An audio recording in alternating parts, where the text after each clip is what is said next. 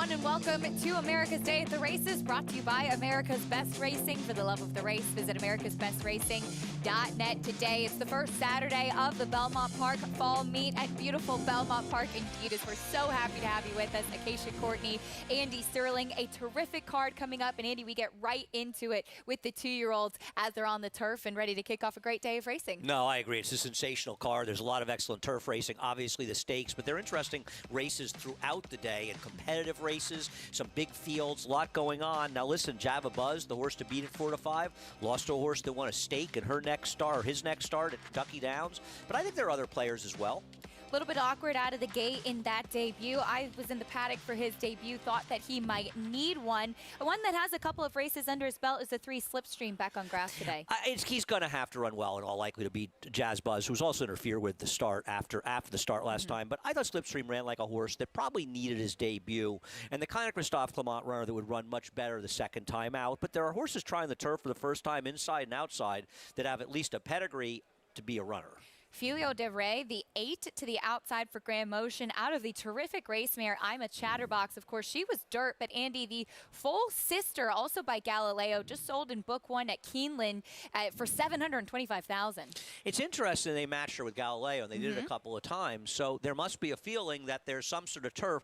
While she tried the turf once and didn't run well, there's a little turf in the second dam, and you're going to get a lot from Galileo. We'll see what we get from this runner who might ultimately want more distance. And I think Smokin' T, whose dam, the second dam, is the great Azari, going back many years.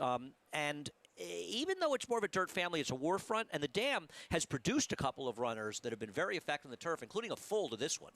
Looking at her first race at Colonial, seemed like she did not like the kickback at all either. So we'll see as she tries tries the turf for the first time today. There's the number 6 Skylander, balking a little bit. Godolphin Homebred for Belmont. You also have Grand Sonata, Whisper Hill Farm Homebred for trainer Todd Pletcher. That dam sold for $1.1 million, bought by Mandy Pope. As we head into the starting gate for the opener on Jockey Club Derby Day here at beautiful Belmont Park, we send it up to Chris Griffin with the call of the opener. 2 more left to load. Dr. Brown's Miracle and Filio del Rey to the outside.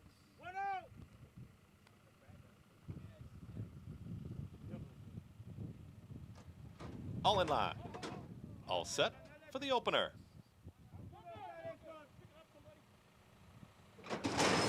And they're off. Filio del Rey has speed from the outside, and there's Java Buzz and Slipstream. And now Slipstream will put a head in front of Java Buzz down towards the inside, with Filio del Rey going to track in third. Also moving forward comes Dr. Brown's Miracles in the 4th position, weighted with in the teal silks there is Smokin' T. Outside move for Skylander, the 2 at the back. Grand Sonata and Necromancer can see them all.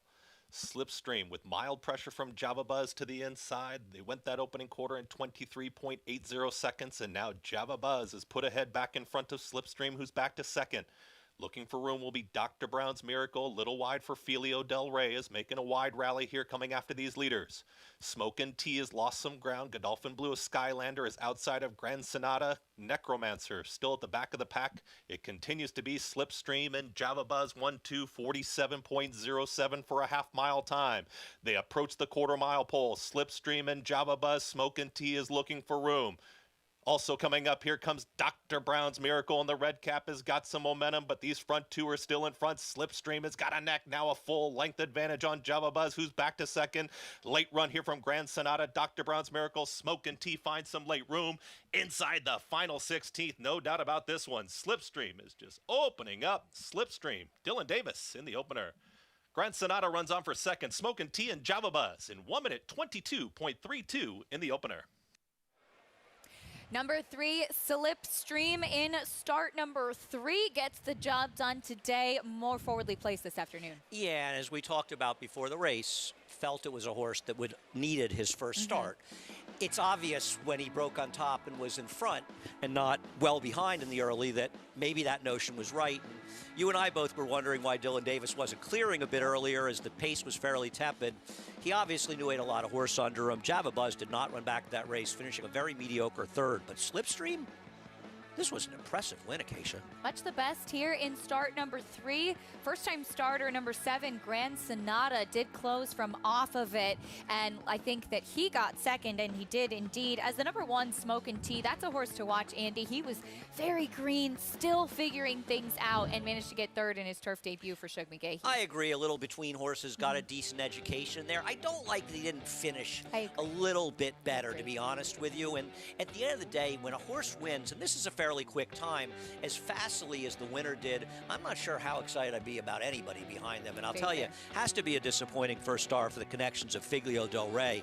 This horse did absolutely no running at all. Broke sharply from the outside too, and then we just never saw him again after that. Curious if maybe we'll see them try the main track with that influence of I'm a Chatterbox, who was so good running on the main track. But Slipstream, the first of several exciting 2-year-old races coming up a little bit later on. I'm really looking forward to all of the 2-year-old action we have today, as there's a look at trainer Christophe Clement winning the opener here with Slipstream. But always exciting to see the 2-year-old races, even though Saratoga is done, Andy. Some big pedigrees, still some exciting first-time starters on today's card. I agree. I mean, the reality is that obviously we saw some terrific 2-year-olds up at Saratoga, no doubt about it, and we'll see more from them.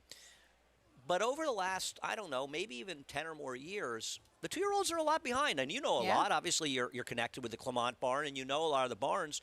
The 2-year-olds, they come out later and later, and some of the best 2-year-old racing we see on turf and dirt is actually at Belmont, and particularly Aqueduct. Yeah. The first 6 weeks of that Aqueduct meet, especially through the Cigar Mile, we've seen some of the best 2-year-olds that we'll see all year in those races. So I got to tell you, this is we love Saratoga, and it's all great. This is a great time of the year for racing. I think these first few cards at Belmont are whetting our appetites for a lot of very good racing to come. And we have some exciting stakes action to come a little bit later on, as well, as it is an absolutely glorious day at Belmont Park today, too. We are so lucky and excited as we have the final leg of the Turf Triple Series, Jockey Club Derby, coming up a little bit later as race number 10, Andy. And once again, we have an international flair, Bolshoi Ballet, who will have run in all 3 legs of the Turf Triple, will rematch with Tokyo Gold. Of course, he's the winner of the Belmont Derby. You have to sort of like that you've got that Godolphin Coolmore rivalry, a rivalry that's been going on for many, many years, mostly overseas. We'll see it occasionally in the Breeders' Cup, but you've got it with Bolshoi Ballet and Yabir. Bolshoi Ballet won the Belmont Derby. I think he left a lot of us a little bit unimpressed. Especially with Santa Barbara. Exactly. His filly, the filly stablemate, who won but ran a much faster race in the Belmont Oaks. Now, she came back and just crushed older horses in the Grade 1 Beverly D in her next start, and she feels like an unusually good horse that we see her in the Breeders' Cup filly and mare turf be good. But he's more of a workmanlike horse. He's not as good as they had hoped. He was supposed to run in France. He's kind of one of the worst to beat. I hope that they're aggressive with him again today, and they don't feel like being aggressive with him last time was a mistake. It was a mistake in retrospect because the pace got hot.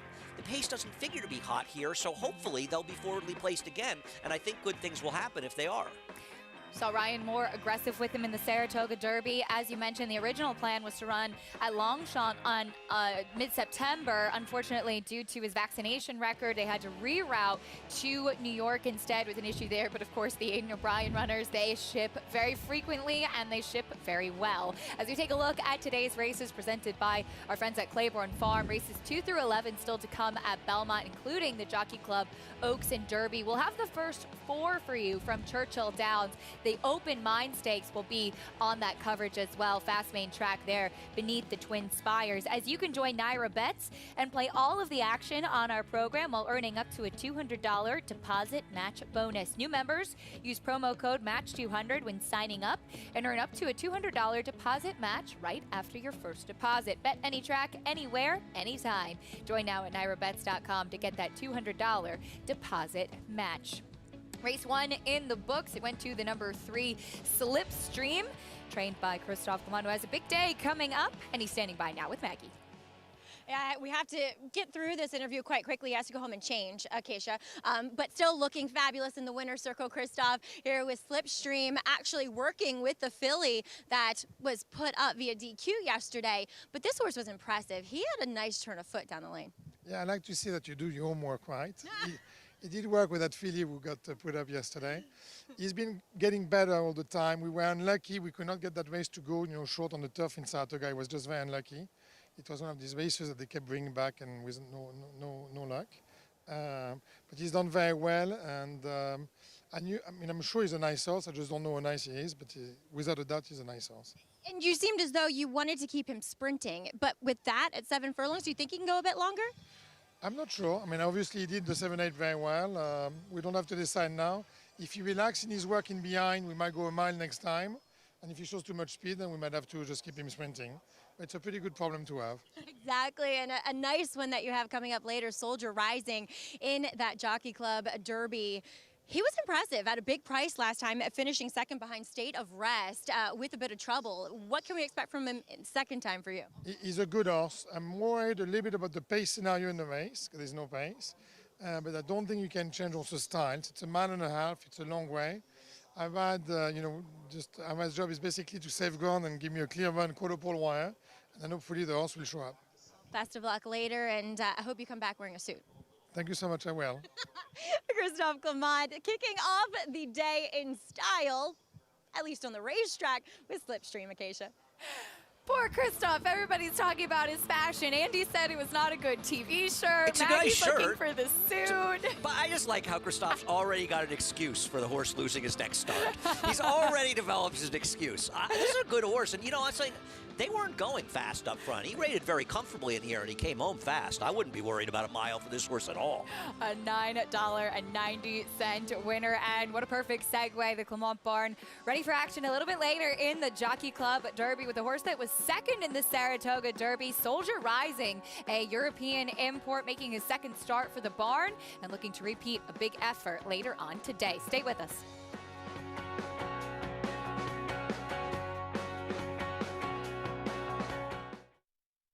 Eclipse champion Blaine has sired 5 Grade 1 winners, including Nadal, Marley's Freedom, Fault, Abscon, and French Classic winner Senga.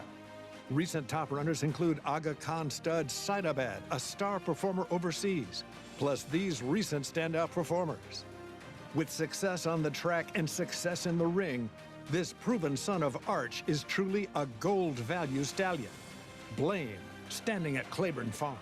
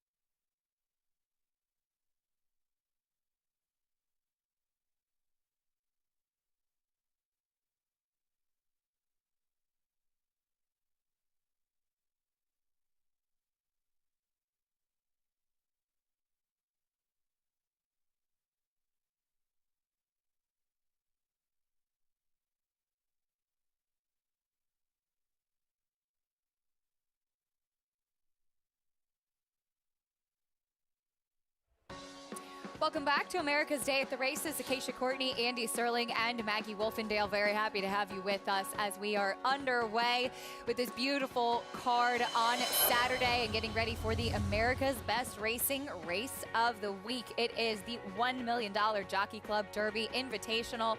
We have a terrific field, and once again, Andy, that international flair, and once again, Charlie Appleby and Godolphin look absolutely loaded with the runner that they've chosen to send here to Belmont Park as we take a look at your Beers' last win.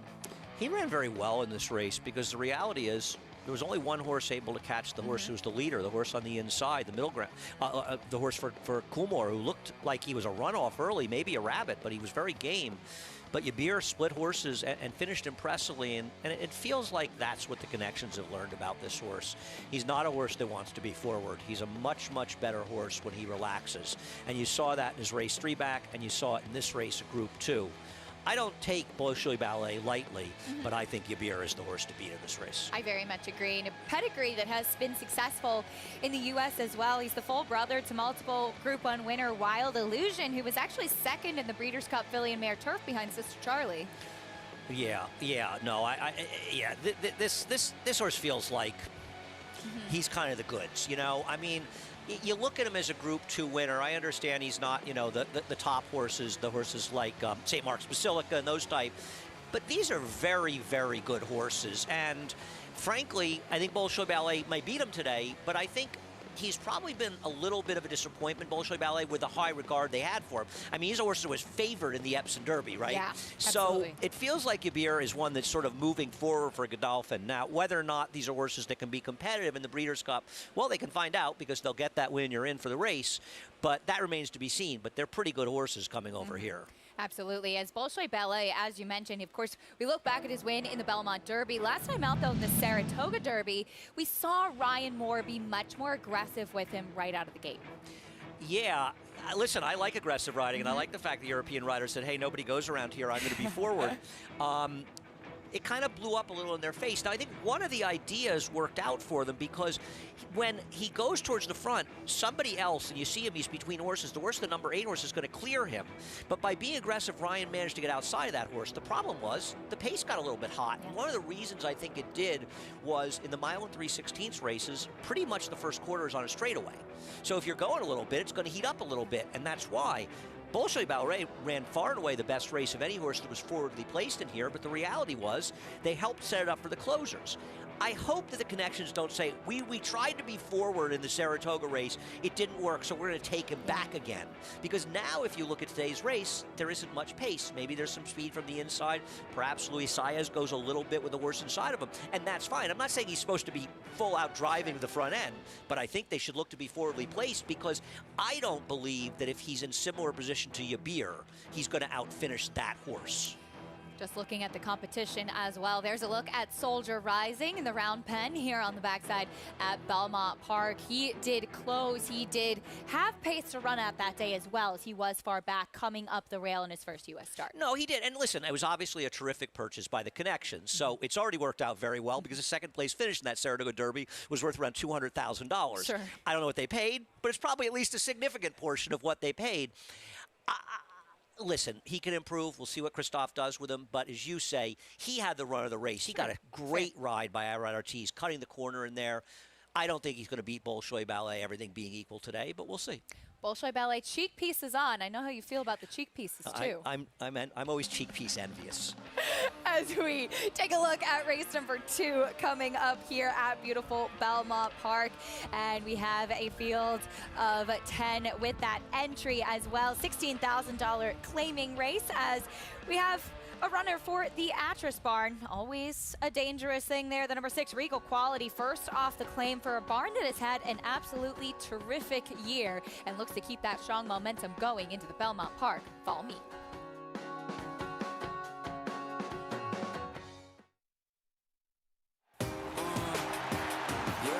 Charlatan is back, and he turns it on with 1/8 of a mile to go. Express Train moves into second. Nashville dropping out of it, and then Collusion Illusion. What a spectacular return for Charlatan, who will romp in the run-happy Malibu Stakes by 4.5 emphatic lengths. Charlatan, ultra impressive. It's a new day for a new king. No sport in the world brings the wins home like racing. It's one-of-a-kind, high-speed, high-stakes action, and Naira Bets takes you there. Place your bets and watch the races live from anywhere. With Naira Bets, make easy, secure deposits and promotions every day to earn reward points or cash. Download the Naira Bets app or visit NairaBets.com.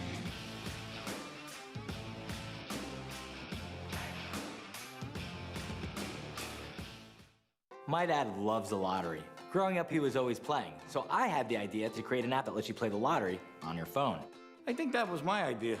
It's called Jackpocket. It's like having a jackpot in your pocket. I came up with that too. Jackpocket allows you to play official lottery games on your phone. Just choose your game and pick your numbers. I wasn't sold until I saw the actual ticket on my phone. Was that your idea too, Dad? Don't be a wise guy. Go to jackpocket.com to get your first ticket free.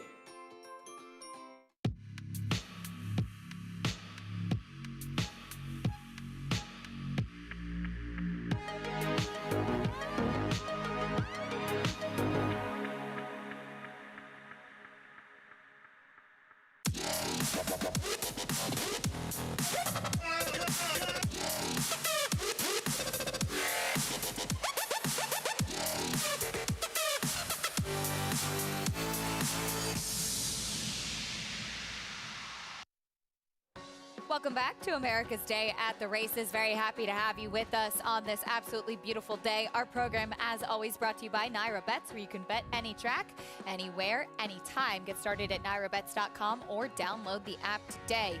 We're getting ready for race number 2, sprinting on the main track, going 6 furlongs in this $16,000 claiming race. And Andy, an interesting little field here. You do have a horse off the claim, Regal Quality for Rob Atras, who certainly has had a terrific year. I don't know if I'd say little. There's 11 horses, 10 betting interests. Yeah, I mean, Rob is good off the claim. He's 28% with 75 starters over the last few years in dirt sprinters. Slightly negative ROI. I think he's a player. I think Big Mountain is a real threat to wire the field and maybe get Dylan Davis the early double. Wide open race right now with 3 horses at 9-2. One of those, though, as mentioned, off the claim for the Atras barn. Of course, Maracuja has been the highlight, taking the Grade 1 Coaching Club American Oaks for the barn this year, as Rob and his wife Brittany have continued to expand their stable. One thing remains true, though, has always been a team effort. Yeah, I found it. Okay, perfect. Growing up, really, it's all I ever wanted to do was be at the racetrack. Kind of like a sponge. I wanted to learn as much as I could all the time.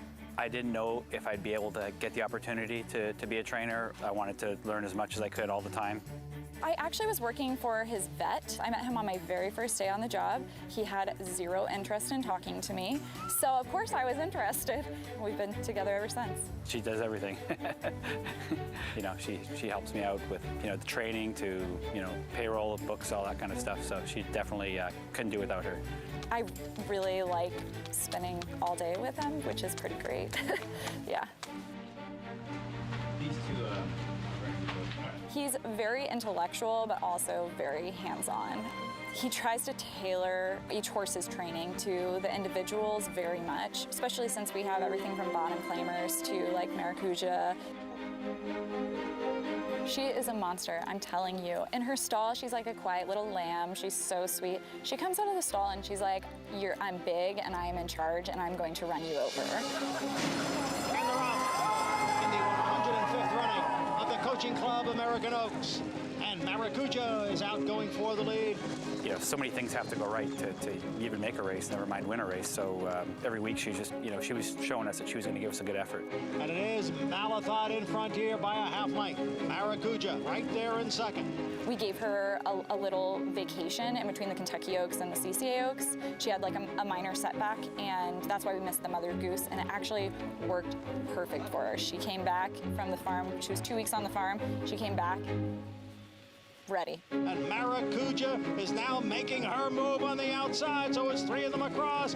We're coming down the stretch, and I'm like, okay, we're gonna be third. All right, that's great. And I'm like, okay, maybe we're gonna be second. And then it was like, oh my God. Maracuja on the outside, now a furlong to the finish in the Coaching Club American Oaks. It is Malathot. Here's a new challenge from Maracuja on the outside. Malathot and Maracuja, they will battle on to the finish in a terrific rendition here, and it looked like Maracuja got it. She needed every ounce of the ground to get there, you know. It was just amazing to see what we thought she was, realized. You know, just have everything come together. It doesn't happen all the time. To happen in such a big race and to win that race just means a lot. It definitely gives you, you know, confidence going forward.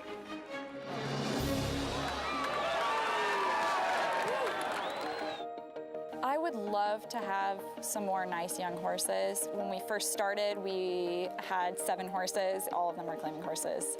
And we've been lucky enough to, with our success, we've received some good horses too. When we started out, we were just happy to win races and you know, just to be here and survive. And we've grown in stable size, but you know, we've tried to do more quality over quantity.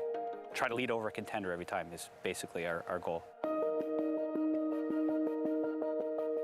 Rob and Brittany Atras looking to carry on all of that great momentum from Saratoga here to the Belmont Park meet as Maracuja's win of the Coaching Club American Oaks. Andy, she made it such a thriller that day. No question about it. She's a very nice horse. She's a better horse than she ran in the Alabama.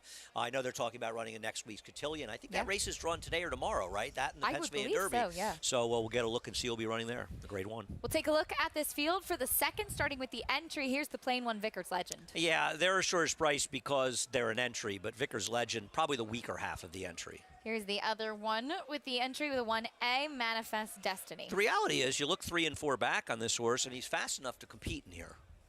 Let's see what he does today. The entry currently 12-1 with that common ownership. Here's the 2 who will break from the rail, Big Mountain. He is the controlling speed in here, and Dylan has no choice but to go on the inside. Track's been kind to those kind of runners, and the reality is he's been in very tough spots. Dropping in class today, too. Here's a horse that's going to cut back in distance as well, Blew It. He's a bad favorite 4-1, though it's a wide open field. I do think he's dangerous. He's only run once at 6 furlongs. He lost all chance against an impossible spot last time.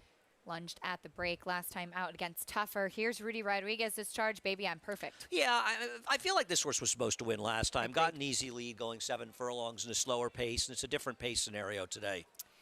Next will be the number 5, Joycey Has Pizzazz. A long shot, if you like this one, has a race 4 back that would make him very tough. The last 3, not so much. Here's Rob Atras's runner off the claim, Regal Quality. You're going to have to just hope that this horse improves a lot for Rob Atras because he wasn't competitive at all against Baby I'm Perfect, but we'll see if he gets a better situation today and if he can improve for Rob. The 7 winning drive we haven't seen since July. Yeah, when he was successful 3 races back, he was running against a lower level field, and I think he's in with Tougher today. Here's a look at the 8, Tail of Mist. He would need the pace to get very hot and completely collapse. Big price on the board right now as we take a look at the number 9, Next Summer Bourbon, won last time out.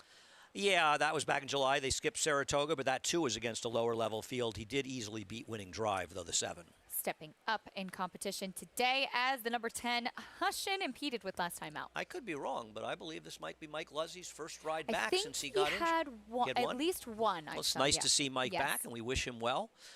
He has some speed from the outside, but he was in a softer spot last time.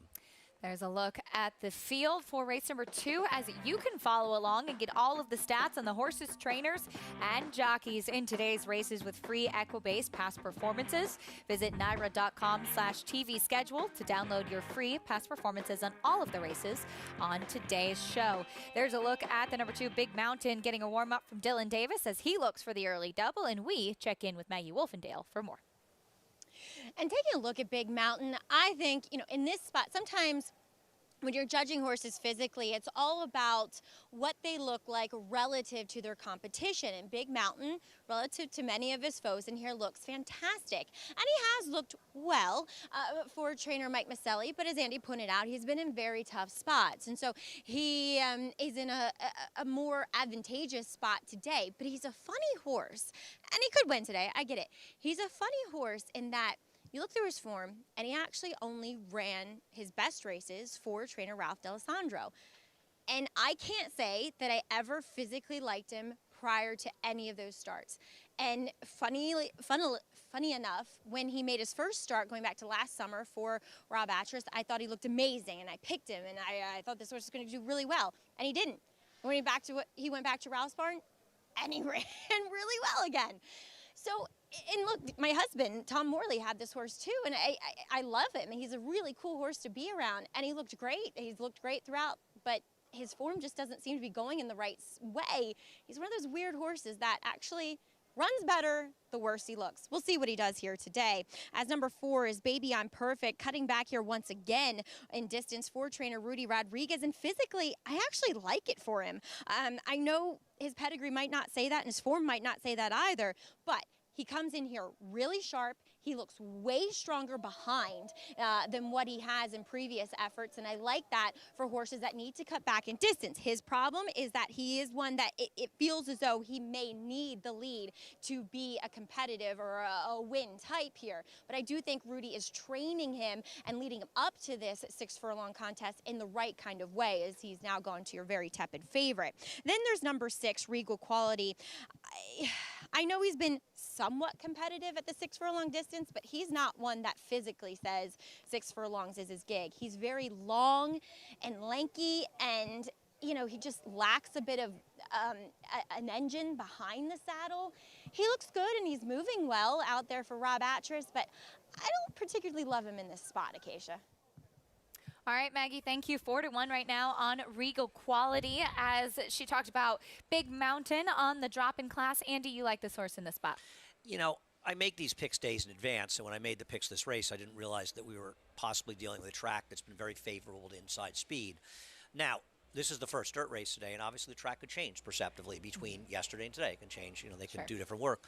But except for the last race, which featured a crazy pace yesterday, inside speed's been dominant.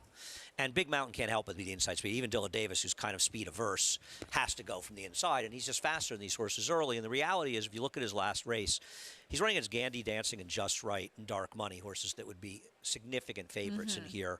And that race also fell apart. The race 2 back, 7 furlongs. I Love Jackson, Just Right. That race fell apart. Celia Micah ran third. Horse who only runs when the races fall apart. The time before that, he couldn't even make the lead. There was so much speed in that race, and he's a need-to-lead type. You go back to that race off the claim on April 30th, and that race would probably win here, especially if the track is favoring his running style. Now, I didn't pick this horse thinking the track would be in his favor, and the track may be fair. And I hope it is, because I prefer a fair track. So I think he can win. But if we have a track like we've had the last couple of days with his running style, in this field dropping down, I just think he's the worst to beat. Doesn't mean he's going to win, but if he breaks cleanly and is in front, he's the one they got to beat. Tepid favorite, 3-1 on the 4, Baby I'm Perfect. You mentioned in the post parade the money the 3 Blew It was taking, as he's now co-favorite at 7-2. Yeah, I don't think he's a great gamble at that price. I picked him third in here, and I used him in exactas with Big Mountain. He's a funny horse. The reality is his form had kind of left him, and his win 2 back might give the false impression that he was still pretty good. He found a field that he just sort of couldn't help but beat, especially at 1 1/8. And Saratoga could control on the front end. But last time out, he was in a field that's considerably better than this one, and he had significant trouble at the start. So I don't think he's impossible. I don't think he's a great gamble at 7-2, but I don't think he's impossible. Rudy Rodriguez has the 4, Baby I'm Perfect, and it was great to see Kendrick Carmouche back off injury as well and back into the winner's circle his first day back riding. No question about it, and it's good to see him coming back in general. We obviously saw him a bit in Saratoga, and I'm not going to say he's impossible, because he's obviously not. He's good enough to win this race, and he'll be reasonably forward. Once again, I wouldn't gamble on him at 3-1 either. He had the run of the race last time, and 6 furlong races are tougher than 7 furlongs for speeds, because he gets away with a slow pace like he did last time. I bet him last time. I picked him, I bet him. I thought he had absolutely no excuse, and he should have won. So I'm not sure why I'd want him in this race. I don't think it's a particularly easier spot. I think, in fact, it's actually a tougher spot and a more competitive spot. Looked like he was pulling away, then started getting leg weary, and I'm pretty sure I had picked him that day as well. We'll see if he can make amends today as they load into the starting gate for race number 2. Maggie going with the 4, Baby I'm Perfect, liking the distance. Andy with the 2, Big Mountain. As we send it up to track announcer Chris Griffin with the call of the 2nd at Belmont Park. Thank you very much, Acacia. And we get set to load the rest of this field here for today's 2nd. Summer Bourbon, 2 out. Manifest Destiny.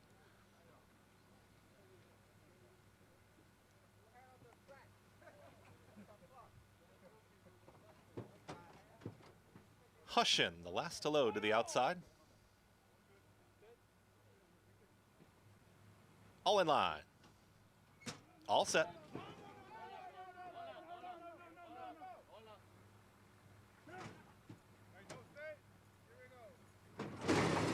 And they're off. Good speed from the inside. There is Baby I'm Perfect. Quickly puts a neck advantage on Big Mountain, who's hustled along at the rail, and these two move quickly. Out wider comes Summer Bourbon, who's trying to move forward with Hushin, who's going to be 4 wide. Blewett tracks in 5th. That one's followed in the red cap by Joycey Has Pizzazz as they move into the far turn. Regal Quality then comes Manifest Destiny, Winning Drive, Tale of Mist, and the early trailer is Vickers Legend at the back of the field, a pumped up opening quarter, 22.19. It's Big Mountain and Baby I'm Perfect. They are 3.5 lengths clear from Summer Bourbon, who's alone now in 3rd. Blewett starts to move forward as Hushin drops back, and they've separated well clear as they approach the quarter-mile pole. Baby I'm Perfect puts a head back in front. Big Mountain trying to come on back. Perfect setup here for Summer Bourbon in the blue cap, and Summer Bourbon pounces right now at the top of the stretch. 45.21 was that half-mile time, and Summer Bourbon has kicked for home. Back to second now, Baby I'm Perfect. Down at the rail, Big Mountain trying to hang on. Manifest Destiny, Blewett, Winning Drive is running on late. Summer Bourbon is just drawing away with every stride. Baby I'm Perfect going to try and hang on for second. Summer Bourbon gets the win. Baby I'm Perfect there. Winning Drive looked like Blewett outside of Manifest Destiny in 1 minute 9.96 seconds. Number 9, Summer Bourbon makes it 2 victories in a row. We haven't seen this horse since mid-July. Skipping Saratoga, comes right back to Belmont and back to the winner's circle. Yeah, you know, this horse that had run a fast enough figure last time against weaker, and obviously the rest didn't some good. A very, got himself in position, worked out a perfect trip. I do think that the 4 Baby I'm Perfect probably ran the best race in here. Rudy had this one ready to go, and he made it tough on Big Mountain early, but that's the way the race plays out. And Dylan did everything right on Big Mountain. He just ran to horse Baby I'm Perfect, ran better. Perfect trip, and Jose Lezcano's been having a good meet so far in the catbird seat. Terrific ride yesterday on the turf for a Shug McGahee runner as well. Into the winner's circle in a dirt sprint today, and Baby I'm Perfect able to hold on for second, I believe, too. He ended up dueling with Big Mountain. Certainly have to, as you said, give him a little bit of credit as we see Kendrick Carmouche. He was aggressive with him, and that horse was able to clear actually pretty easily out of the gate too. No, he ran very well, Baby I'm Perfect. He was best in this race, in all fairness, and I didn't like him, so I'm not redboarding here a horse that I liked in here. He ran a winning race. Frankly, if Baby I'm Perfect had run this well last time, he would have won that race quite easily. This was a much better performance by him, but Summer Bourbon, Jorge Romero does not run many horses. Jesus Romero, doesn't run many horses, but the ones he's run, they seem to deliver. This one in good form. Rest did him some good, as you mentioned, and Jose Lezcano sticking aboard. Win number 2 here in 2021, 2 in a row, that is. As we bring you prices in a little while, we'll also talk about what's coming up today in the Jockey Club Oaks as Chad Brown looks for another turf triple winner. He has 2 chances, including the very intriguing Shantasara. More after this on America's Day at the Races.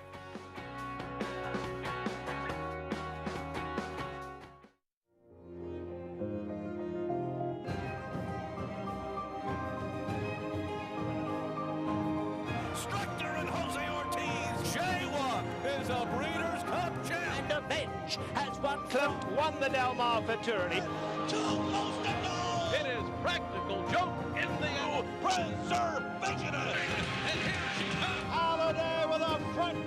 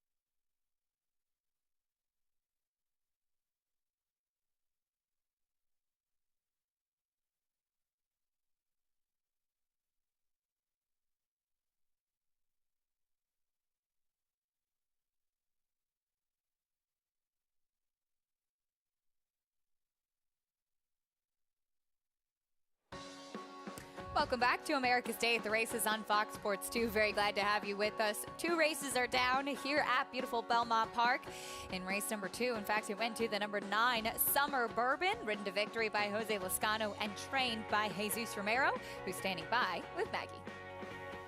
And it's always a pleasure. I think I've interviewed Jesus for 3 of his 4 career wins so far, and Summer Bourbon, last time I got to interview you too. So back-to-back wins, Jesus. This was a horse that throughout 2020 and 2021 had been running a lot, and you gave him a bit of a break here in the summer. How well did he come back for you? He come back good. You know, last race, I think he stepped on something, and he come up a little bit on the hoof, a little bit sore. So pretty much it was the reason why we, give him a little bit of time. It worked out good for us too. So that's the reason why we give him a little bit of break. And 2, I mean, last time, yes, he was tracking a bit of a slow pace, but today it was quick, and he was still forward. And I think this horse, he seems to run his best races when involved. Yeah, he's the kind of horse that, like, he's kind of sit where he feels comfortable, and then he make his last run. So, it's a good to have that kind of horse. I know him right now, so it's more easy for me to train him. Jesus, and for someone who has a small stable, but you do a tremendous job, how much do these wins mean? Means a lot. It's hard work, but it's paying off. It's, it's a good feeling to win a race. It's, it's so excited. I cannot explain. Oh, couldn't be happier for you. Enjoy this win again with Summer Bourbon. Thank you. I appreciate it. Jesus Romero, as he said, Acacia, he is one of the hardest working guys on the backside, and you can't help but feel good when someone like him wins. Like he said, the hard work is paying off. Maggie, thank you. $14.40 winner for Jesus Romero, his Summer Bourbon. That time off, coming out a little bit footsore from that last race, made a world of difference in picking up another victory. We have some more great racing to come in the immediate future, Andy, but we talked about the Jockey Club Derby. You also have the Jockey Club Oaks to look forward to today, too, and that's come up a salty field with some international flair as well. I actually think these races are often problematic for U.S. horses because of the distance. There are U.S. players near that have a chance, and I think of the 3 in this Philly Oaks, the Oaks we've run in this series, this might be the most competitive one. I would agree. As we take a look at a couple coming out of the Saratoga Oaks, in fact, Higher Truth and Creative Flair finishing 2nd and 3rd behind Conlima, who wired the field. Higher Truth was up close, and Creative Flair much further back, I think, than we anticipated in this race. Right, and I think the connections will be more aggressive in here, and I wouldn't even be surprised to see her be the pace setter in this race. I'm not sure that Creative Flair gets better with more distance. I'm comfortable that Higher Truth will be fine with the distance. She had a very good trip in here. Conlima just had a slightly better trip, and Conlima was able to beat her. Creative Flair, she was following sort of in a loose pocket right behind Higher Truth, but she didn't finish that well behind her. She wasn't really making up ground, and I watched her race prior to that in the pre-Chloe, and she was clear on the front end, and she got outrun at the end in a 1 1/8 race. So I do wonder a little bit if Creative Flair is going to flourish the 1 3/8, but I do think that her connections will be, if not in front, much, much more forward today. An interesting runner in this field as Ryan Moore picks up the mount on Harajuku, coming in for Andre Fabre, coming out of a slim margin of defeat last time out in Group 2 company in France. Andre Fabre is really one of the greatest trainers in the world, if not one of the great trainers in history, to be honest. He doesn't come to the U.S. that often. Even the Breeders' Cup, he doesn't come. So I think you have to notice when he does, and I wonder if they're looking for more firm turf, because this is 5 back in the pre-Cleopatra, and this was the last time she found firm going. She got 3 softs, and soft over there, that's very soft, and 1 good to soft. And she didn't run badly. 2 back, she tried to make a move inside of horses, and she just didn't want to come inside. And when they got her to the outside, she was running. And she hung a little bit in the Lynette, yes. But those horses are pretty darn good she was running against. And not knocking the rider won't be riding, but it doesn't hurt to get Ryan Moore in this horse. She's my choice in here, but it's not an easy race. She's 4-1 on the morning line. She faced Joan of Arc a couple races back, too, who's in terrific form. As we take a look at the other Chad... Joan of Arc. Sorry? Sorry. Bad joke. Shantasara coming out of a win in the Pucker Up. This is the other one for Chad Brown. She's now making her 3rd start here in the U.S. You know, she's a wild card in here because she just destroyed this field last time. Now, Oysterbach's a very nice horse. She was entering the Pebbles. Not sure she's going to run into tomorrow's Pebbles, but she's pretty good. I don't know if she had to start is necessarily a horse is going to get better with more distance. Obviously, Chad Brown with a big purse is going to find that out. And she's not a big price, so she belongs in this race. But she's going to have to improve as a horse and improve with more distance in all likelihood to beat this field. I'm skeptical, but there's no denying she was impressive last time. Nice victory in the pucker up. She was second behind Wire to Wire Porcano in the Boiling Springs prior to that. Interesting other horses in here. Baby Blythe off an impressive maiden win last time out for Shug McGahee, and Madone coming in from the West Coast for Simon Callahan as well. Yeah, Madone would be a surprise to me. Baby Blythe, listen, she's jumping a lot of classes going from a maiden win to a race like this. But I don't blame Shug McGahee. It's not as though these horses have shown that they're any kind of killers. It's a huge purse. She's bred. She ran a mile and 3/16. Yeah. Perfect trip or not. She was very impressive last time. Second off the layoff. So half the family way. Won a mile and 5/16 last week at Kentucky Downs. So no real question she should be able to handle the distance. So they're taking a bit of a shot. We'll see how it pans out for them today as we take a look at the Saturday Belmont Stakes schedule. Of course, the Jockey Club Oaks and Derby. Looking forward to that. We also have the Grand Prix American Jockey Club, which on paper looks like the Lone Rock American Jockey Club. I just am very impressed the way that Grand Prix American Jockey Club just rolled off your tongue. That really was impressive. I promise I did. You picked your game ups in Saratoga. I appreciate that. I needed the rest. I knew that you would. Lone Rock looks like there is a pick 5 actually. Yep. Starts in that race. It's a mandatory payout, and I imagine that well over 90% of the money will probably be on Lone Rock in that sequence. So. Here's a look at what's coming up next, though, the third race. A maiden special weight, a mile and a 16th on the inner turf. Looking forward to talking about this one with some intriguing runners in this spot. Take a break, though. When we come back, we will talk about this third race. There's a look at the number 2, Bipartisanship, a graduate of Tattersall's December yearling sale. She's an intriguing runner in the third.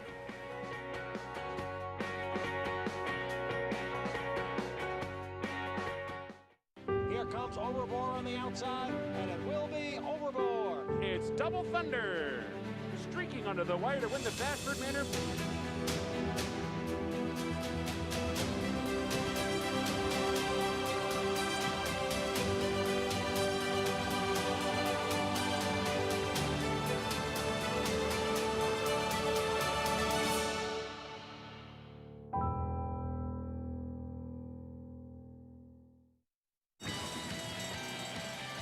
Racing is back at Churchill Downs, and Twin Spires has the offer to get you in on the action.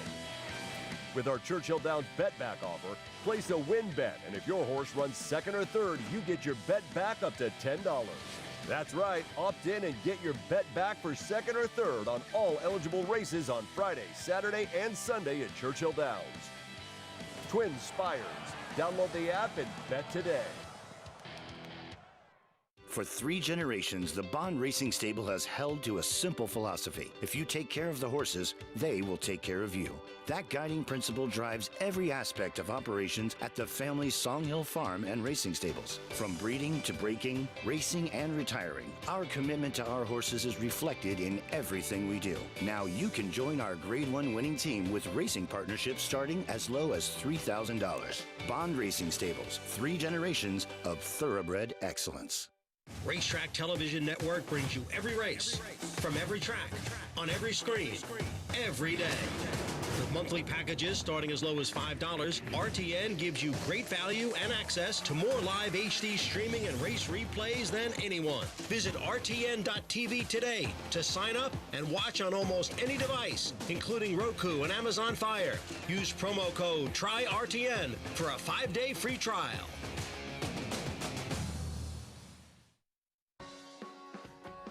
You're watching America's Day at the Races, our program brought to you in part by Run Happy, the champion sprinter who raced medication-free. He stands in legendary stall number 1 at Claiborne Farm. We are getting ready for race 3 at beautiful Belmont Park, a mile and a 16th on the inner turf. A good one coming up here. There's a look at So Enchanting for Chad Brown as we head down, get a paddock report, and check in with Maggie Wolfendale. And I'm sorry I told you the wrong number in the truck, guys. I'm starting with a 2, Bipartisanship here, as she makes her stateside debut. And for trainer Grant Motion, whose numbers aren't necessarily the best with his European imports, but I do like the fact that they choose this spot for a filly, as she does get Lasix, as well that hasn't gone beyond a mile in her career. And a lot of times, you know, I'm always kind of suspect. The first inclination is to go longer because we're run at faster types of paces here in the States. But sometimes I look at them and I'm like, they don't look like they want to run longer. But this filly does, and she acts like it too. She's very, very relaxed here in the paddock. She looks fine. I do prefer some others in here, though. One I'll watch with interest, but not that much interest. As we'll move on to number 6 in here, Investment Income. She is the most impressive physical here in the paddock. This is actually the first time I'm laying eyes on her. And then, you know, she had a troubled trip behind Baby Blythe, who we'll see later on in the Jockey Club Oaks. She was checked right when the race sped up. You don't want that to happen because it just puts you even that far behind the 8 ball. And she comes in here, she gets those blinkers on as she does turn back a furlong here, and she's very much into the bridle. It's that nice controlled energy just bubbling under the surface. She's a beautifully put together, athletic, balanced. She's the one I like a lot here, given that trip last time and given the addition of those blinkers here for trainer Chad Brown. Moving on to number 8, Ingress, one of 2 here for Bill Mott. He'll also send out Mezcal, and Ingress gets back to the turf in which we saw her in her debut in a very good quality maiden special weight field. Rastafara obviously came back and won the Risk Averse. Then Ego Trip, who finished 2nd. She ran well in the Lake Placid, the Grade 2 Lake Placid, and also Baby Blythe was in that maiden race too. So I like this filly because it looked as though in that race first on the turf, you know, she kind of got the same trip as the winner, followed her, and then just flattened in the last 8. So speaking of a horse that needed some fitness and conditioning, she looks incredibly fit here.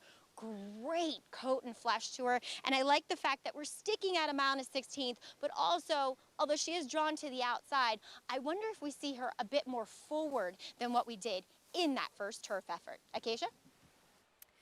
Maggie, thank you. Number 8, Ingress, back on the grass. She was pretty wide in both of the turns in that debut, too, out of a mare who's actually the sister to Cross Traffic. Some big pedigrees in this race as well. Yeah, I mean, Junior Alvarado would be extremely foolish not to be stalking the speed of the 4 Mezcal in here. I think the question with her is whether you think she's going to run back to that race. If she does, I think she's a major player in here. I don't trust her to. I thought this was a very interesting race, and one of the reasons I like it is I think there's a terrible favorite in the 3 So Enchanting. There's a clear favorite in doubles and the co-favorite right now. I think she comes out of a slower division, and she's failed 4 times at short price for Chad Brown. I'm looking elsewhere. Here's her last race, Miss Bonnie T, coming out of that race as well. Miss Bonnie T has also had plenty of chances. So Enchanting. She was a little headstrong early, too, going a mile for the first time. And then she just wasn't able to seal the deal. Yeah, I mean, I think she ran well in the context of this race because it was a slow-paced race. And the winner was able to get away with Murr in the front end, and I think she did well to run second. But I also wonder if she's necessarily going to get better with more distance. And it was a slow race. She ran 1:37.1 with a similar pace to Ingress, whose race was a little bit later that day in there, and they went 36 2/5. So it was 4/5 fast, which is a lot. And the winner of the race that Ingress comes out of came back and won the Risk Averse, whereas I'm not convinced Pathetique, who won the race, was pathetic in her next start, to use that analogy, when she ran Kentucky Downs. So I'm against her. I think she's a good bet against. I think the interesting thing is, what do you do with Mezcal and Investment Income coming out of the same race?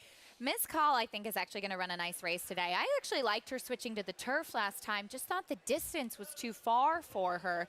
And an interesting thing, too, Andy, that I had noticed as I was in the paddock for both of her races, Todd Pletcher had her in training as a 2-year-old, and she was working on the turf as a 2-year-old, too, last year. Obviously, something kept her from coming to the races. She came back as a 3-year-old and wasn't able to do it on dirt, but I thought showing that speed on grass, this could be a good spot. Yeah, I mean, you had to try her on dirt for the first time. Her dam won the Kentucky Oaks, but she's a turf horse, and that was a wicked fast pace, and she finished just a quarter of a length behind Investment Income. Yes, Investment Income steadied when moving on the backstretch, and that shouldn't be discounted because when you're getting momentum going and you lose it, it really does hurt, and I think it probably cost her a couple of lengths. But she was also sitting back behind the wicked fast pace that Mezcal was involved in. So I think Mezcal did a lot more dirty work than her, and also We have seen horses that were riding the inside paths on the inner turf so far the first couple days of the meet, and this is not that surprising given the turf rails are completely down to the hedge. They have been an advantage so far. So she figures to be the controlling speed. Todd Pletcher not one to take a horse's speed away. He understands the value of speed, and I'm sure he understands how the track has been playing. So expect Ms. Call to be the speed in here, and that does give her an advantage. Now, I kind of prefer Bipartisanship because I think she may be a better horse, but I do think her chief rival is Mezcal, and what I'm probably going to do is box in the Exacta. At their 3-1 and 7-2 price, neither one of them do a lot for me as a win bet. I think they're both players near. What I'm worried with Bipartisanship is Europeans often don't break. She broke about a length slow last time. She got herself into the race very well, but that was at a slower pace. So I'm worried that Bipartisanship could compromise herself at the start, and that may be a problem against Mezcal. Bipartisanship did face a good one last time, too, though, as she is a graduate of the Tattersall's December yearling sale. And she's one of 4 Tattersall's graduates that we have on the show today. We'll get a chance to speak to Jimmy George of Tattersall's on the show a little bit later on. But, Andy, the horse that she faced last time, Pearls Galore, came back to win another Group 3 and then actually ran second in the Group 1 Matron on Irish Champions Day, too. Yeah, the Mother Earth was third in that race, the heavy favorite. And she's one of the top 3-year-old fillies in Europe running for Coolmore. She was bottled up, Mother Earth, and probably a bit unlucky in that race. But just the fact that Pearls Galore ran as well as she did, that was a very, very strong field. She's moving forward, and this is the kind of horse. She might just be a better horse than the one she's facing here. On the other hand, she's running in a different racetrack, and she may be a little bit against it from the dynamics. She might be good enough to overcome it. If they go to 5-2 and 4-1, I'd be inclined to bet on Ms. Cowell to win. I'll box 2-4 and press a 2-4 Exacta because I think Bipartisanship's one to beat. You know, investment income scares me a little bit here. I actually like her more than I like So Enchanting in this race. I think she's the better of the 2 horses. I've just seen... Investment Income had an excuse last time, and she ran a winning race first time out. And don't forget, she was 12-1 first time out. Now, she's had 2 starts for Chad Brown.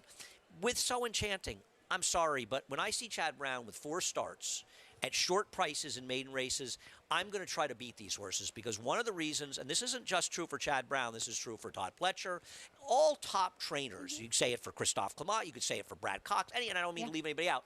When they have maidens that are short prices and it takes them 3 or 4 races to break their maidens, is it possible they ran into 3 graded stakes winners in those races? It is, and occasionally it will happen, but in most cases it just means they're underperforming and you want to look elsewhere. As we see Investment Income, the lighter race of the 2 for Chad Brown getting blinkers on. She was a little bit erratic in the stretch last time. She did have to steady. Maybe those blinkers will help with a little bit of focus this afternoon as we have a really interesting 3rd race coming up. Lots of talking points in here and co-5-2 favorites currently. No, I agree. There's so many subplots in this race, and it's unusual to get a European coming out of a group race in her last start in a maiden race here. And I really think she should be favored in here, and she may not be. You don't have, as the double pools don't correspond to the win pools the way they were before Saratoga, so we'll see. I think she's the horse to beat Bipartisanship. It feels like we have a good crowd on track today, too. So nice to see everybody coming out to beautiful Belmont Park for this great day of racing. You heard everybody cheering early on, even just the first couple of races, and we love having the fans here. Oh, yeah. Just having the fans being back at Belmont, it's all good. Getting ready for the post parade here for race number 3, just a few minutes away. Again, we're going 1 1/16 on the inner turf. There's the Belmont faithful ready for race 3. Here's Rumbeek to kick off the post parade, Andy. Yeah, this one's trying the turf for the first time. The dam was 0 for 2 on the turf, though she did handle it. 19-1 on the board right now. Here's that European import Bipartisanship. Yeah, well, she'll get a very firm turf course for the first time, and she comes over here with some pretty strong credentials. Making her first start for trainer Graham Motion. 1 of 2 for Chad Brown is the number 3, So Enchanting. The current and very possible favorite in this race has had her share of chances. Is she good enough?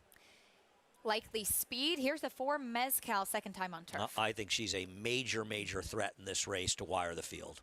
Flavien Prat in town this weekend here at Belmont as well. He's not one to take the speed away from his mount. Here's the 5 Miss Bonnie T for Dave Donk. Yeah, listen, she was running well earlier. She's tailed off a bit. I didn't like her effort last time when she had a pretty soft trip. Already making start number 8 of her career. Start 3 for the 6 Investment Income. I think she's dangerous in this race. You know, she has an excuse last time. Can she work out the right trip? blinkers on today as well as we jump to the number 8, Ingris, back on the turf.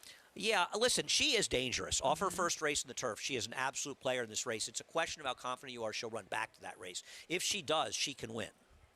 Was beaten by future stakes winner Rastafara in that debut, and she is 5-1 on the board right now.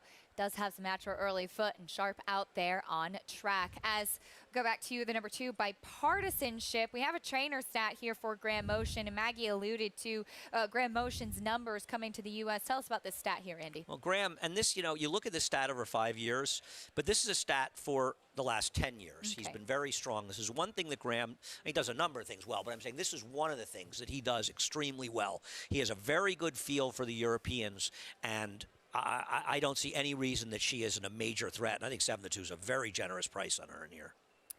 7-2 right now on the board. So Enchanting currently 2-1 here as we have about 4 minutes away from the third race.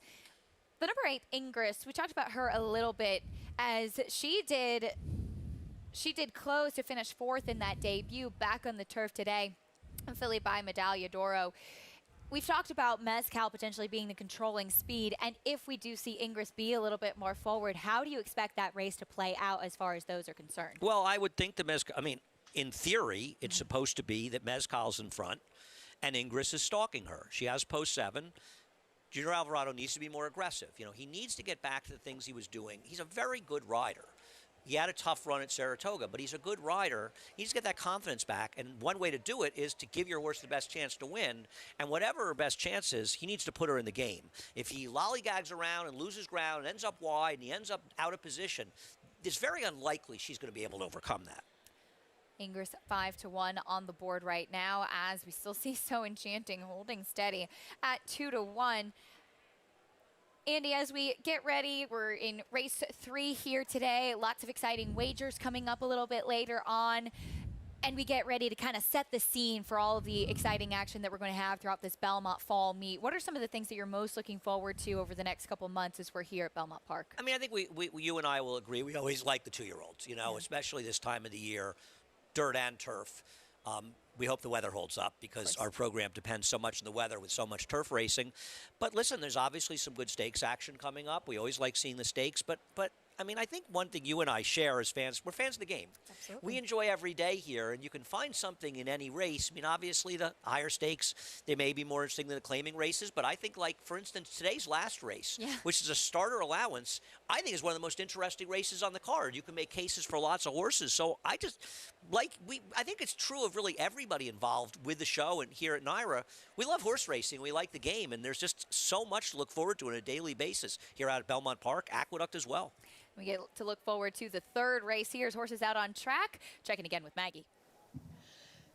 So we'll take a look at number 2 in here, Bipartisanship. I guess she can win. I know, you know, she gets firm turf, she gets Lasix, and she did maybe move up a little bit in my eyes when she got out on track here, and she's moving very, very well. She perked up slightly. She's just not wowing me. She can win, fine, I get it. But I was expecting maybe a little bit more. Maybe she's just in my head as not being that impressive, and she'll probably blow this field away. But one thing Andy and I do agree on is number 3 in here, So Enchanting. I don't get why she's favored at all. I've never been her biggest fan, and I thought last time it was somewhat of a blown opportunity because I thought stretching out she could, you know, sit on the lead in that inner turf course going a mile, and no, they let Pathétique do that. And she was, you know, fighting the bit a bit. I wonder if they do get a little bit more aggressive with her this time around. Obviously she'll have to deal with Mezcal, but Mezcal is turning back an 1/8 of a mile. So we'll see what shakes out. I went with the other Chad Brown here. I think that investment income just moving so well. Acacia, as we do see number 1 in here, Rambique, loaded without the rider. All right, Maggie, thank you. Rambique brought into the starting gate as she has the tendency to not get out of the gate very well in her 2 starts so far, trying to keep her settled in the gate, and jockey Jalon Samuel will jump aboard in the starting gate as we have, look at that great crowd, so beautiful to see everybody locked and loaded for a great day of racing at Belmont. No, it is an exciting day, and it's nice to see the people back, and such great weather as well. We got lucky today, that's for sure. Beautiful afternoon at beautiful Belmont Park. We're on the turf here for the third. Into the gate they go. So Enchanting holding steady as the favorite. We send it up to Chris Griffin for the call. 3 left to load here. Miss Bonnie T.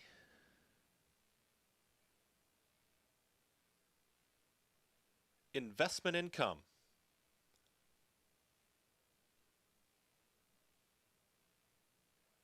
Ingress, last to load to the outside. All in line. All set.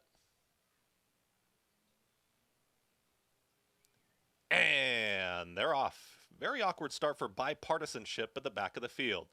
Miss Bonnie T has early speed, and there's So Enchanting. Also taken back was Rumbeek. It'll be Miss Bonnie T is up by 3/4 of a length. There's Investment Income's going to track in second to the outside. Also moving forward is the Orange Cap. That's Ingress is going to take third. Saving ground to the inside now is So Enchanting as they start to settle. As they move to the backstretch, then Mescal is only about 2.5 off the lead. Further back in the field, Rumbeek. And after the trouble at the start, Bipartisanship is the trailer. Miss Bonnie T and Dylan Davis, they're up by a full length. Weighted with in second is Investment Income, then Ingress in third. So Enchanting saving ground to the inside. In between horses is Mescal. Bipartisanship is out of last, and now the trailer is Rumbeek. Check that opening quarter of 21.28. It's going to be Miss Bonnie T up by 3/4 of a length. Investment Income in second, Ingress in third. So Enchanting, Mescal. The front 5, they haven't changed the running order as they move into the far turn.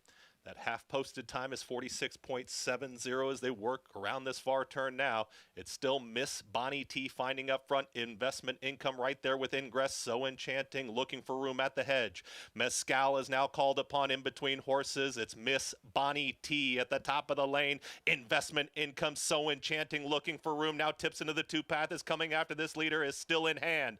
Miss Bonnie T with an oncoming So Enchanting and Irad Ortiz Jr. They're now shoulder to shoulder, nose and nose. So Enchanting trying to put away a stubborn Miss Bonnie T to the inside. So Enchanting, Miss Bonnie T, So Enchanting wins. Miss Bonnie T, late run Bipartisanship, and Mescal in 1 minute, 38.59 unofficial. Well, the race run by Pathétique last time out. Turns out the horses coming out of that race run 1-2 in here. So Enchanting able to get her win, but she is running past another horse that doesn't like to find the winner's circle either in Miss Bonnie Maggie T. and I talked this horse in the winner's circle, no doubt about it. But listen, Irad did the right thing here. Yep. He got her in the game. And by the way, those fractions and those times, they're a fantasy land. They have absolutely no bearing on the actual race that was run. He gave her the perfect ride. He gave her a perfect chance. There were some horrifically bad rides given in this race, and the pace wasn't quick, like they noted there. And Flavien Prat's a terrific rider, and he's ridden very well here. This was a terrible ride he gave Mescal, who was the speed. He made no attempt to even be forward and just dragged the horse back and never saw the rail and never had a fair chance near. But give Dylan Davis credit. He popped out of the gate and went to the front and got the gold rail. She seems to never want to win, unfortunately. It's been unfortunate for me. And, you know, the first 2 finishers, they rode the rail for almost the entire run of the race, as did the third finisher, Bipartisanship, who badly blew the brake, not that unexpected, and ran well to be third in here. It was a very slow-paced race under the fractions that were shown, and that helped the first 2 in here.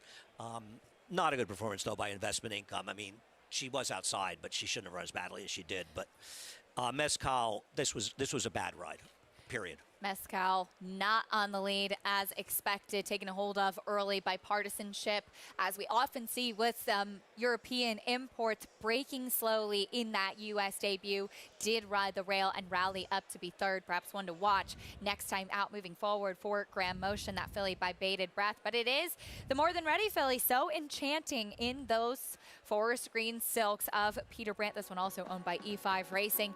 Gets her picture taken today after 4 near misses so far. Congratulations to the connections, as we'll bring you prices and reactions shortly. We'll also talk about some of the exciting races to come a little bit later on at Churchill Downs. You may remember win number 9,446 for Steve Asmussen when he became North America's all-time winningest trainer. That was with that horse, Stellar Tap, who gets ready for stakes action a little bit later on today.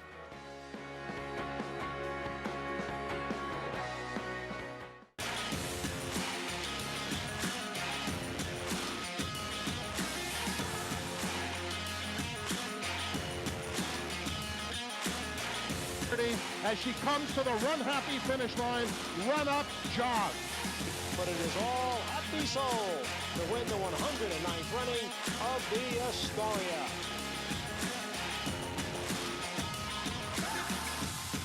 Run Happy, standing at Claiborne Farm.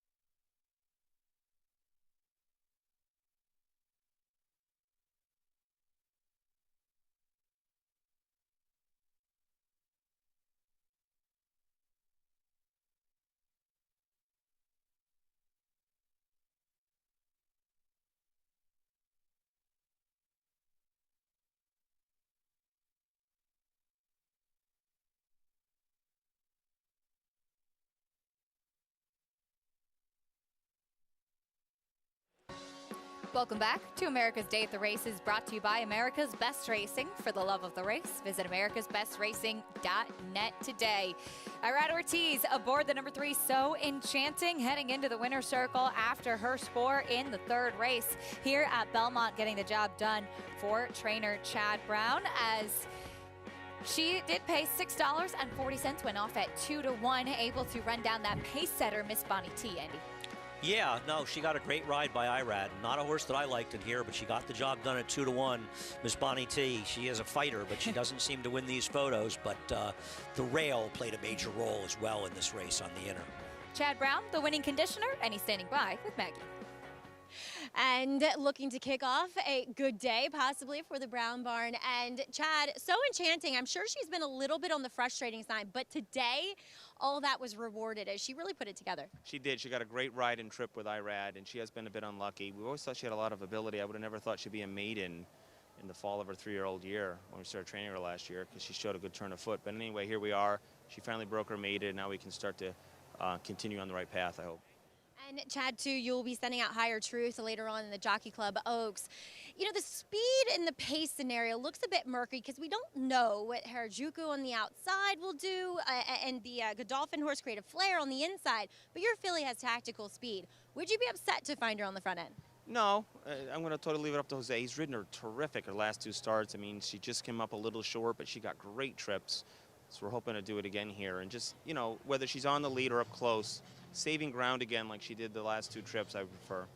It's always a way to win turf races. And Chad, you said you just got back from the Keeneland sales. Any that you're excited about we can look forward to next year, possibly? Yeah, you know what? There's a lot of nice new sires, I'll tell you that. I was very impressed with the Justifies, Mendelssohn, Good Magic. I mean, these horses look good. So I'm always curious to see those new sires, what they look like. And of course, for the proven stuff, it was very competitive. But we came away with some nice prospects, so we'll see. All right, Chad. Well, best of luck to the future and today. Thank you very much. All right, Chad, getting the win was So Enchanting. Acacia, I know he brought up some of those freshman sires. I know City of Lights selling really well down there, too. Oh, absolutely, Maggie. I cannot wait to see City of Lights progeny on the racetrack. Of course, City of Light, a son of Quality Road. But this filly, a daughter of More Than Ready, So Enchanting, getting the victory for trainer Chad Brown. Of course, Chad getting ready for potentially a very big day. Yeah. Nice to see him back from the sales. Are the sales all over at Keeneland right now? No, still going on. Oh, they are. Okay, because I never. Oh, that's right. They didn't have a sale yesterday. I'm not sure, but they're going on forever, right? That's right. Keeneland September yearling sale, a very big sale. Obviously, books 1 and 2, where you're typically going to see a lot of the higher end action, and those are finished. Right, but the sales have been strong there, and I think it bodes well for the sales going forward. And we'll talk about Tattersalls a bit later on the show as well. Yeah, looking forward to that as. You find it. You go to the sales. You look forward for potentially finding your 2-year-old winner, your 2-year-old stakes winner, and maybe a horse that will take you on to the Breeders' Cup as the Iroquois. A win, and you're in today at Churchill Downs with the Breeders' Cup Juvenile. Stellar Tap was a very exciting horse as we were able to follow that story at Saratoga this summer, Andy. So exciting as we got to see Steve Asmussen become North America's all-time winningest trainer, and doing it with this horse, Stellar Tap, when he broke his maiden first time out, a son of Tappet. And you wouldn't think he'd have a problem stretching out to the 2 turns in mile and 1/16 of today's race. He's quick. I mean, is he going to be able to harness that speed? How fast are they going to go up front? He was very impressive, and even though his Beyer figure of 78 isn't as high as some of the other numbers you've seen, it's very hard for a debut runner at 7 furlongs to get that big figure. He's a good horse, this horse. How good he is, we'll find out going forward. This will be the real test, as of course Steve Asmussen has another one in Guntown, a son of Gunrunner, the progeny that he has done very well with, taking the 2-year-old stakes closing weekend, both with offspring of Gunrunner at Saratoga, but Stellar Tap with that win, and very poetic to see too for Steve Asmussen, his go-to rider Ricardo Santana in the colors of Winchell Thoroughbreds, and getting that milestone victory with those connections. Yeah, he'll remember this horse for a long time, and he may remember him for some other achievements as well. I don't think we're getting the 3-1 morning line. I think it's closer to 6-5 in here. But Major General for Todd Pletcher did run well in his debut. Todd's numbers stretching out off maiden wins, they're okay, not great. That horse won at 6.5 furlongs at Saratoga in that debut. We also have the 2-year-old fillies at Churchill Downs today as well in the Pocahontas, again going a mile and a 16th. And these 2-year-old races at this stage, always interesting too, as we get a chance to see these horses stretch out. Goddess of Fire, filly by Mineshaft. Kind of amazing that she did actually win this race on debut, Andy, for trainer Todd Pletcher. Yeah, I mean, she sort of took her a while to get herself going. I mean, I wonder, and she's the half to Mind Control, right? I wonder if she's going to really be one that stretches out. And, Todd does have reasonably strong numbers from percentage terms, stretching out horses off maiden wins, but not so much with the 2-year-olds. The 2-year-olds, they have struggled. Listen, she got it done in here, but it was a slow race. The real question in here is who the good horses are, but also who is going to be effective stretching out. I have trouble with On the 1s and 2s, believing that's necessarily going to happen. Majestic Doro, Hidden Connection. What do you do with that one? A Connect that ran so well first time out. This is a much trickier one for me. I would be inclined to lean very heavily on Stellar Tap. This is a race I'd want to spread, as it is part of our cross-country Big Five, and it's a good sequence. 84 Beyer speed figure at Colonial for Brett Calhoun for Hidden Connection. Certainly one that makes you take a second look. We saw the runner-up come back and finish a distant second in a nice maiden race, the last race yesterday. I think ran a relatively similar Beyer figure to their, they got a 65, and the winner of the race just got a 79. So maybe regressed a little bit, but it's relatively close, which backs that up. But 5.5 to a mile and a 16th. But you would think a Connect, a Curlin, you would think more distance would be better for this horse. Those 2-year-old races, part of today's cross-country Pick 5 sequence. Also, the Jockey Club Oaks and Derby from Belmont, and the Woodbine Mile. This is a terrific sequence. Woodbine Mile came up very competitive today too, Andy. I agree. I thought Set Piece was the horse to beat in there, because I just don't trust Raging Bull after his race in Saratoga. But there isn't a lot of pace in here, and that could work against him. But the configuration of the Woodbine track should help Set Piece in there, because I thought he ran very, very well when second in the 4-star Dave. Terrific sequence for that cross-country Pick 5 has got a lot of action and some top quality races. We head back here to Belmont, and it's time for our first stake race of the day, the Grand Prix American Jockey Club Invitational. I had to say it one more time, the whole name, just for Andy. It's music to my ears, Acacia. 1 to 9. It sings out. 1 to 9 on Lone Rock. No surprise there. The horse that has become a specialist at these marathon distances, a mile and 5/8 coming up after this.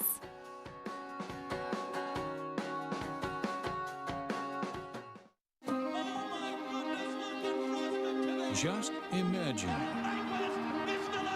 the horse you'll breed. Street Sense will need some running room. All the things you dream about. Plan for.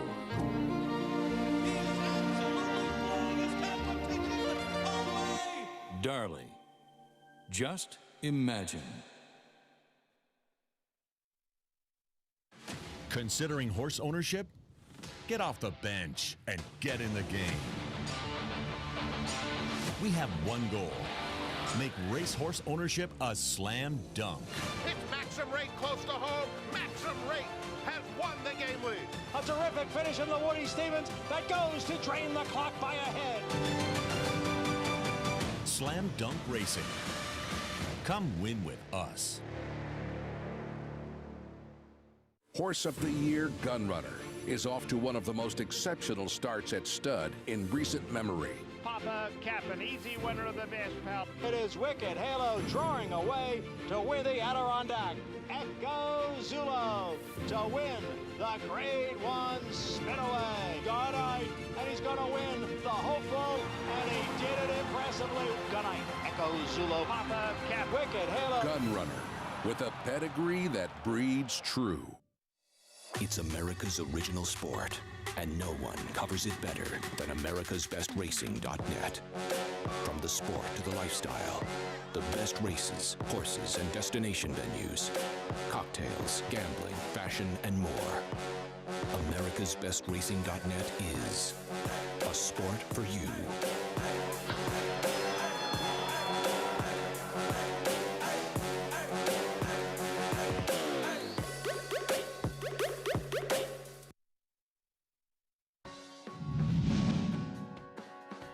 Rocketry has taken the lead on the outside. You're to Blame is second. On the inside, War Story is given way, and they're coming into the final furlong here. Joel Rosario and Rocketry in front. You're to Blame fights on under John Velasquez on the inside. At the 16th pole, it is Rocketry in the clear. Rocketry is pulling away from You're to Blame. Rocketry wins the Temperance Hill. 2018 Rocketry setting a track record in, would you like me to say the whole name again? It was the Temperance Hill, them 2018.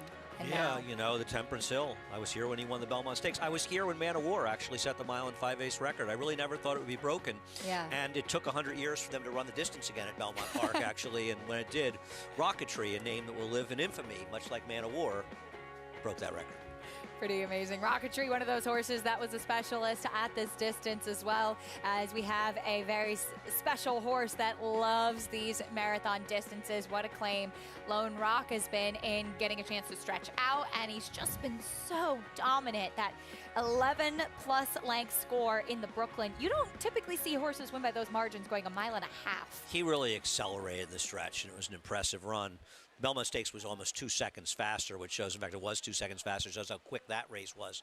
But he was very impressive, and he's just running against horses that you don't really know how they are going to be at the distance. Listen, maybe somebody will love the distance and step it up, but he really does look like a 1-to-9 shot on paper. He really does, as he's been so impressive. Won his last 4 races, 3 of them stakes, the Birdstone up at Saratoga and the Grade 2 Brooklyn. I think that Brooklyn win, Andy, kind of said, okay, this is a really legit horse. Obviously, his win in the marathon at Churchill was impressive, but to win in a race like that and do it the way that he did really, I think, added a level of legitimacy to it. No, I agree. That was a very deep field. It was a competitive and deep field, and I think it was probably the strongest marathon race we've seen in this country. He's a better horse than Moretti, who scratched. I guess he opted to run the Greenwood, which I believe is next weekend at Parks.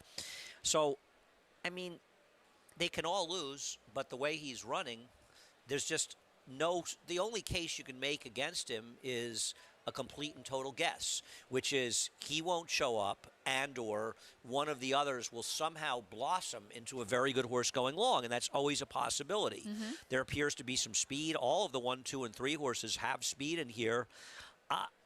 You know, no race is a fait accompli. They've got to run them. We've all seen very good horses lose. We've seen heavy favorites lose. But on paper, it's impossible to make a case against this horse.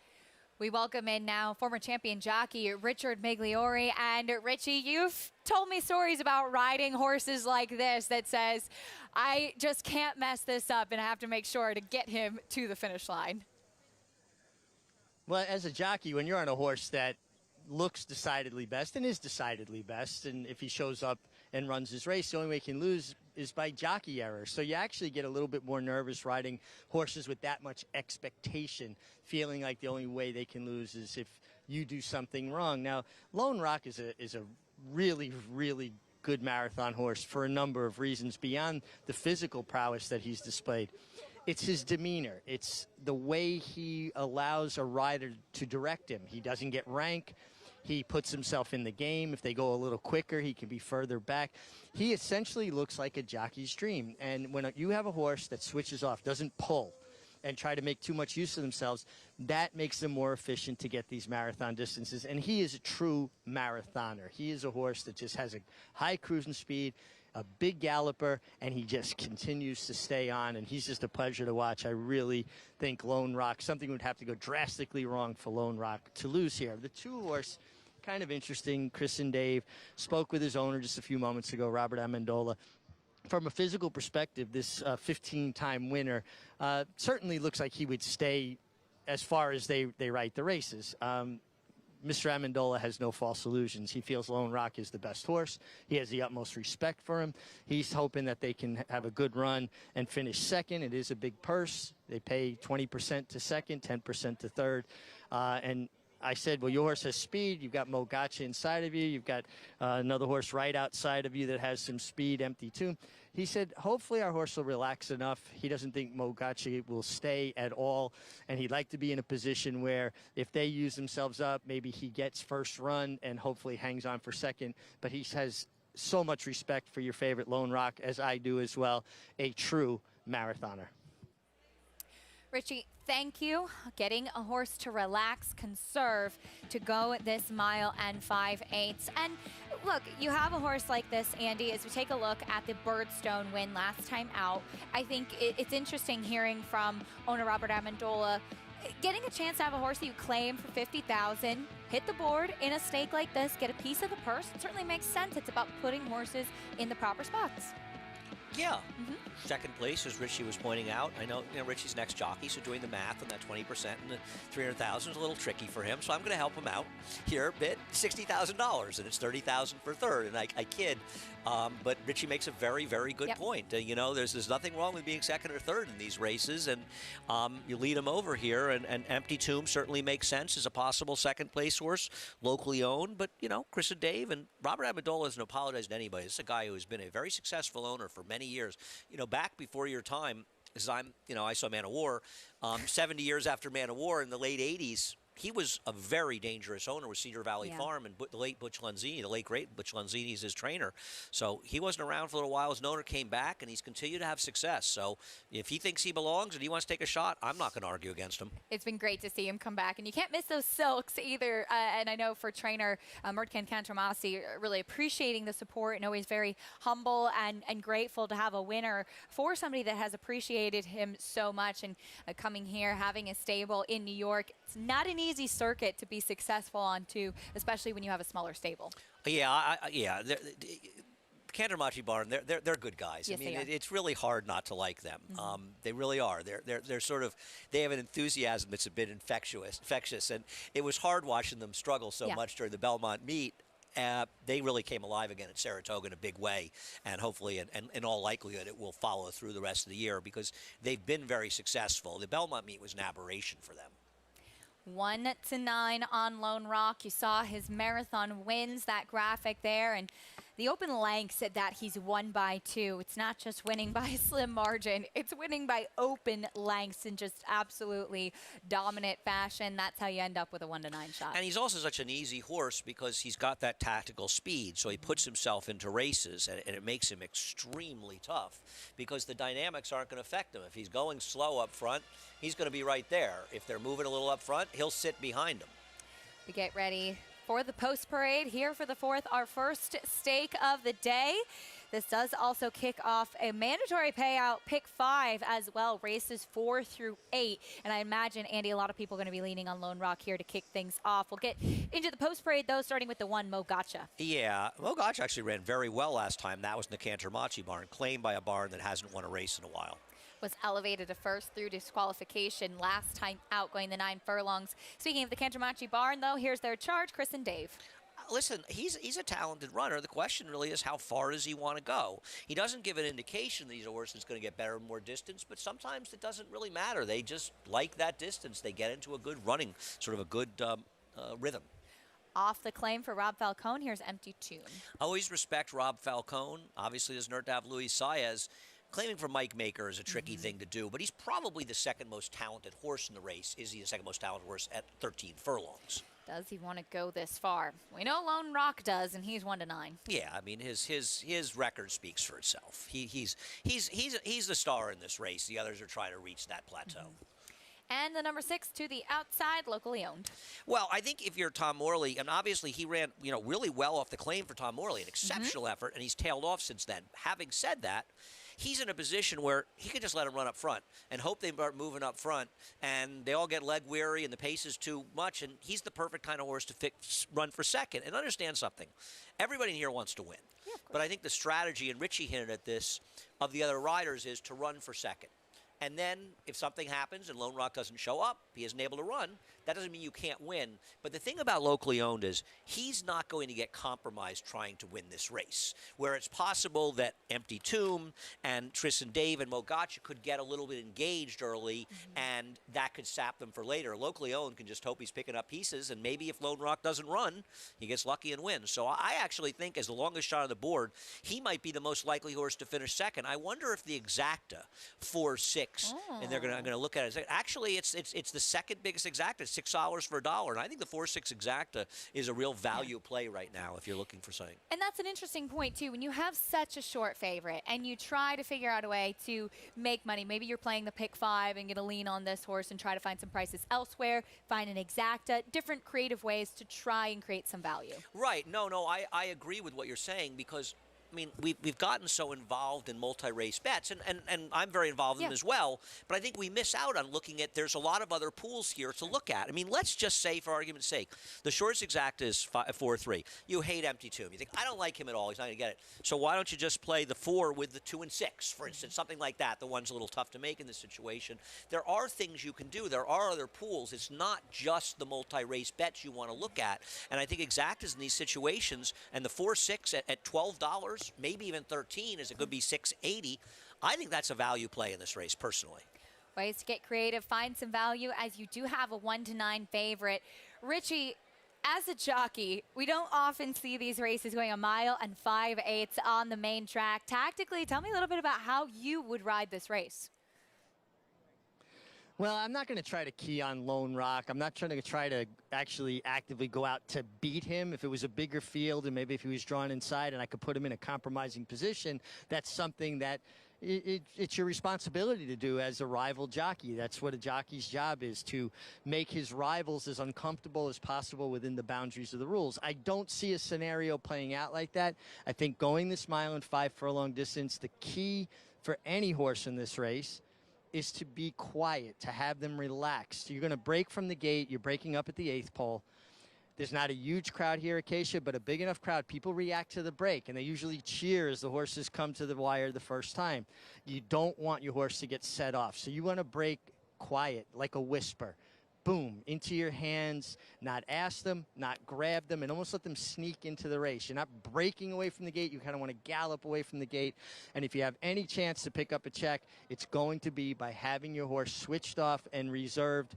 It is a long way around this big sandy Belmont Oval. 1 to 9 on Lone Rock. Richie, if you're on Lone Rock, we talked about it a little bit in the paddock, and trying to make sure that you stay out of his way.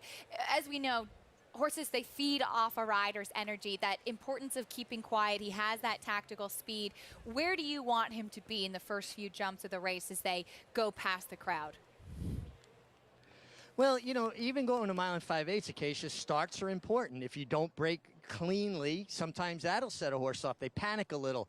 Or if a rider has to squeeze a horse a little bit to keep him from getting, pinched between two horses. So you still want to break clean and get in a good rhythm. He's got the luxury of being drawn outside the other speeds. Ramon Vasquez has so much confidence in this horse. You could see when he rides him, he oozes confidence in Lone Rock. Personally, I'm not going to even try to change paths if I'm him until I get to the wire the first time. I got 220 yards to the wire, then I've got about 330 yards to the first turn. I don't want to get committed to angling in. I'm going to break, go straight for an eighth of a mile, let them sort themselves out inside of me, and then figure out and pick my path. We got a long way to go, and he's got the right kind of horse. Perfect dance partner for these marathon races because he waits for Ramon Vasquez to tell him what to do. Has to be a fun horse to ride. Richie, thank you. 1-9 on Lone Rock. As Andy, our set is up here on the third floor. We have a perfect vantage point looking down to the 8th pole where the gate is situated. And that's one of the beauties of Belmont Park, to being able to run a race like this at this long distance. No, I agree. It's one of the reasons we love Belmont Park. Is the ability to run all these different distances, and because of the big track, the turf courses, we can run all these different distances as well, and different track configurations. And I love the 1.5 miles of Belmont Park. I've grown up coming here. I started coming here even when I lived in Saratoga as a kid. My first trip here was the 1975 Marlboro when Wajima upset Forgo. I was here and in person when Forgo ran down on his pleasure in that famous Marlboro Cup, and always loved Belmont Park, and so many great memories here. And I just love the racetrack, the 1.5 miles. And yeah, the distance races are part of it. They used to in the old day, back in the 70s. The last race every day was a 1.5 miles on the dirt course. Really? I didn't know that. That's very cool. I think Bobby Frankel got very good at finding speed horses to think wire the field in those races. I would certainly He wasn't think just a good trainer. He was also very clever. I would certainly think so. A great trainer, I should say. Heavy favorite, Lone Rock, for our first stake of the day. It's the Grand Prix American Jockey Club Invitational. Into the starting gate they go. Here's Chris Griffin with the call. Outside, they're all in line. Gate opens here, front of the gate, Mo Gotcha. Close the front of the gate.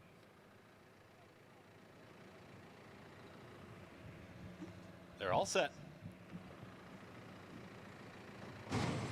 And they're off. On their 1 5/8 mile journey, Mo Gotcha gets the first call, has got ahead in front. Here comes the favorite, Lone Rock. Mild pressure as Chris and Dave is going to tuck in.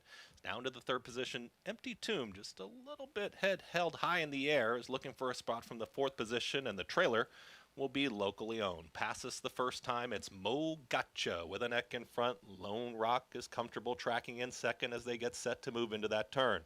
Chris and Dave, and now Empty Tomb, who starts to settle just a touch, works into that turn. These front four, they are about 3 clear from the trailer, locally owned. Mo Gotcha's got the lead. It's Mo Gotcha. Tepid opening quarter, 25.35 seconds. The big favorite, Lone Rock, is right there in second, only a half length back. Chris and Dave moves to the inside of Empty Tomb. They're still third and fourth. At the back, patiently ridden, it's locally owned. The field of 5 now works to the back stretch, 50.54 for a half-mile time. Mo Gotcha with a head in front of Lone Rock, who's just sidling up on the outside, is comfortable in second. 3 wide as Empty Tomb, as Lone Rock is ready to challenge for the lead now. Chris and Dave still weighted with in the fourth position. The trailer is locally owned. Mo Gotcha pokes ahead back in front. Lone Rock just waiting for the cue in second. Empty Tomb, they haven't changed running order much. Chris and Dave is in the fourth position, still at the back, locally owned. 3/4 in 1 minute 17.20 seconds. This marathon distance, it's Lone Rock now puts ahead in front of Mo Gotcha, who gets nudged along a little bit towards the inside and reclaims the lead. Empty Tomb is there in third, and they've separated a touch from Chris and Dave, who's back there in fourth. Locally owned, just trying to make up late ground here from the back of the field. Mo Gotcha, Lone Rock, Empty Tomb. Here comes locally owned, about to challenge for the fourth position as they start to pick up the tempo now. 1 minute 42.24 for a mile time. Mo Gotcha with a head in front as Empty Tomb starts to back out of it. Lone Rock is waiting for the cue. Here comes the stablemate down towards the inside. It's locally owned, who's got some run down towards the inside, and locally owned is ready to challenge this leader now. Locally owned has made a big move to the inside. Lone Rock is now called upon in between horses. Mo Gotcha 3 across the racetrack. Locally Owned is the leader. It's Locally Owned in front. Here's the big run from Lone Rock down the center of the racetrack, but Locally Owned is still in front. Locally Owned up by a full length. Lone Rock is trying to make up late ground for a final 16th of a mile. Locally Owned, Lone Rock, Locally Owned will pull off the upset. Locally Owned wins it. Lone Rock, Mo Gotcha in 2 minutes, 44.60 seconds. Locally Owned at 18-1, an upset over your 1-9 favorite. Did you box the exacta, Andy? I did not. No. You could really see around the turn that Lone Rock wasn't running because other than what Vasquez was doing with the goggles on the backstretch, he just didn't seem to be responding at all and having that usual verve. Dylan Davis came up the rail, and let's point out, the rail has been gold on the main track, and we talked about that before the day. So Dylan got him the best part of the racetrack. A very good job. I don't know why the one drifted, but he did. And actually, Mo Gotcha ran okay. Yeah. We talked about him being the light second horse, but I didn't think he could possibly beat his stablemate. He did. Combination of trip, but Lone Rock didn't run his race. I don't know what the final time really was, but we'll find out some point. Yeah, you could certainly tell, too, as you mentioned, though, this was not the Lone Rock that we've seen in the last couple of starts. That being said, Flying P Stable, of course, majority owner of Lone Rock and lone owner of Locally Owned, too. Congratulations in order to the Morley team as you see the celebrations there and just the emotion. It's one thing to win a race, Andy, too, with a horse that you've claimed. It's another thing to upset a horse that you think you're probably only running for second in the likes of Lone Rock. Very emotional victory. Getting to the gold rail was the right move with him, and I think it made the difference. I don't think Lone Rock ran the race we expected him to run, but I think the difference in paths made a big difference here, and it probably was a difference in the length. I'll put it this way. If Lone Rock was on the rail and this horse was 3 wide, 4 wide like Lone Rock was, it would have been a different order of finish. But still, you would have thought it wouldn't have mattered, but it did. Celebrations from our Maggie Wolfendale, of course, her husband, Tom Morley, trainer of Locally Owned, a horse that he claimed back at Fairgrounds in February, got the win in April, and got a chance to win a stake today, upsetting the heavy favorite Locally Owned under Dylan Davis. A good day for Dylan as well, and taking advantage, like you said, of the right part of the racetrack. That's so key for riders here too. You see the ones that are paying attention to how the track may be playing. No question about it, and Dylan coming up the rail made the difference here. I can't stress it enough. Anyone that's been paying attention to the races the first 3 days, you've seen 2 trends. Speed's been good, but it's been the rail that's been very strong, and it's also been a strong rail on the inner turf as well. Whether that track will change, I don't know. It helped Locally Owned, but Flying P, they finished 1-2. Just not exactly the order we expected. I know Locally Owned holds a very big spot in Maggie Wolfendale's heart. Congratulations to the team as Locally Owned picks up a stakes victory here. We'll get his picture taken. Jay Provenzano, Flying P Stable with the celebrations.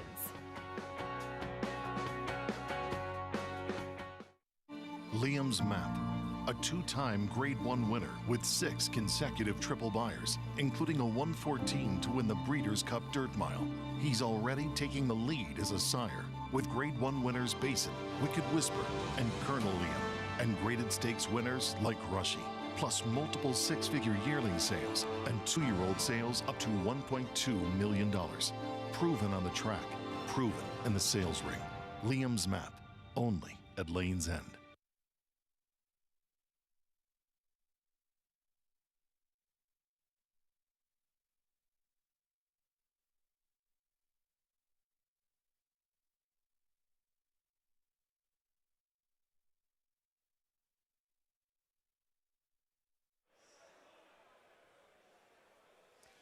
Jimmy, how are you, my friend?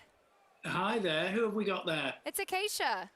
Hello, Acacia. How are you? I'm doing well. Good, good, good. Not as excited as Maggie at the moment.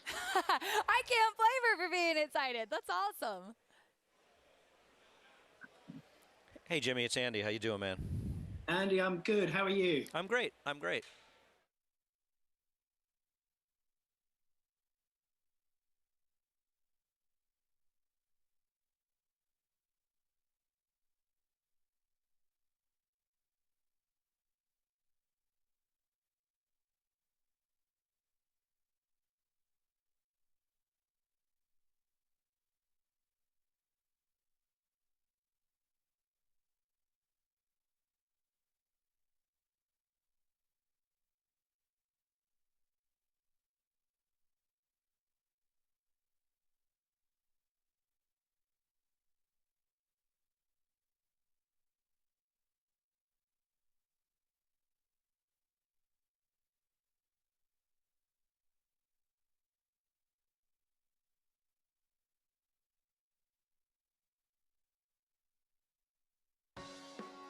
Welcome back to America's Day at the Races. Acacia Courtney, Andy Sterling, and Richie Migliori as we just saw our first stake race of the day.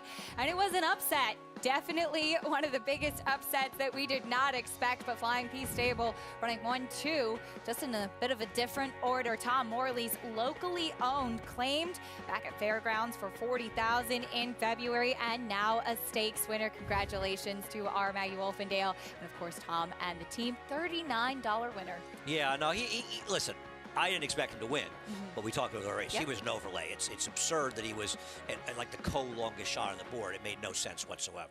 We saw Mo Gotcha being the main pace setter in that race. Never able to get on the rail was Lone Rock, but a nice ride by Dylan Davis, aboard locally owned by Jay Provenzano of Flying P Stable, who's standing by with Richie.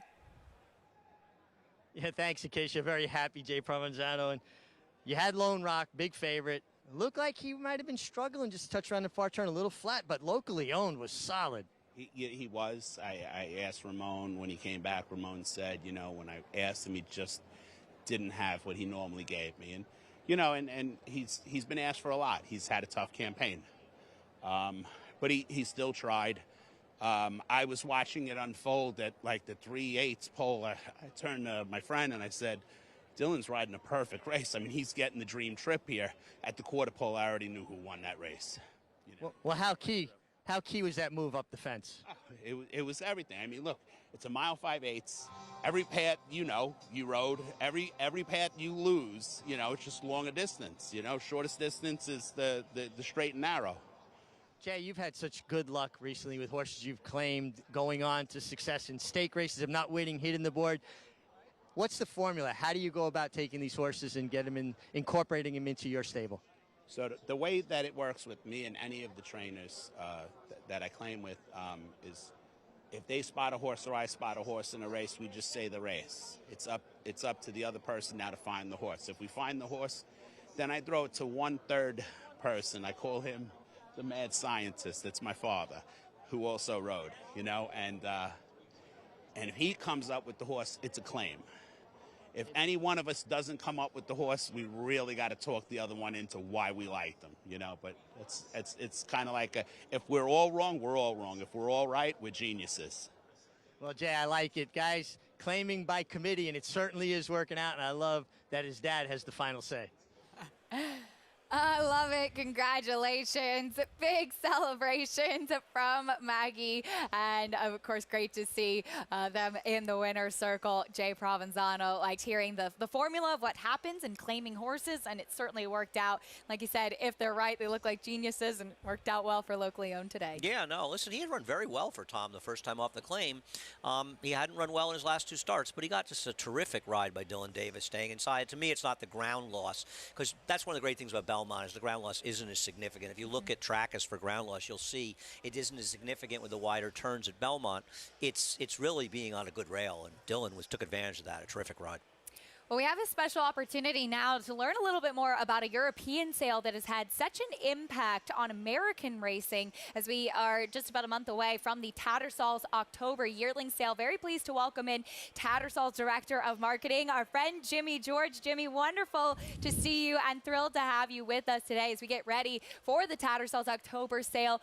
What are we looking forward to? What is this sale going to hold for us this year? Hi, Acacia. Hi, Andy. Good to see you all again. Look, we're looking forward to book 1 of the Tattersall's October yearling sale. 502 lots catalogued of the very highest quality, and you know that's what the buyers come to expect every year. These are the very finest turf-bred yearlings in the world, arguably. You know, Jimmy, we know what we've seen from Tattersall's with domestic spending and, you know, multiple stakes winners at Saratoga, Newspaper of Record, so many other horses performing on today's card. Are there any new sires you're particularly looking forward to seeing at this year's Tattersall sale? Look, there's always exciting first crop sires coming through every year. Particularly, I think, you know, we're all looking forward to a sire who won a Breeders' Cup Mile, Expert Eye. Also a horse called Cracksman, a very, very good son of Frankel. And one of his yearlings in book 1 of the October yearling sale is actually a half to, well, 3 parts to Chad Brown's very exciting first time out Frankel filly, McCulloch. So, you know, there's a lot of exciting stallions, but there's huge pedigrees as well. A lot of them with real resonance to American buyers as well, because they're own or half brothers and sisters to horses that have performed at the highest level in America. It's hard to imagine the Americans not coming over and buying in force after the success of the last few years, the buyers over there. Yeah, look, we're looking forward to seeing a strong team. I mean, the guys that have put the sale on the map in North America in recent years, we think they'll be back armed and dangerous. And it's fantastic to see, again, you know, we've got a huge weekend of racing in North America. The 2 Grade 1 races at Belmont both have Tattersalls October Book 1 graduates that have live chances in Higher Truth and Soldier Rising for the Clermont stable. He actually didn't sell in the ring, but he was a Book 1 graduate, and we're looking for a big show from him and Higher Truth. Well, Jimmy, best of luck to all of the graduates. I know it's late for you where you are, but we appreciate you taking the time, and of course cannot wait to see what the Tattersalls October yearling sale has to offer for us this year. Thank you. It's a pleasure, guys, and best of luck with Soldier Rising for the Clermont team. I love it. Thank you.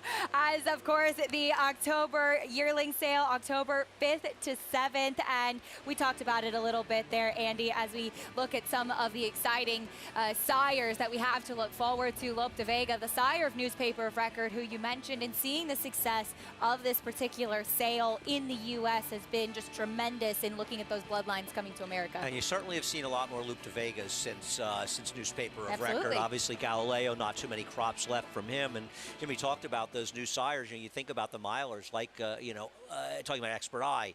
Think about Kingman, how the incredible success he's having over here. His milers have done well, so looking forward to seeing him as Cracksman as well. Expert Eye, just an absolutely stunning individual who we got a chance to see winning on Breeders' Cup weekend too. But we'll recap what happened yesterday here at Belmont Park as well. Looking back to the first 2 flat race stakes of the meet, the Allied Forces pair of turf sprints that we did have. This was a special one here too, Andy, with Smokin' Jay, the first stakes winner for trainer Kelsey Danner. No, that's very cool for her, and obviously, and we had the owner on, was pretty excited. This is a great ride by Luis Saez. You're going to see the horse on the outside shift out, Jackson Traveler, right there, and it causes the winner to lose, Smokin' Jay, to lose his momentum. He was able to get that momentum back and grind the victory out. Momos ran very well in defeat, but Smokin' Jay, under a terrific ride by Saratoga's leading rider, Luis Saez, gets the job done. An exciting win. A horse that had been a little unlucky in his previous turf race when he finished 5th with a tough trip. He got the right trip today and got it done yesterday. Ran in the My Frenchman, who, as you mentioned, we saw some horses coming out of that race be very successful here in New York, too. But, of course, a very special victory for trainer Kelsey Danner and Crown's Way Racing, both of them their first stakes victory. We also had the Christie Cat for the fillies sprinting on the turf, on the inner turf. John Velasquez put the number 1 Bay Storm on the front end, and she took them gate to wire. Well, those inside paths on the inner, right? She rode it. The 2nd place finisher, Kyle D, rode it. I think we may have even seen the 3rd place finisher maybe spent time on it.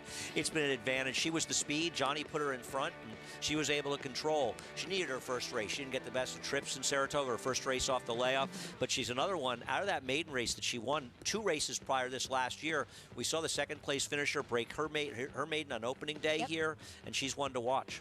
Forgotten Girl came back on the turf for Todd Fletcher opening day to win. Bay Storm, the winner of that race back at the end of October, now a stakes winner for Jonathan Thomas and Bridlewood Farm. A 2-year-old purchase at OBS April back in 2020, filly by Cantharos. Of those Cantharos sprinting on the turf too. Yeah, no question about it. He had a brief career, but he was a pretty good horse, and he's done well with the turf sprinters. Congratulations to yesterday's stakes winners. We have 1 stake down today at Belmont Park. We'll go back into the 2-year-old ranks, though. Sprinting on the turf here for this maiden special weight for the New York-bred 2-year-old fillies. And number 1, Can't Hurry Love, currently 5-1, as we're being told. Christophe Clement has changed his shirt, Andy. You asked? Yeah, but that guy's wearing it. No. Oh, no. There he is. He's dressed up now for Can't Hurry Love. Filly by Cantharo. Speaking of sprinting on the turf, she'll try the turf for the first time here today. We'll talk more about this 2-year-old race after this break on America's Day at the Races.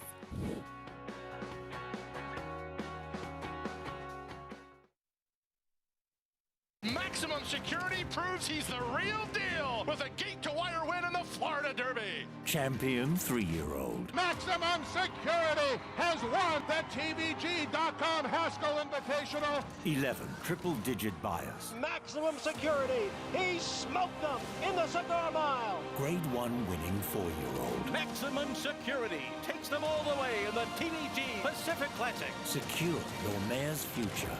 Maximum Security. No sport in the world brings the wins home like racing. It's one-of-a-kind, high-speed, high-stakes action, and NYRA Bets takes you there. Place your bets and watch the races live from anywhere. With NYRA Bets, make easy, secure deposits and promotions every day to earn reward points or cash. Download the NYRA Bets app or visit nyrabets.com.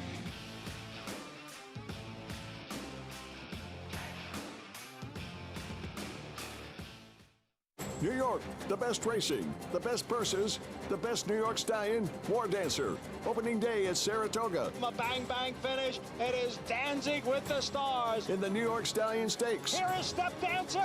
Step Dancer got him. And with two-time winner, Ruse, Barrage, and 2-year-old Surprise Boss. War Dancer, one of the top sires of the Saratoga meet with 8 wins and New York's #1 sire of 3-year-olds. Follow War Dancer online at wardancerstud.com.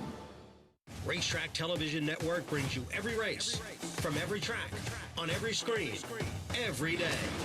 With monthly packages starting as low as $5, RTN gives you great value and access to more live HD streaming and race replays than anyone. Visit RTN.tv today to sign up and watch on almost any device, including Roku and Amazon Fire.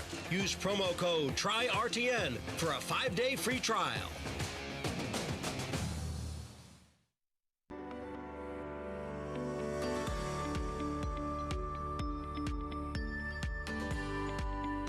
Hello, I'm Larray Visagie. Welcome to Rockridge Stud. This is a 200-acre farm in the Hudson Valley and near the town of Hudson. This is part of the Hudson Valley, so from this farm you can see that's Catskill Mountains, like Bell's Pond is part of the farm as well. This farm is very historic. It's been part of the Livingston estate. On this farm, many great horses were raised. In 2013, we've had multiple stakes horses raised off of this farm. Make a line and then we'll cut them out one by one, okay? I have actually gotten mares from across the country as far as California to breed to our stallions here. So we get them from all over the country to stay and breed with us. I think this place sets us apart from everybody else because we are very much hands-on. We take care of all their paperwork. We take care of their breeding. If they go to Kentucky or stay in New York, we basically accommodate all their needs. Eofric, he's a very well-bred horse. He's well supported with the syndicate. He's a very fertile horse and a very good head. This horse is what New York needs, a fresh horse that can stand in Kentucky or in New York with a built-in support that will take this horse very far. Farming is definitely, it's not for everybody, but there's a benefit in doing that. For more information on New York Breds, visit nybreds.com. As we love that Rockridge Stud feature co-breeders of the number 11 Ruski here in this upcoming 5th race. That horse currently 10-1 second-time starter for Jeremiah Engelhardt, as we have big field of 2-year-old fillies sprinting on turf, and we get a paddock report from Richard Migliori. Thanks, Acacia. We're going to start out talking about number 2, My Cara Mia Mine, for trainer Mitch Friedman.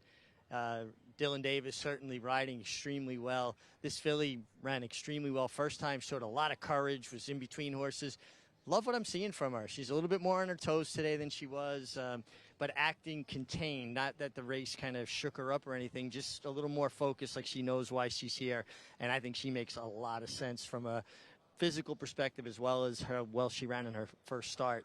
The 5-horse No Time Alone, another horse, very logical. They kept her in the saddling stalls, pony in front of her, keeping her quiet. She's getting pretty revved up now on the walking ring. She's really on her toes, bouncing around. She has a Breathe Right strip on, much like they use for human athletes. Some of the horses will compete with them. Wesley Ward, the trainer, tends to use them on his horses. Feels like it opens up their airways a little bit more. I don't know personally how much it affects them, but she is wearing one. Certainly the 8-horse Rigby getting on the turf first time for Mike Maker. I see a turf horse. She's got that big, wider, flat foot, longer pasterns. Definitely think she'll appreciate getting to the turf. And a first-time starter that absolutely dazzled me here in the paddock, could not look any better, is the 12 Rent Control. This is a big, solid filly. She looks like she's got some good works. Talked to her trainer, Mira Shishakli, said that she's really trained extremely well, not being asked to do anything, just natural, and she's really well turned out and on her toes. I like what I'm seeing from the 12 Rent Control here, guys. All right, Richie, thank you. 42-1 on Rent Control, who's certainly touting herself in the paddock. Andy, important thing to mention about this race, too, is they get riders up. With the scratch of the 9, that means the 13 Cricket West draws in off the also eligible list. That makes it pretty key as this one comes out of the same race as My Cara Mia Mine. Right. Now, going into the stretch, they both had similarly good trips. She was in the 2-path and she angled out, whereas My Cara Mia Mine saved ground on the rail. The difference was that Cricket West, who draws a very not great far outside post in here, had a clear outside run in the stretch. Well, as you can see, My Cara Mia Mine is getting completely hemmed in. And what you can't really tell is the winner drifted, and it created sort of behind her a chain reaction herding, a very serious herding situation. And My Cara Mia Mine would have won this race if she was able to get a clean path in the stretch in all likelihood. She didn't get it. You see her behind horses in that red cap, and you're seeing that horse in pink is drifting, right? Now she has that brief seam, but now as the horse in green drifts, it creates a further herd, and it causes her to lose all of her momentum and be taken out of the race. She had a rough trip. The problem for me is I bet her last time at 12-1. She's a fraction of that price today. I do think she's the horse to beat. But I think there are other horses in this race trying the turf for the first time with pedigree suggests they should move forward on it. One is the 3 I'll Go All In. Obviously a poker reference, and the 8 Rigby, who's a foal to a horse that ran an 89 buyer on the turf, and both these horses had extremely solid turf dams. So there's pedigree to suggest they could be much better horses on the turf, and they're both big prices.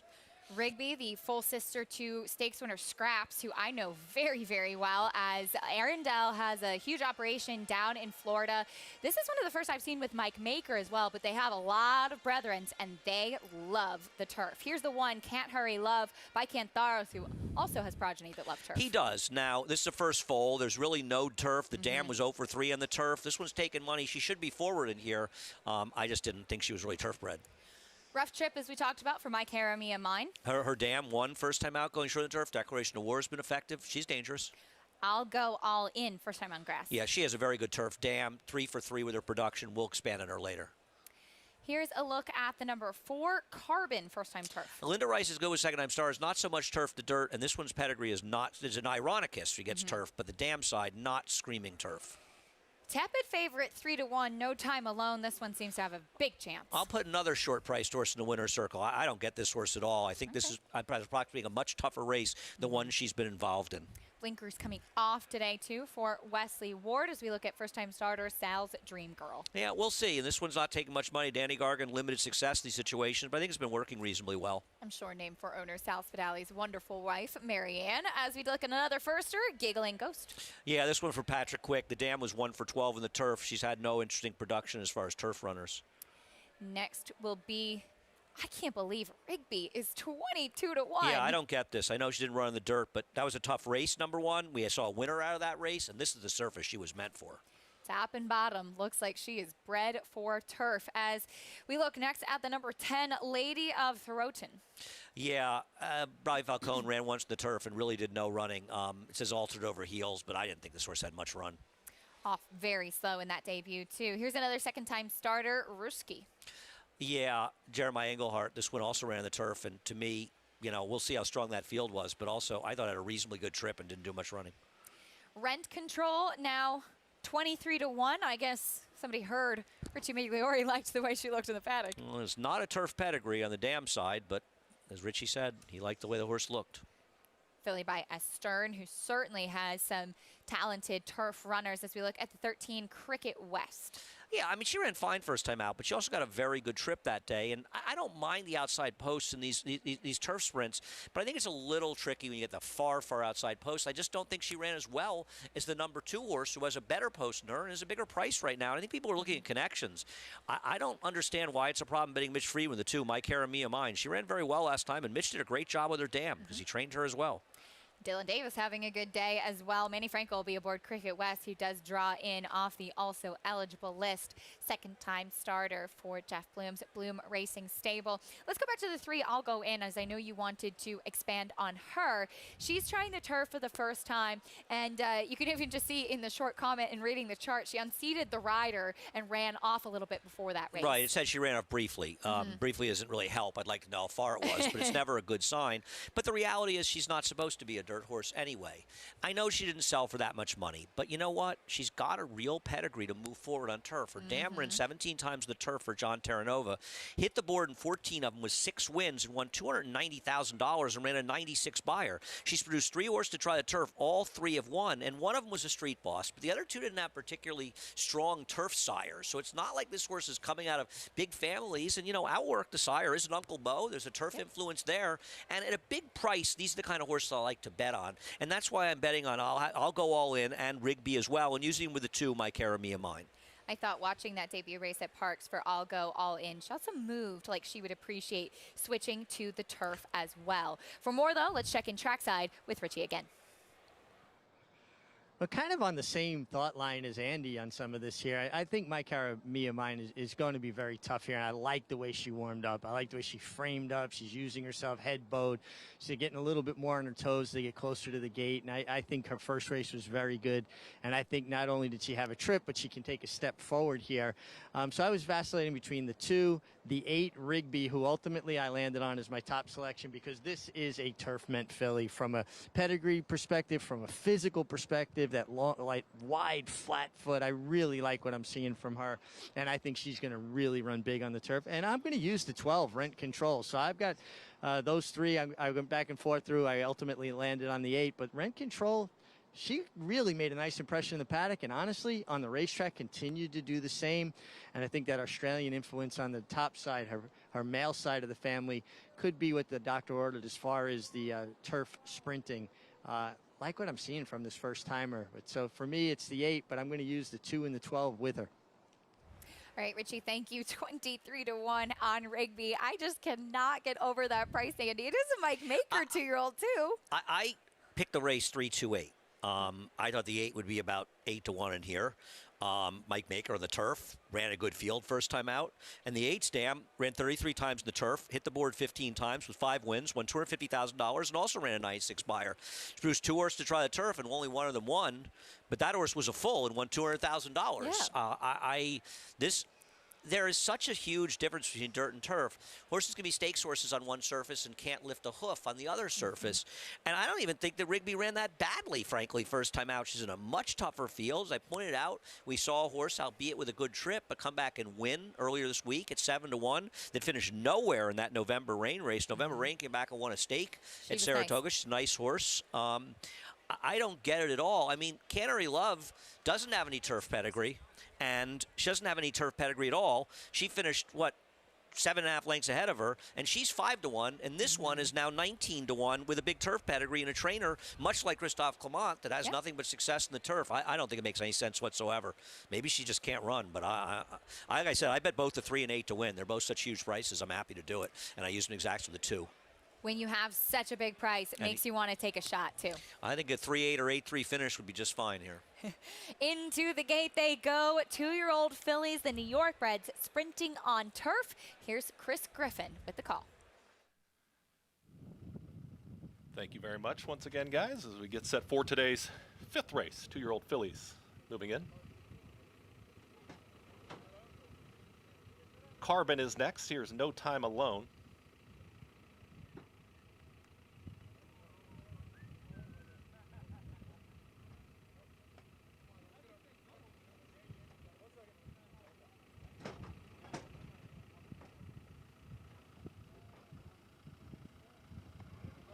Sal's Dream Girl, Rent Control.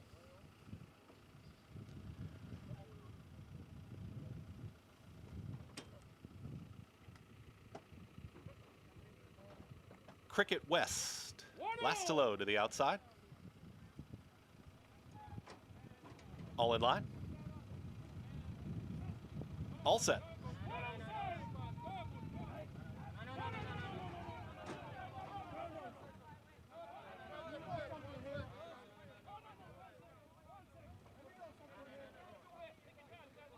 A little fractious there in the middle, maybe Sal's Dream Girl.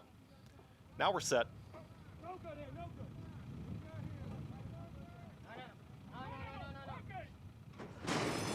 And they're off. Slow start there for Sal's Dream Girl, also Rent Control at the back of the field. Can't Hurry Love gets the first call. It's Can't Hurry Love. There's No Time Alone who's going to track in second. Out wider, that's Rigby.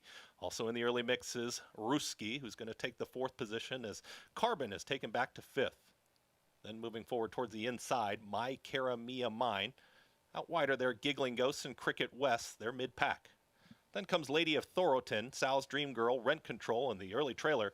I'll Go All In. It's Can't Hurry Love. Luis Saez is up by a half length. Right there in second is No Time Alone. Gets past to the outside from Rigby, and now Rigby comes after this leader.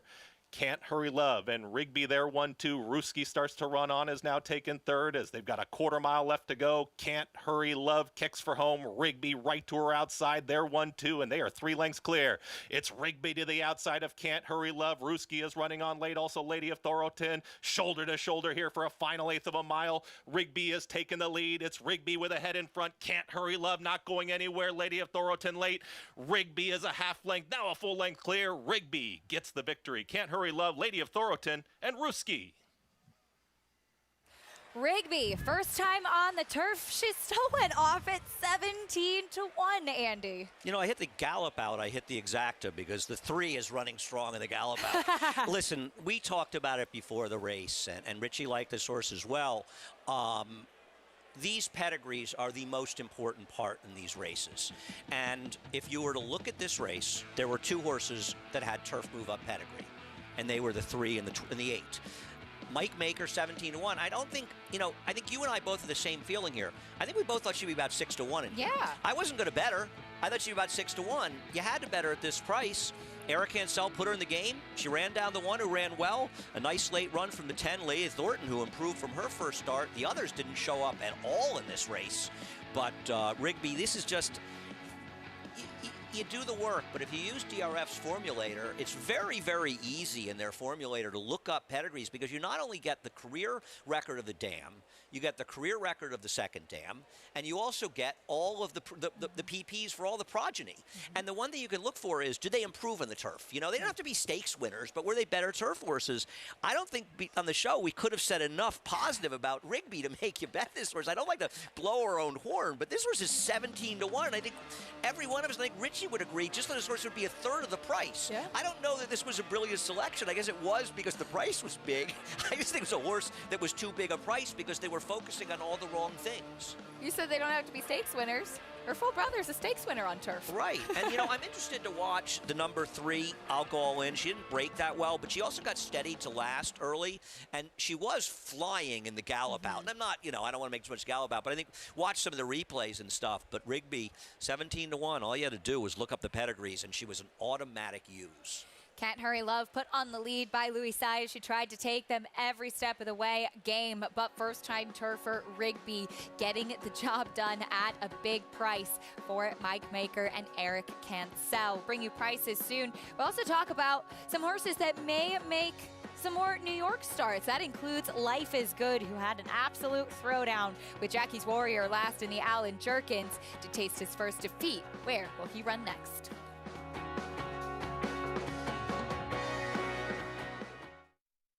Undefeated Grade 1 winner Mastery was a multiple graded stakes winner at 2, including this victory in the Los Alamitos Cash Call Futurity. At 3, he sizzled in the San Felipe Stakes. Now his progeny are bringing top dollar in the sales ring, and his first runners are hitting the track. Mastery, standing at Claiborne Farm.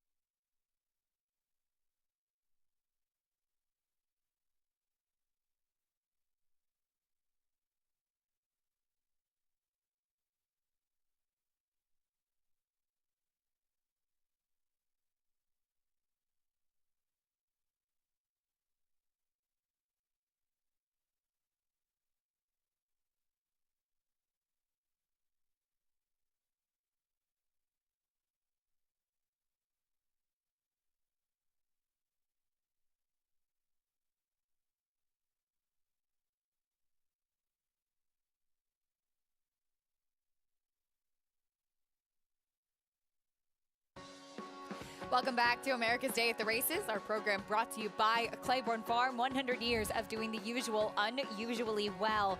Race 5 in the books went to the number 8 Rigby, getting on the turf for the first time. Early pick 5 returned $81,000. This filly at a big price, piloted to victory by Eric Cancel, who's standing by with Richie. Yeah, Eric, it just seemed like you had a terrific trip. She was always traveling. Looked like you had a lot of horse throughout.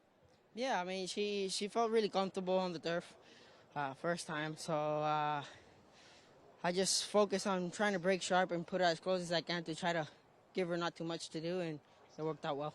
Looked like turning for home, she wanted to lug in a little bit, get her over on top of the leader. But when you switch your stick to your left hand, she kind of straightened out. Yeah, I mean, she's just still learning, you know. She's a little bit green. She was doing it when she was behind them, too. But once she got to the lead, that she kind of felt a little bit alone, she started leaning in. I mean, went to the left-handed, and she straightened up, but it worked out well. Eric, you're having a career year, best year you've ever had. Pulled out the leading rider title at Aqueduct in dramatic fashion, 6 races that day. I feel like watching you ride sometimes, though, when your confidence level's high, you just do things so naturally. How important is it to get off to a good start at a new meet? It's very important, you know. Usually the first race, it's the icebreaker, you know. Once you break the ice early, you know that you're in for a good meet. So hopefully I could just keep it going. Thanks to all the owners and trainers that have given me the opportunity, my agent for doing a great job. I'm just trying to keep it up. Well, keep it up. That was a terrific ride, and his agent PJ Camp on him make a good combination. He gets some live mounts, and when Eric's confidence level's high, he rides just as good as anybody else in this colony.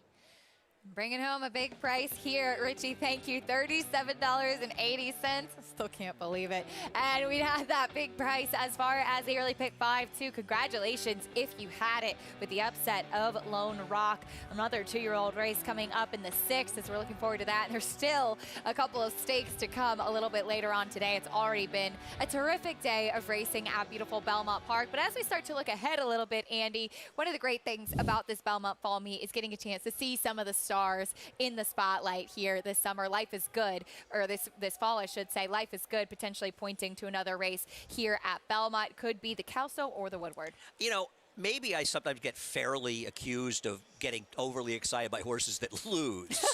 But I was as impressed with Life is Good's This was a great effort race. as I was, whining and crying at home during Travers Day watching. This was an amazing day of racing. And if they had me vote on the best race of the year, this would be my vote right now in New York. This was incredible. And these horses, Jackie's Warrior is a proven quantity, just a tremendous racehorse. And Life is Good. He's coming off a 5.5-month layoff, laying down fractions that are over a second faster than Grade 1 sprinters in the prior 2 races, and still just narrowly getting beaten. He ran an unbelievable race. I hope this guy runs the rest of the year. I hope he runs next year. I love Life is Good. I can't wait to see him run again. Showed so much heart in that race. A terrific throwdown, and oftentimes you see so much hype leading into a race, and it doesn't quite live up to it. And that, I think, surpassed all of our expectations on a terrific card, Travers undercard, and exciting to potentially get a chance to see Life is Good again here in New York. Yeah, right. I mean, we love seeing great horses run, and we see great performances, but to see 2 horses run as well as those 2 horses did in that race, and a real throwdown, and a lot of times, I mean, we saw it in a jump race earlier, that second race, when we saw that terrific match between and the Mean Queen, and they laid it down in the stretch. And it's like when they meet like that, and you get that kind of stretch battle, it really gets you excited. And that Alan Jerkins was a race befitting of the man the race is named for. Well, that Woodward could be quite salty indeed, as Maxfield looking to point towards the Woodward as well. We last saw him finishing second in the Whitney for trainer Brendan Walsh. He's been training up at Saratoga, winner of the Stephen Foster this year. I root for this horse because I like Brendan Walsh a lot, and I think he's a terrific trainer, and I love seeing him have a chance with him. I think that we saw in the Whitney that he's a cut below the very best horses. On the other hand, speed starts signing on for that Breeders' Cup. It makes things tougher for Knicks Go, 1.25 miles, and I don't think that Maxfield's a horse that'll have a problem with 1.25 miles. He might get a better setup that might be advantageous to him. I'm looking forward to seeing him run. He's obviously developed into a top horse. Whether or not he can take that next step forward, can he beat the 3-year-olds? What do we see coming out of the Pennsylvania Derby next week? What does Life is Good do? Where does he go?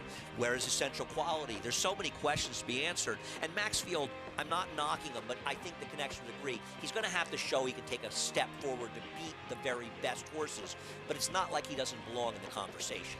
The Woodward, typically the last weekend of Saratoga, moved now here to Belmont Park, and it's the right kind of move for that.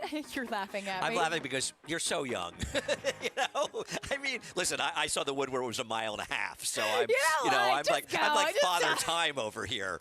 But no, you're right. It hasn't been run here since 2004, right? And that was the one when they sent the rabbits after Commentator and St. Liam, the eventual Horse of the Year and Breeders' Cup winner. I was not here that I day. like seeing it back at Belmont Park. Woodward. As we do have the Woodward back at Belmont Park. Maxfield pointing there as Andy makes me feel the juvenile here on the desk. But Japan. Well, I'm the juvenile. You're just younger than me. Japan. This could make for an interesting rematch as Japan coming back here stateside, finishing second in the Sword Dancer, pointing to the Joe Hirsch Turf Classic, as was the winner, Gufo. I thought Ryan Moore rode yes. it, right? I thought he was unfairly criticized because he allowed Japan get the jump on him, Gufo.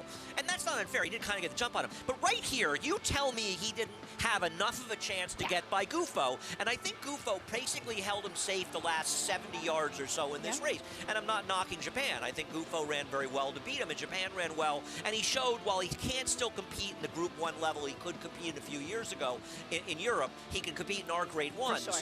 But I don't think it's Ryan Moore's fault that this horse lost. He had his chance to get there. Gufo was able to hold him off because when he got there, you know what people would have said? Joel moved too soon with Gufo. Yeah. There's always a reason to criticize the riders. There's always a reason. That Joe Hirsch Turf Classic on October 9th, that should be sensational. Of course, the Woodward, the Champagne, Frizette, all of these tremendous races we get to look forward to. Listen, I don't want to get through the Belmont meeting so fast, so I appreciate, and I think you do as well, and we all do every day's racing, but can't wait for those races. Seen so many great runnings of all of these stake races over the years. Looking forward to all of that exciting action. And we still have the 2 stakes coming up later today at 2, and a 2-year-old race to look forward to. Race 6, 6.5 furlongs on the main track here for the 2-year-old fillies. Another salty field full of quality and a potential star maybe in the making. We'll talk more about this 2-year-old race. We'll have Maggie Wolfendale back for a paddock report as well, and kick off the Pick 6 after this.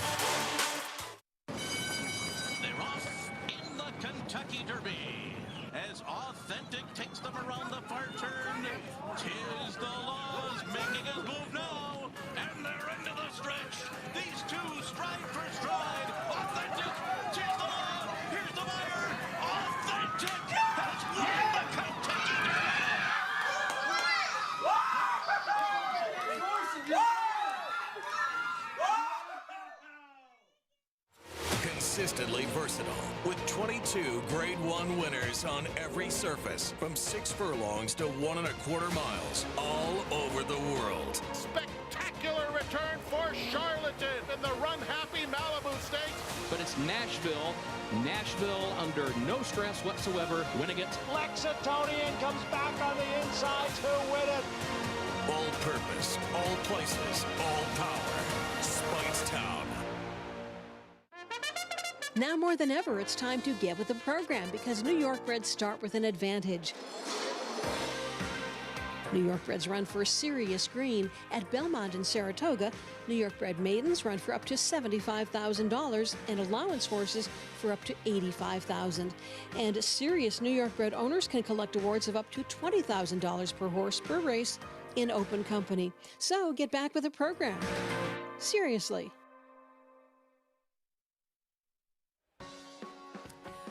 Welcome back to America's Day at the Races as we have some more two-year-old action coming up for you. Two-year-old fillies sprinting on the main track.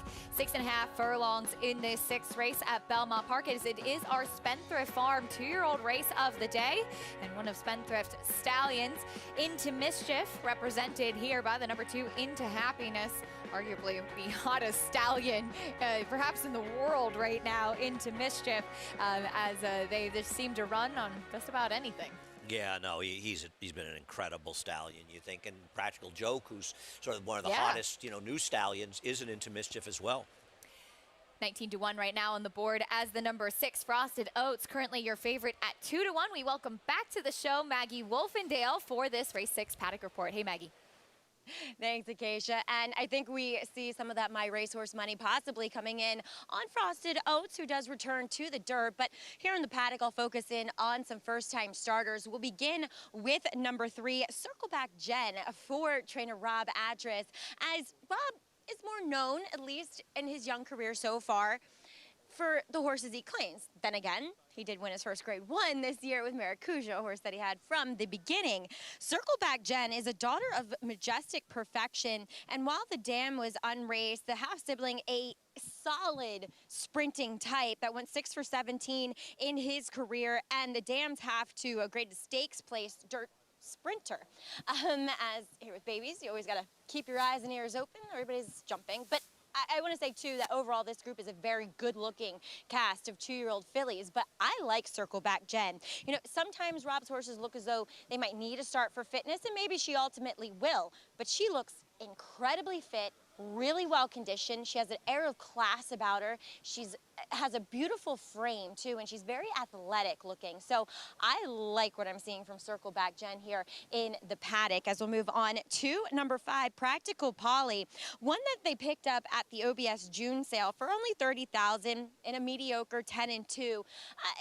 It wasn't bad. Maybe she is just a little bit on the slower side, but she doesn't look like a slow horse, as she is by Practical Joke, who's gotten off to an auspicious start with his first crop of two-year-olds. He was a good two-year-old, so it was to be expected, as he has gone 11 for 35, and obviously most of them in dirt sprints. Now, going back a generation with this one's pedigree, the Dam Star of Goshen was a very fast horse. She didn't run much, but she ran, I think, 2 or 3 triple-digit Beyer speed figures, and of course, that makes this one's dam half to Pioneer of the Nile.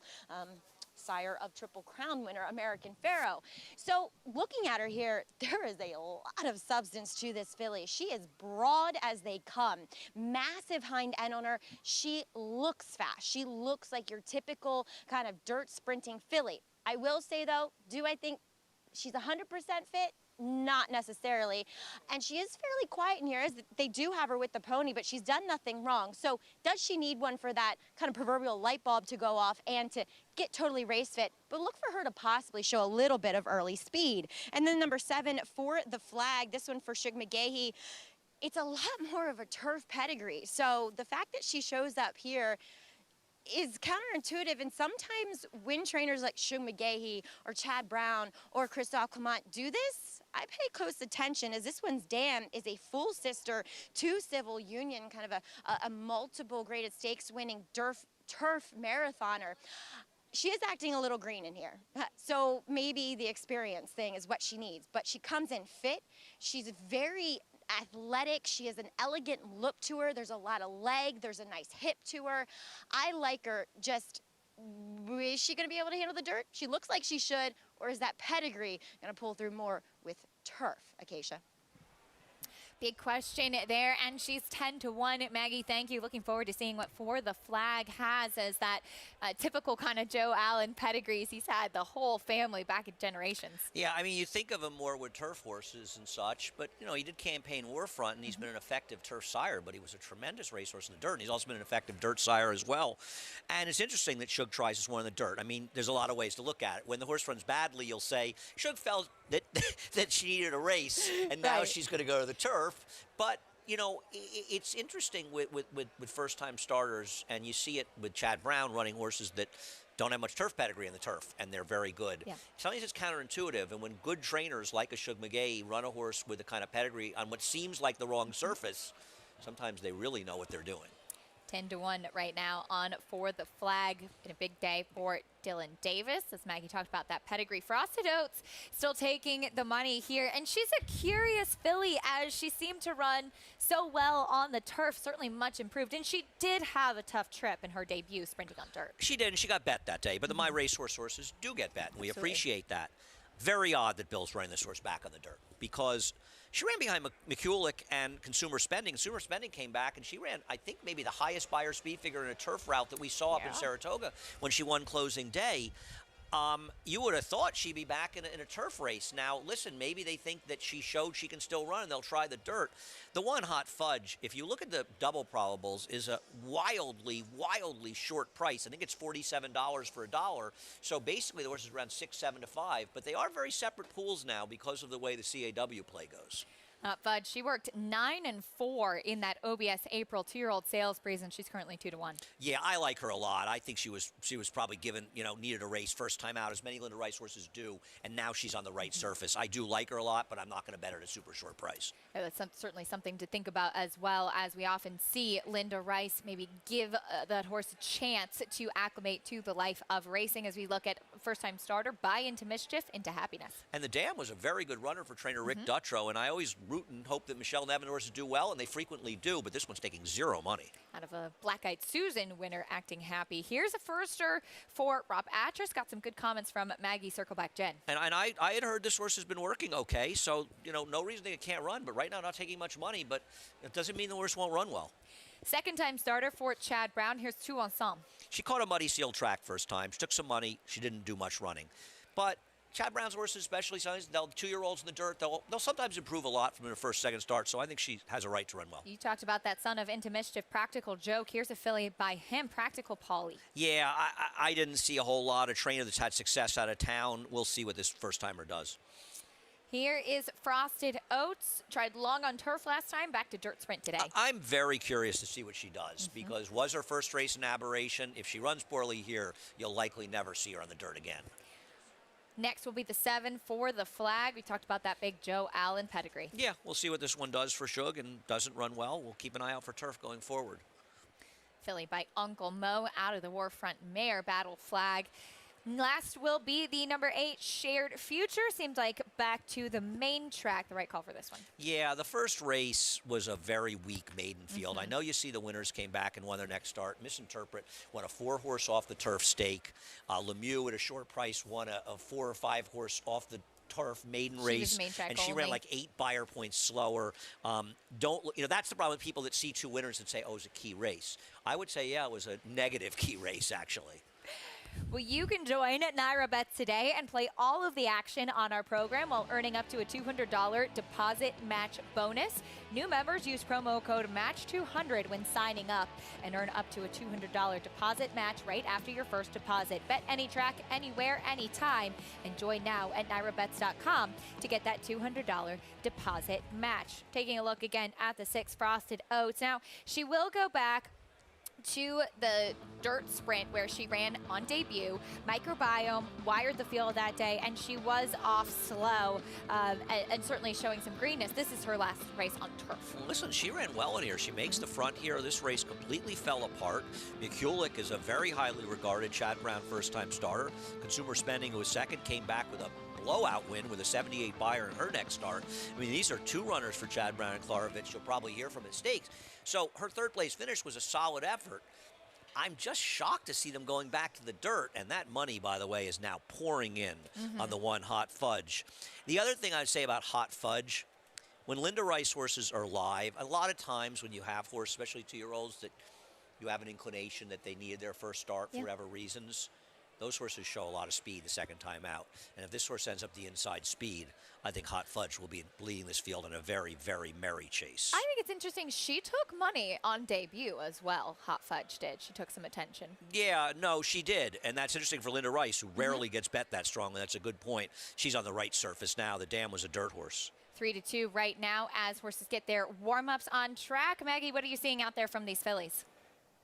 Well, taking a look at the horse you guys were just talking about, in number 1, Hot Fudge, as Andy correctly pointed out, she's likely to be the speed because she was so much sharper now in her second effort. And physically, she does look more like a dirt horse. But, you know, yes, maybe Linda was giving her a race on the turf, but too, when they work well at OBS, you are inclined to possibly try the turf. But physically, yes, she looks more like a dirt horse.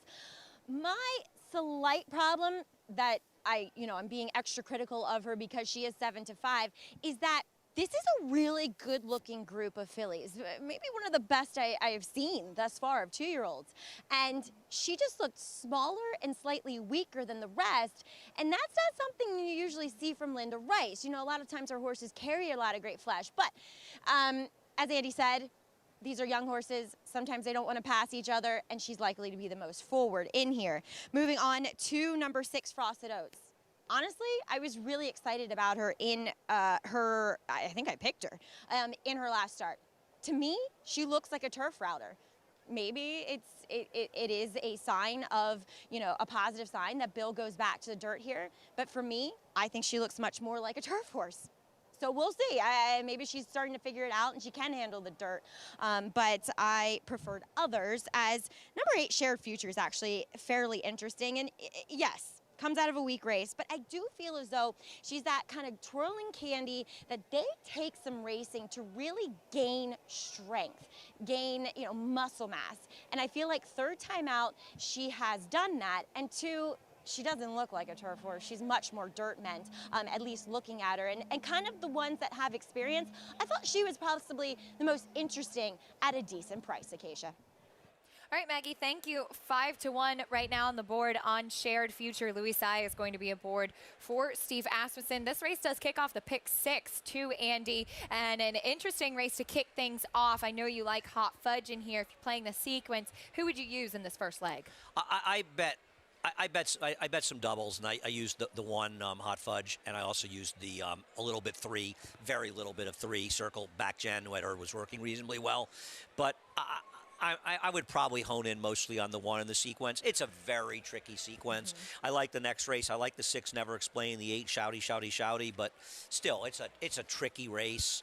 The 8th race, a hard one. I mean, I like a price horse and the 5 out first, but I don't know how much you're leaning on that horse. You probably want to use a few, depending on how you're looking at it. Yeah, I would probably lean on Harajuku in race number 9, but that is an inner turf race and drew an outside post, and I think saving ground at some points important. So I think the 1 Creative Flair and Higher Truth have to be in your tickets. I'd be very strong on Yabir in the Jockey Club, the 10th, and the only horse I'd use would be Bolshoi Ballet. I'd probably use the 2 and 3 mostly in the 11th, and a little 8 Air Show. We kick off the sequence here in the 6th race. Hot Fudge, the favorite, 2-year-old, second-time starter, sprinting on the dirt in our Spendthrift Farm 2-year-old race of the day. Heard Maggie say it is a terrific-looking group of 2-year-old fillies as well. Exciting to see what this one has to offer as we send it up to Chris Griffin for the call. Thank you, Acacia. We've got 2 Ensemble. Moves forward. Shared Future. Last low to the outside. All in line. All set.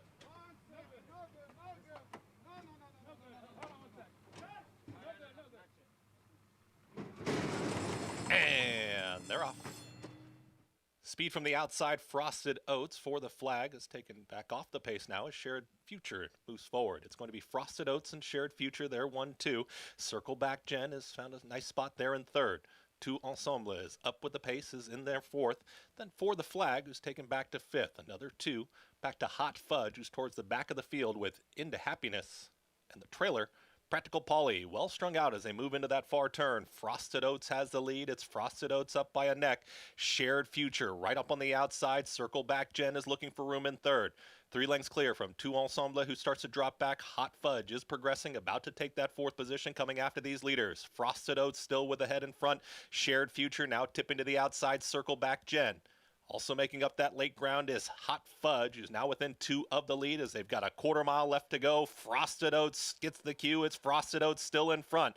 Frosted Oats right to the outside. Shared Future. Hot Fudge is looking for room. Stalling a touch is Circle Back Jen. Tout Ensemble trying to run on late. 8th to go. Frosted Oats is still in front. Splitting rivals. Here's Hot Fudge, and Hot Fudge is now emerging as a contender. Hot Fudge to Frosted Oats, and Hot Fudge has taken the lead. It's Hot Fudge and Jose Ortiz to get the score. Frosted Oats there for second. Shared Future got tight. Circle Back Jen and an oncoming Practical Polly. Hot Fudge, the favorite, getting the job done here in the 6th. And while it wasn't by a huge margin, Andy, she really had a lot to overcome on a break that certainly left a lot to be desired. Yeah. To say she was much the best in this race would be an understatement. I mean, not only did she win by over 2 lengths in here, but something happened to the start because she seemed to break okay. Now, I don't know. Maybe I have to see the head on. Not really sure. Maybe I have to ask Jose Ortiz. But see, she breaks well there. Now, Jose, something may have happened because he grabbed that left rein, it seems like. So was she lugging out? Was something happening? Or maybe a neighbor came over on Yeah, her. something clearly happened there because I don't think that this was the plan to be this far back. To Jose's credit, he didn't panic. He stayed inside. He knew where to be on the inside part of the track, and he let this filly find her stride. Now, she saved ground before angling out in the stretch, but I don't think they were flying up front, and she just gobbled them up once she started running. This may not come back the fastest race. You want to see feed figures and see how strong an effort it was, but in the context of this race, she was much the best. The pace was set and backed by the 6 Frosted Oats.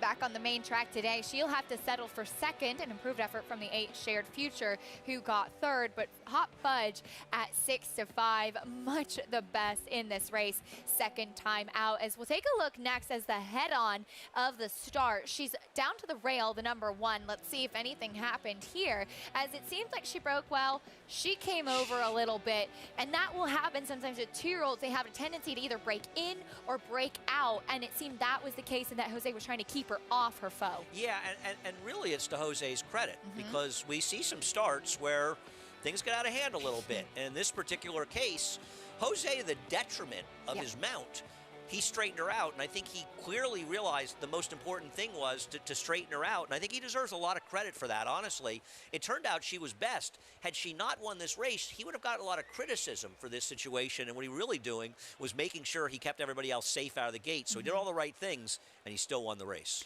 Hot Fudge, the winner at 6-5.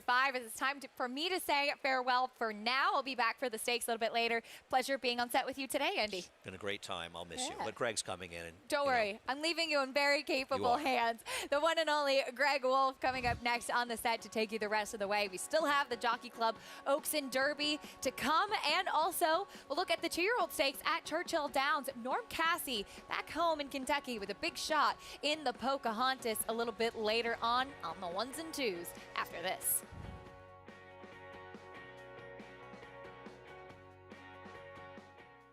The ultimate accolade for a racehorse is to be named Horse of the Year. To be enshrined to the Hall of Fame is to achieve immortality. As a stallion, genetic immortality is defined in 2 words: breed shaper, plain and simple. 2-time Horse of the Year and Hall of Fame inductee, Curlin is just that. Breed shaper. Curlin, the classic sire.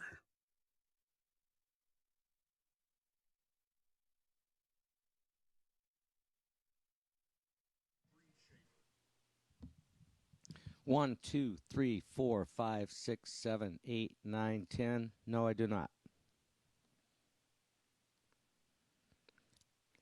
Hello, Andy. How are you?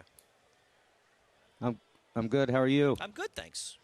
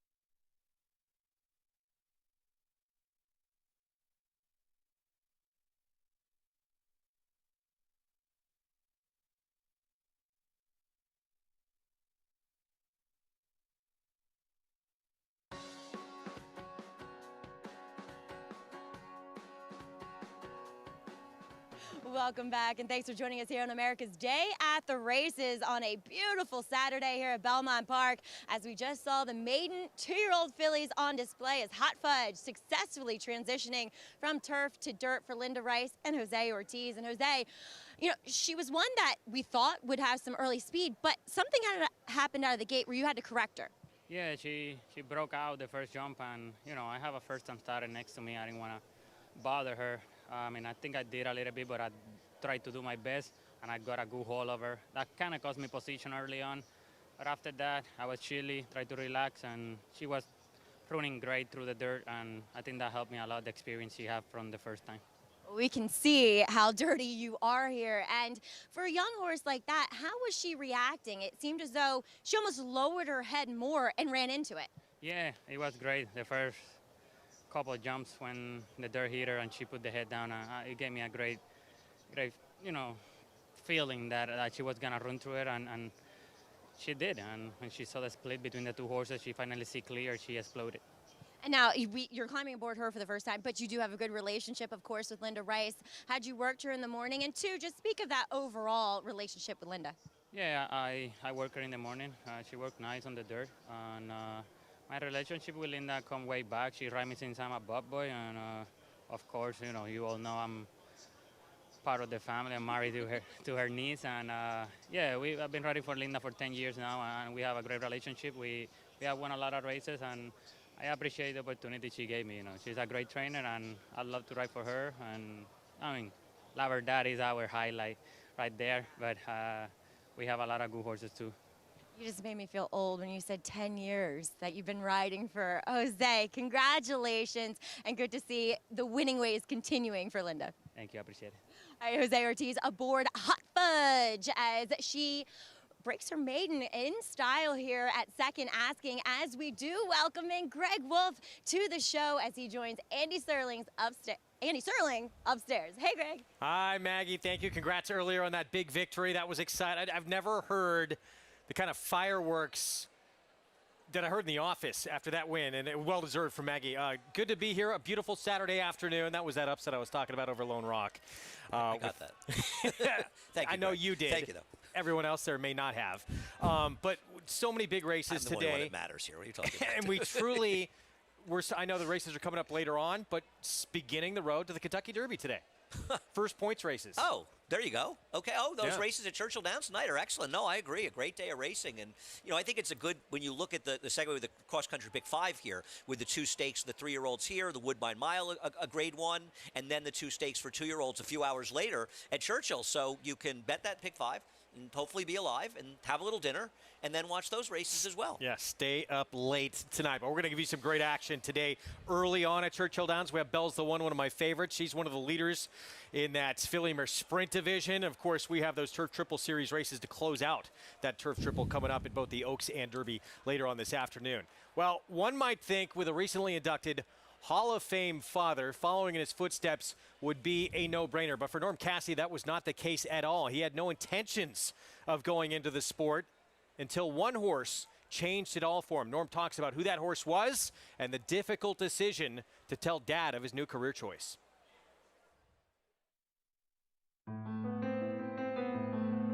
I grew up resenting horse racing a little bit. My dad and my mother divorced when my brother and I were very young, and I didn't get to see Dad a lot. And when I did go to see Dad during the summers, we'd have to go to the races in the barn all day. And then being a little kid, there was a lot of resentment there.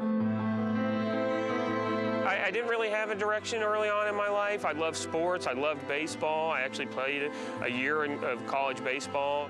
But I mean, at some point you realize, you know, you're 5'6", you're 5'7", you're slow as hell, you have a terrible arm. You're not going to be a Major League Baseball player.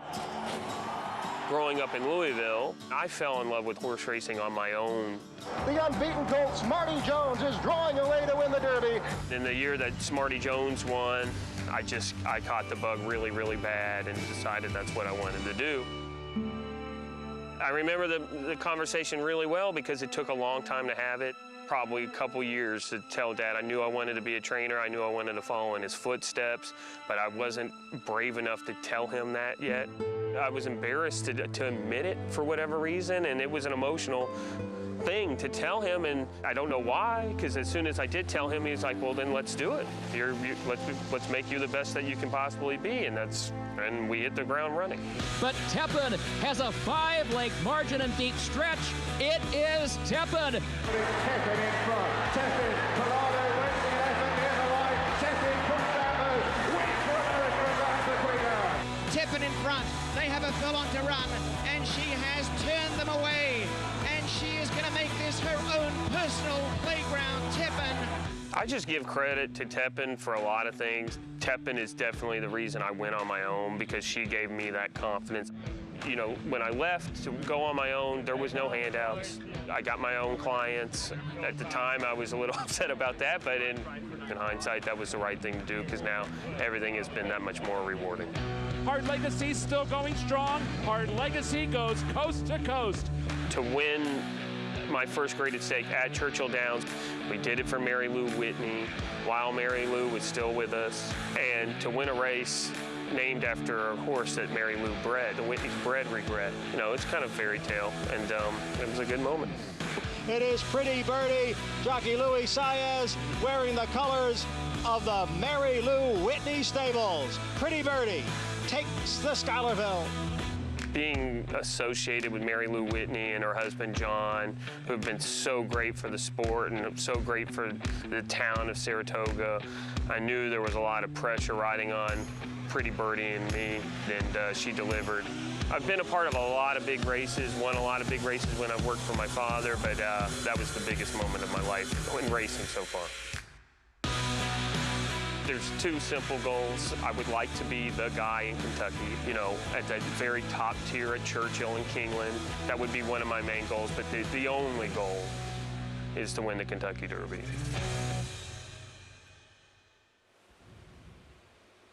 We didn't even slow that down. Norm has just perfected the slow walk. So happy for him. And what a big moment to win on opening day at Saratoga in that first graded stake at the Schuylerville with those silks. Mary Lou Whitney stable. He could have a big moment coming up tonight as well in the Pocahontas. No, I agree. Obviously, that filly did not run well in her last race. Don't know what happened, but like the others, you know, unlike, she's actually run as fast as anyone in the race, faster than all but one. Is she going to stretch out? And that's really the question. I always root for Norm, like to see him do well. We'll see what happens. So the Pocahontas was a very, very intriguing race later tonight. It doesn't have the same star power and a solid favorite like Stellar Tap that the Iroquois, the boys, has. Pocahontas much more wide open. On the ones and twos, Norm Cassie's filly that he will send out, who won first time out. This will actually be the fourth start of her career. She's got a little bit of a base to work from to stretch out to 2 turns in a mile and 16th. Yeah, we'll see. We'll see if she's able to do it. And she's got to bounce back from her last race. She inexplicably ran poorly in the Adirondack. She got a very good trip. She just had absolutely nothing in there. We'll see if she can run better today. I hope she does. Well, this is a look back to the debutante off a maiden win in her debut. She winds up second Beetle length in 81 by her in her second start. She ran terrific that day, and the winner had a slightly better trip than she did. She was off a bit slow. Hopefully that's behind her, and the winner just had a very, very good trip. She ran a winning race, just didn't work out. You know, if this was her third start, you'd probably make her the favorite in this race off of this effort. But I can't, you know, it's hard for me. I'm not somebody, especially because she's the morning line favorite, that is just going to dismiss a bad effort. She was not good in the Adirondack. But back to a racetrack where she's run 2 very good races. Could be big. We'll see. It's all who's going to handle going longer as well. No, I agree. I mean, I don't think you're looking to leave her off your tickets in that cross country V5. And I thought the Pocahontas, for me, would have been the biggest spread race in the sequence. Doesn't mean I'll get there, but if I got there, I'd want to have a few because it's just hard to know who's going to handle this distance. But it makes these, even if you're playing the late pick 5 at Churchill or the cross country, these 2-year-old races are so fun because chaos can happen. Well, absolutely. I mean, you can find prices, and if you have some reason to believe a horse can improve a lot with distance, because not only can the sprinter types get worse going longer, but somebody can get significantly better going longer. Cross country pick 5 sequence, it includes both the Pocahontas and Iroquois, both the first points races on the road to the Kentucky Oaks and Derby. And that wager begins 5:14 Eastern time. And for people like me that don't sleep and like to stay up late at night, it starts at 5:14 and is going to end over 5 hours later at around 10:15. I like that. So action early, fun late evening tonight, order in night to watch all this racing. Back at Belmont in the 6th, Hot Fudge $4.50 for Linda Rice, moving to dirt. Yeah, I mean, I had liked this horse a lot getting the dirt. It was classic Linda Rice. Needed the race first time out in the turf, getting the right surface. But $4.50, a little bit short for me. Not a bad exacta, though, with the favorites running 1-2, I believe. Yeah. You got almost $30. Actually, I'd argue the exacta was big value. Late pick 5 is next.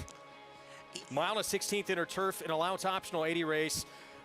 Ocala Dream, I thought was a major player in here. Is taking money right now. Yeah, I'm not, he draws towards the inside, maybe gets the right trip. I really like Never Explain. Unfortunately, I'm alive in the double, which got absolutely hammered. The double with the 6, Never Explain, $8.40 for $1. It just got hammered. Yeah. That is a look at Southern District. Chad Brown putting this one back on grass. That's where the first 2 starts came from. We'll add blinkers as well. And Irad Ortiz Jr. will ride 5-1 on Southern District. We'll be back with a post parade next. Tapit. His dominant reign as America's top stallion will leave an indelible mark on the breed, forging a legacy that will last forever. His impeccable resume includes a veritable roll call of champions.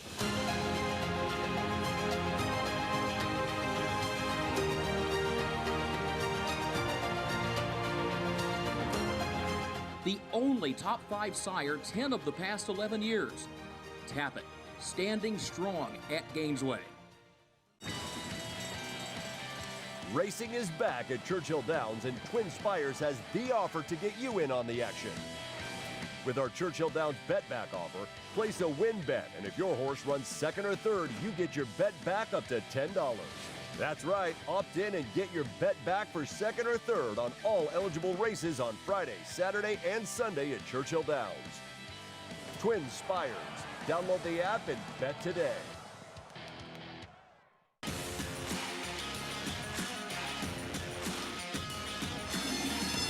And they're off. Followed by Microbiome. A late run from Guinness. A 16th to go. And Run Up will make every pole a winning one in the sorority as she comes to the Run Happy finish line. Run Up jogs. Eclipse champion Run Happy, standing at Claiborne Farm. Racetrack Television Network brings you every race, from every track, on every screen, every day. With monthly packages starting as low as $5, RTN gives you great value and access to more live HD streaming and race replays than anyone. Visit RTN.tv today to sign up and watch on almost any device, including Roku and Amazon Fire. Use promo code TRYRTN for a 5-day free trial.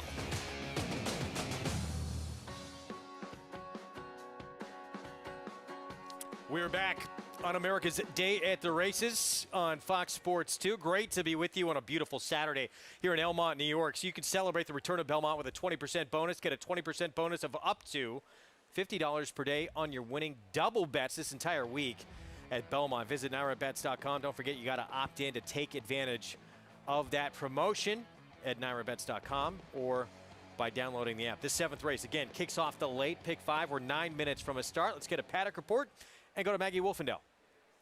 And Greg will check in with a new face down on the rail as far as the NYRA circuit is concerned, and that is number 2, One Night Standards, as he'll make his first start for trainer Rob Atras. And coming in on form, I can't say I necessarily love him, because a lot of times you downgrade horses, turf horses, I should say, coming from California. And really, he got a great trip last time. Yes, the winner kind of got the jump on him, but he saved all the ground he possibly could. But he is going to get to do that here once again. And he's just one that kind of caught my eye here in the paddock, in that physically he's really well turned out. And, you could be on the fence of, is he a better dirt horse or a better turf horse? To me, he actually, physically at least, looks like a turf horse. So I'm glad Rob opted to keep him here in this spot. Just one that I thought looked good, that's going to be a decent price coming into this race. Moving on to number 5, Southern District. Jury's still out on him as to what surface is best. Now, there's every reason to believe that, maybe he's gone on, maybe he's improved a little bit, so therefore he could run faster and better on the turf. To me, he does not look like a turf horse. He looks more like a dirt horse, and kind of, he honestly, physically, if I had to pinpoint him without looking at his form, he looks like a one-turn mild dirt horse.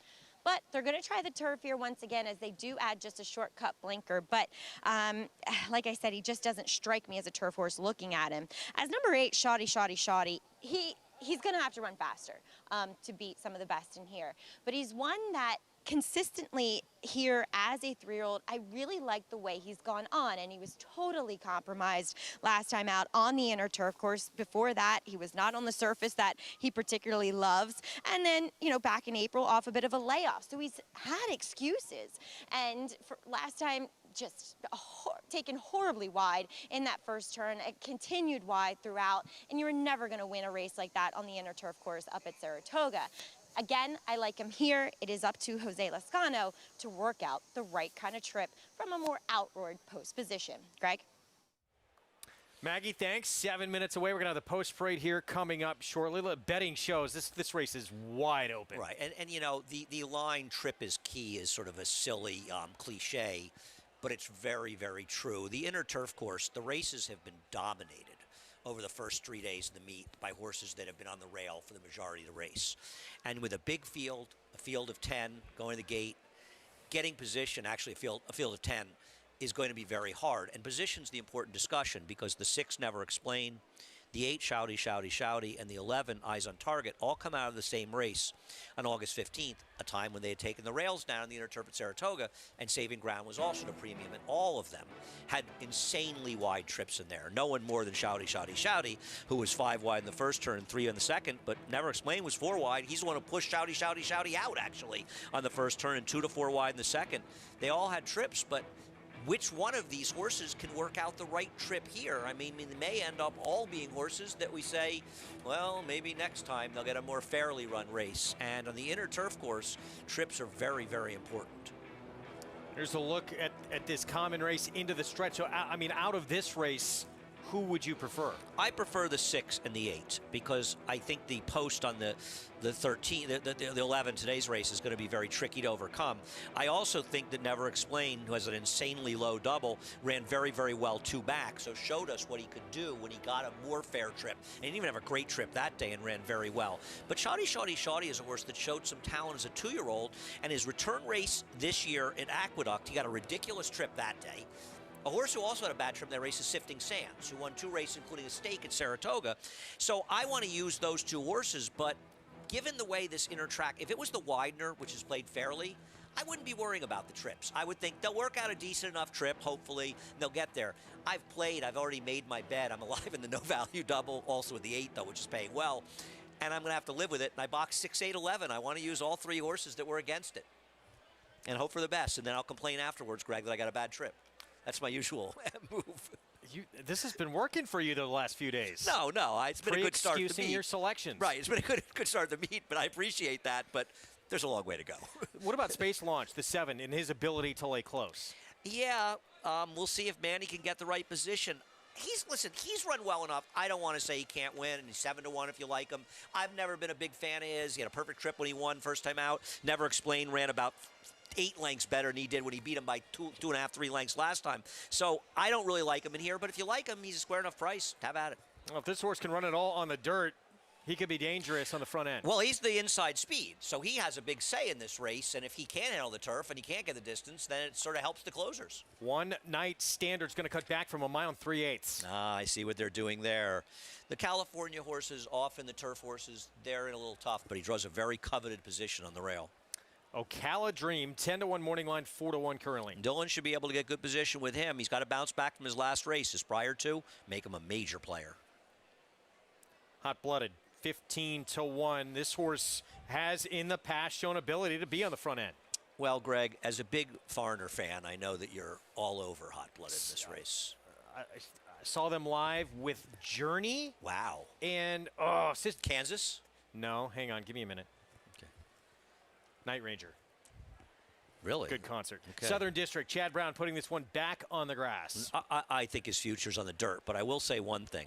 His debut was very good beyond a slow pace, and that was a solid field. Chellis ran 3rd in the Belmont Derby, so maybe they're giving him another chance, but I think his dirt races are better than his turf races. He's coming out of a tough group on the dirt at Saratoga. Never Explained, Shug McGahee, Jose Ortiz. Ridiculous trip last time out. Ran well with not the best of the trips, 2 back. If he can work out the right trip here and run back to either of his races, I think he's a huge player. He's the favorite right now at 4-1. Here's Space Launch, Clement, Manny Franco.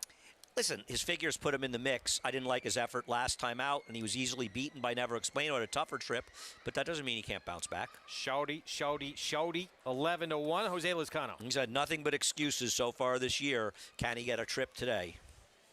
11-1. Hidden Enemy, Steve Asmussen coming out of the Grade 3 Virginia Derby. Yeah, the idea that he's 6-1 out of that last race, where he basically never left the rail until late in the stretch when he got the 2-path and had so much the best trip. I'm going 2 back, and then he ran a meaningless 4th in the Virginia Derby. I didn't get him at all.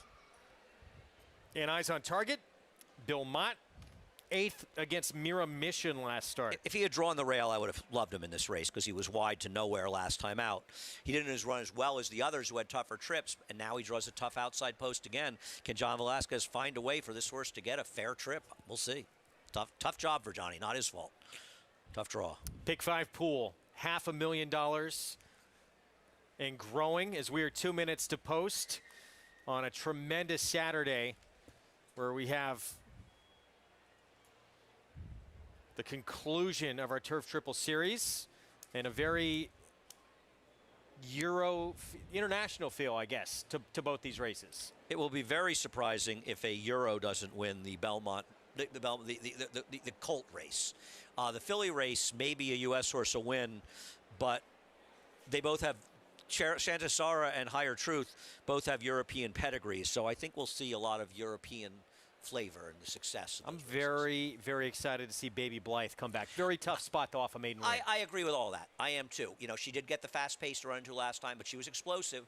She's a half to a mare or filly or mare that won Family Way, won at 1 mile and 5/16 in the stake at Kentucky Downs, so the distance shouldn't be a problem. It's a tough ask, but she's okay. She's good. Minute to post here coming up. Here's a look at Ocala Dream for a moment, and currently the second choice was favored. That's, I think, 4-1 early on. But second choice right now, Dylan Davis. You know, I'm not sure what to do with him. I do think his draw really helps him, so he should work out a good trip. I think there are better horses than him in here, but he gets Lasix for the first time, and if he gets the right inside trip, that could really help him to maybe beat some horses that might be better than him. But we'll see. I mean, listen, it's not like he ran badly 2 and 3 back. If they Step Dancer last time out, what do you think about Step Dancer and Barclay Tagg tackling that company, the Jockey Club Derby? Well, Barclay Tagg never met a horse he didn't think wanted to go longer. Maybe you'll find out today that Step Dancer did not. I think he's a long shot, but you always have to root for the New York breds, right? Yeah, going to be a big price in the big one later this evening. Post time coming up for the start of this late Pick 5. Let's go back to Maggie. And we'll take a look at your current lukewarm 3-1 favorite in number 6, Never Explain. I totally agree. He was compromised by trips. Now, I always say this with a bit of a caveat because horses I've never seen before, I don't know what they, typically look like. And for whatever reason, I just haven't been in the paddock. I'm sure Acacia or Meg have been in there. Actually, probably Acacia since his 2 starts were in Saratoga. He's not my cup of tea. He's just, he lacks a hind end. He lacks a strong top line. He looked a bit dull and long in his coat. I get where he can win, but from my perspective, judging horses physically, he's one that I kind of moved away from. As we'll move on to one that I really like, but I agree that John Velasquez has a tough task and a tough road to hoe with eyes on target to get him over because he is a horse that likes to be forward. And can he do that here today?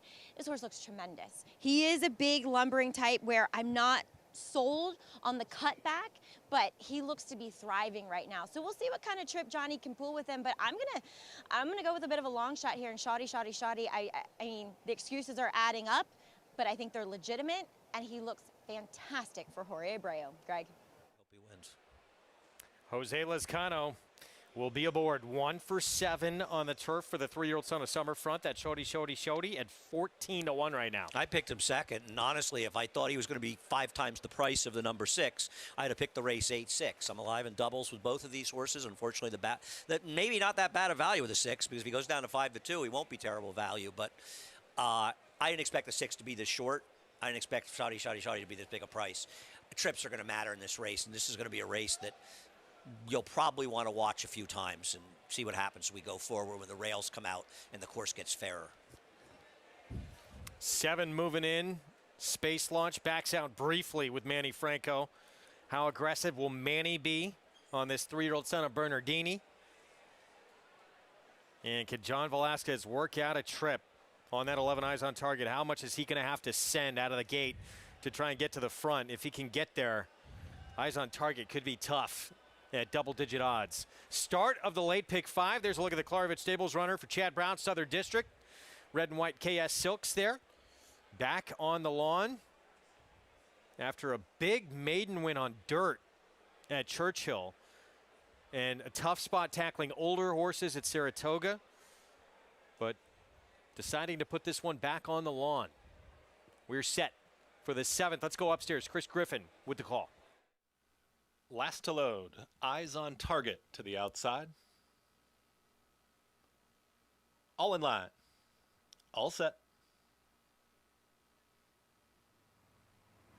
And they're off. Omati breaks well from in between horses. There's Hot Blooded in the early mix as well. It's going to be Hot Blooded and Omati. From the far outside, Eyes on Target is looking for a spot. 4 across the course is Shoddy will be in that early mix as well. Omati is backing off that tempo. 3 lengths clear from Space Launch, who's now going to travel in the 5th spot. That one's followed by Hidden Enemy. Then comes Ocala Dream. Towards the back of the field, Never Explain. Southern District in the trailer. One Night Standards. No easy leads here. It's Hot Blooded with a neck in front. Shoddy with pressure to the outside in second with a wide Eyes on Target. Omati is passed to the outside by Hidden Enemy, who progresses forward, is in the red cap, is taken 4th. Then comes Space Launch, is in the 6th position now as Ocala Dream starts to move forward as well. Towards the back, Never Explain. One Night Standards and Can See 'Em All is Southern District as the trailer. Taking it into the far turn now, Hot Blooded, Shoddy, and a 3 wide still, Eyes on Target. They start to sprint for home. Hot Blooded with a head in front, Shoddy, Eyes on Target. Omati is looking to re-rally towards the inside in the black cap.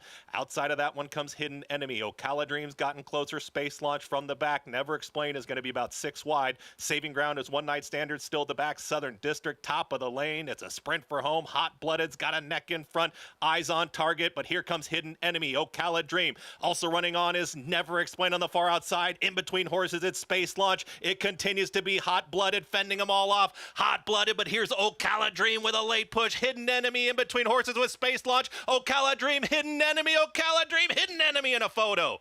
Space Launch finished 3rd, then Hot Blooded. It's a photo in race 7.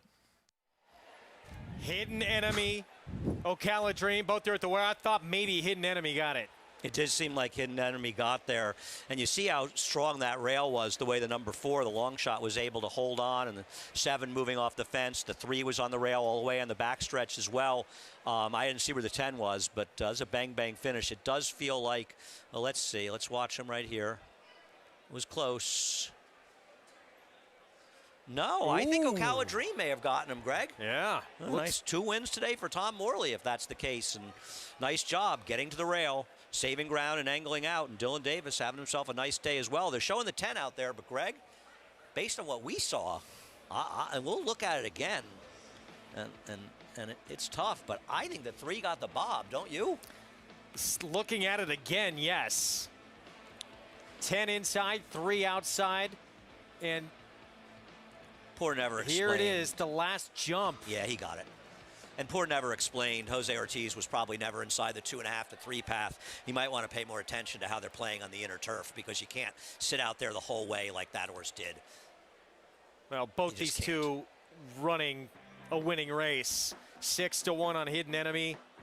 9-2 on Ocala Dream, who again opened up as your favorite at 4-1 from a 10-1 morning line. And Dylan Davis having a tremendous afternoon regardless of this outcome. It does look like just up in time, and yes, unofficially put up as your winner. Just getting the last of that bob. Yeah, well, he got the bob, and a nice win for Tom Morley as well to get Ocala Dream home. The New York bred gets the job done. And Dylan did all the right things. He stayed on the rail as long as he possibly could. If you watch, he was in the back around 7th or 8th, and he was on the rail, and the number 6, Never Explained, was out in the 2 or 3 path wide the whole way. You could see it. And he could have tucked in. Morley Barn winning that Grand Prix American Jockey Club Invitational, the defeat of Lone Rock with locally owned, a claim for $40,000 in a $300,000 race earlier on in this card. Now, Ocala Dream by a nostril here in the 7th. We'll have that photo for you. 3-win day for Dylan Davis and counting. We'll tell you about Kendrick Carmouche and his favorite race. He has come back with a vengeance after a broken ankle forced him to miss all of Saratoga. It's good to have him back. Union Rags, proving Lane's End's tried and true stallion making formula. A formula that leads to success for our partners and our stallions. He's a leader in his sire crop by graded stakes winners and grade 1 winners. He's a commercial standout with multiple million-dollar sales and a 6-figure yearling average. And with 4 full books bred at 50 and 60,000, he has even more exciting progeny in the pipeline. Union Rags, a stallion that stands above the rest.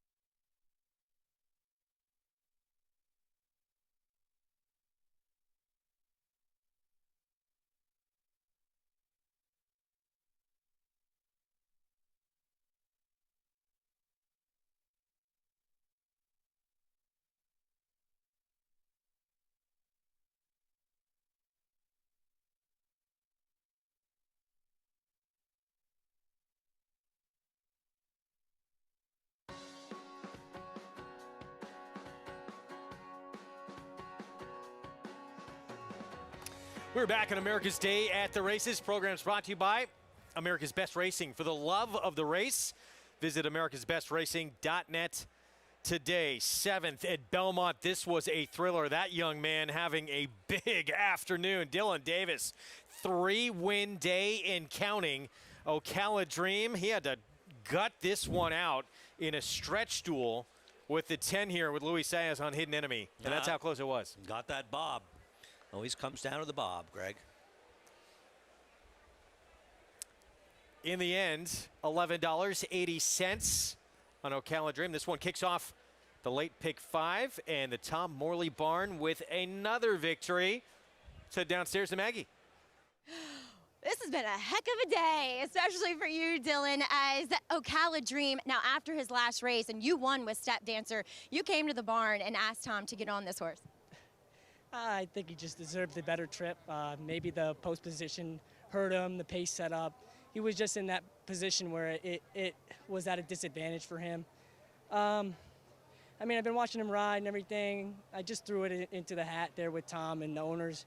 If they'd like to ride me, I'd be available for them. And I was happy they went with me. And he was a fighter. He fought hard. He broke well. He settled in good. He started taking me into that second turn. I tipped him out a little bit, and he was fighting. He did what he had to do, and he was really gritty about it, so it was great.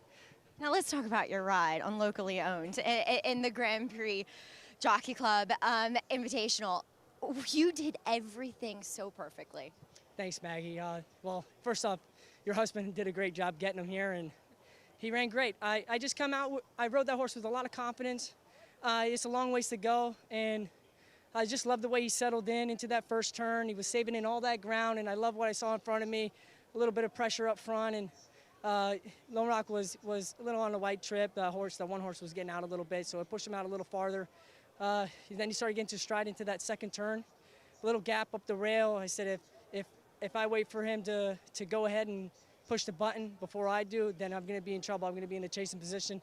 So I wanted to make that first move first, and he was fighting hard. Once he pushed through there, he was on his game. He picked up another gear, I'm telling you, and he did not want to lose. He ran great. He is such a cool horse. He loves to get in a fight, loves to get in the competition, and thank you so much for giving him a perfect ride, and as well here with Ocala Dream. Huge day, especially for you. Thanks, Maggie. Okay, we're not finished yet. So. I like it. That's right. Step dancer, you got to get your picture taken too here, Dylan. As a huge day for Dylan Davis. Greg, I couldn't be more happier for such a hardworking young man. And for the Morley Barn as well, 3 for 3 at the meet here at Belmont Park early on. So congratulations to Maggie and Tom. But yeah, Dylan Davis having just a huge afternoon. 3-win day, and he's got more work coming. No, he rode this horse very, very well. He had a much better trip than the 10. The 10 was never inside. Actually, the 10 was unlucky to lose this race, and a couple other horses in there had sort of tougher trips. But Dylan really had a lot to do with this horse winning, saving as much ground as he could for as long as he possibly could. We always look so forward, everyone in sport does, to Saratoga. And Kendrick Carmouche, unfortunately, he broke his ankle. He missed the entire meet. Had to be devastating for him, but he has made the most of his time back. Since coming back Thursday, 6th race, opening day here. He kept bothering us in Saratoga. The guy was like on the set. He was like a bee buzzing around the set all the time. I don't know. I felt like he was in Saratoga, but no, all kidding aside, it's great to have Kendrick back. He's just, you know, he's a good guy. He's a good rider, and we like to have him around here. He's always just sort of a positive to be around, and nice to see him back. And most importantly, good to see him healthy. This was another dead tight finish, and Kendrick winning the photo, and it looked like at no point was he going to win that race, but able to get up and win by a nose at 12-1 for Brittany Russell on Adelaide Miss. Didn't waste a lot of time getting back in the winner's circle. Well, he made the difference there, right? Because this horse didn't have much speed. It was a paceless race, but unlike a lot of other riders, he made sure to be forward. Which he'll always take advantage of, those who know Kendrick. His energy, it's undeniable. He brings that energy to each and every mount that he is named on. And he dominated at Parks for many, many years in his career. But last year in New York really took his game to the next level, proved that he could be elite here on this New York circuit, including the first ever Grade 1 win of his career in another edition of My Favorite Race.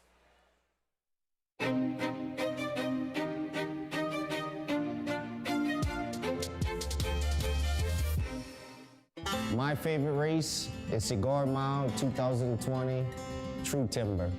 I know how much my horse loves the sloppy track. I got outside position, you got speed horses, and you the horse that can sit right behind them. Jack Stinson, he texted me that morning, Kendrick, what do you think? I said, don't worry about it, brother, I got you.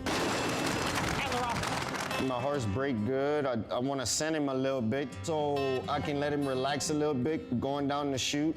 Down the backside, I wasn't worried about the kickback. Even within the 16th of a mile at the gate, a couple times, dirt hit him, he didn't even mind. He just shake his head and he just kept running through it. At the 3/8 pole, I asked him and he moved up so sweet. I mean, he was right in my hand the whole time. And once I got to the quarter pole, I just pulled the trigger. You know, I figured if I pull the trigger, it's gonna be hard to beat me from here to make up the ground on a sealed racetrack. When I got to the 8 pole and I started asking him, I mean, you can feel the horse responding. True Timber is gonna pull off the upset here in the Grade 1 Cigar Mile. For my mom, my dad, and my wife and my kids, I know how much it meant for them just as much as it meant for me, you know. The fist pump at the wire explains it all. And I'm saying to myself, man, I think this is a Grade 1. What's this Grade 1? Oh, this is my first Grade 1. Oh, we got our Grade 1, baby. Coming from Louisiana to win one of these races, the Cigar Mile, and the African American Jockey, for myself, for my family, for the people that's out there that's seeing this and never thought it could be done. It can be done if you work hard. So happy for Kendrick, all his success. It is so well deserved. He just always has such positive energy. I have nothing to add to that. He's a terrific guy, and I agree. He does. He brings a lot. He brings a lot to the table. He's a fun guy to be around, and he's a terrific rider. And only positive things to say about Kendrick Carmouche. What do you think about the mount he'll have here in the 8th? Pretty clever, the 1. Well, I think Kendrick will look to be forward, so he'll probably end up the inside speed, and I don't know if the pace will be that strong, but Esatika's supposed to go as well, so we'll see if it gets hot. He's going to take advantage of that position. I just don't know if he's good enough, or she's good enough. Your time with us is up. Your horse you're most looking forward to seeing coming up on this card. Who is it? The horse I bet on that wins. That would start out with the 5 out first in this race. I'm looking forward to the 2 stake races, to be honest. I think they're very fun, interesting races. I'm looking forward to seeing how Yabir runs, and I'm also looking to seeing how Harajuku runs, the 2 horses I like in the 2 divisions, the fillies and colts. Yeah, it's going to be fun. That is coming up later on in this card, part of this late pick 5. Mig joining me next. We're going to step aside for a timeout. Much more coming up. Late pick 4 is next. Andy, enjoy the rest of your weekend. We'll see you tomorrow. 8th race is ahead. Kendrick, he'll be on the one pretty clever. 4-5 favorite. Got the win on dirt 2 back. It's back to dirt today. Stay with us. DeMarchelier offers breeders a rare opportunity as the only son of emerging sire of sires, Dubawi, standing in Kentucky. His picture-perfect pedigree includes 9 Grade 1 winners under the first 3 dams. Dubawi and his sons and grandsons at stud have established stars on both turf and dirt. Now his first foals have arrived. DeMarchelier, standing at Claiborne Farm.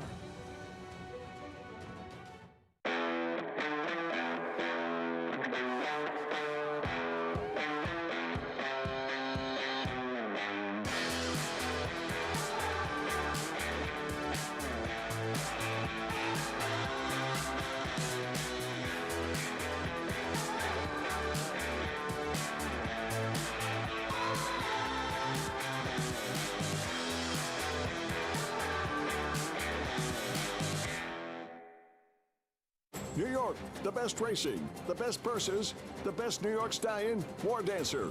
Opening day at Saratoga. A bang, bang finish. It is Danzig with the stars. In the New York Stallion Stakes. Here is Step Dancer. Step Dancer got him. And with 2-time winner, Ruse, Barrage, and 2-year-old Surprise Boss. War Dancer, one of the top sires of the Saratoga meet with 8 wins and New York's #1 sire of 3-year-olds. Follow War Dancer online at wardancerstud.com. Need help in finalizing your picks for the next race? Check out the Track Master selections provided by Equibase on every U.S. thoroughbred and harness track on Naira Bets. Use these selections to get quick expert advice from professionals in the business. Check out the thumbs up graphic next to the pick and a wager pad and scroll down for more details on the horse. Track Master selections available on Naira Bets and the Naira Bets app.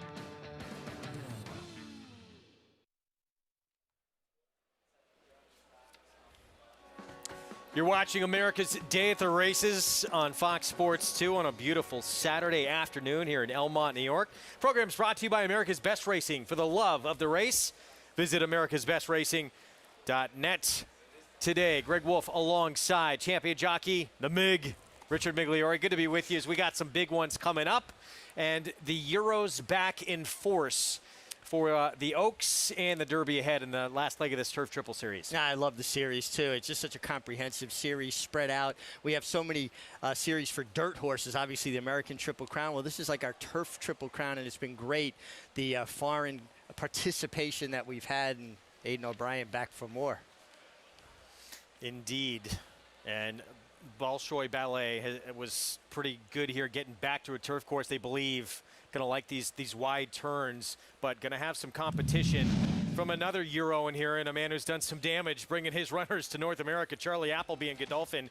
Yabir just won at 1.5 miles at York pretty impressively over in Great Britain last time out. 4 for 10 on the lawn.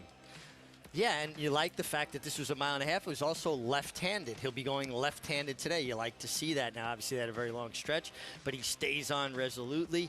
This is the first time Jamie Spencer gets them out. Charlie Appleby seems to have a very good handle on the kind of horses that will relish American racing, and this horse looked really good here, winning this Grade 2 at York. Actually, the morning line favorite ahead of Bolshoi Ballet, who was the winner of that Grade 1 Belmont Derby for Aidan O'Brien. Let's take a look at that performance. And that length and a quarter victory over Tokyo Gold, who will line up in this one as well. And Ryan Moore seemed like he was fairly intent to try and stay out of trouble in this race after previously with Santa Barbara, who did get up to win. It was a little tight for much of the stretch in that race. Yeah, absolutely. And I think he played to this horse's strength, which is his stamina, that he can continue, that he can keep on. He got first run on Tokyo Gold, who has not been seen since that July 10th Belmont Derby. I thought this effort was very good from Bolshoi Ballet. My question is, this is his third trip back from Europe. He came here, went home, came back to Saratoga, went home, now he came back. Does that travel show up at some point? Well, and they had him going somewhere else, didn't have the vaccination papers. They had to scrap that plan, came here. I doubt they'd send him here if he wasn't 100%. No, and listen, Aidan O'Brien has a very good handle on how his horses travel and who can handle it, but it just seems like that's a lot of travel in a short period of time. We'll see if it affects him at all. Coming up, it's going to be fun to see him back on a turf course where he's a Grade 1 winner. You can play all the action, of course, with NYRA Bets. $200 sign-up bonus. Use that promo code MATCH200 for new members and go to nyrabets.com or download the app and bet any track, anywhere, anytime. Joining us on the program, Jonathan Kinchin, helping us make some money today. JK, how are you? What's your best bet today? Wolfie, my best bet is that you're the best, man. That's the best bet. It's you, Wolfie.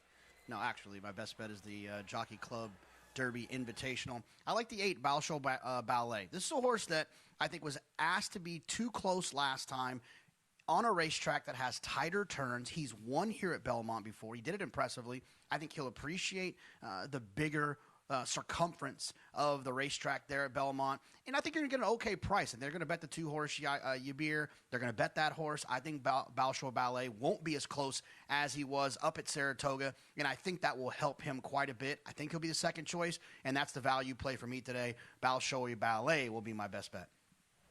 JK, good luck. We're looking forward to it. Soldier Rising, I'm intrigued by as well for Clement. I mean, this is a European horse who came to the States, was only beat a length at Saratoga Derby. Yeah, and now he's had a chance maybe to acclimate a bit more, and Christoph's had an opportunity to, learn the horse a little bit off of that one effort. Ran big that day and didn't get out of the gate as cleanly as you may like. Definitely a case can be made. I understand what Jonathan's saying, too, about Bolshoi Ballet. He was chasing a fast pace, and I think they overcompensated for the tight layout of the Saratoga racecourse. Pick 4 is up next. It starts with a New York-bred entry-level allowance, 6 furlong sprint. Paddock Report, it is presented by My Racehorse. Let's go to Maggie. We'll take a look at the inside runner here in the paddock, and that is pretty clever. Number 1, as she returns to the main track, and maybe she shows something that we're not privy to as far as putting her on the turf so many times, but she's a dirt horse, and if anything, she looks the best I've ever seen her. She looks stronger behind. I like this spot for her, especially at the 6 furlongs, at least looking at her, because she is a bit more of a compact type, and she has really developed that hind end quite progressively throughout the year here as a 3-year-old. And then there's the new face. That's number 9. She's Dancing, a daughter of War Dancer who broke her maiden at Delaware for Flint Stites. A face I haven't seen since leaving Maryland, I think. But good to have him back here with this filly, and she's a pretty type. I mean, you always kind of see and look, do they physically match up to these New York horses? And granted, these are New York breds as she faces bred company for the first time, and she absolutely does. She's one of the better looking fillies here in the paddock.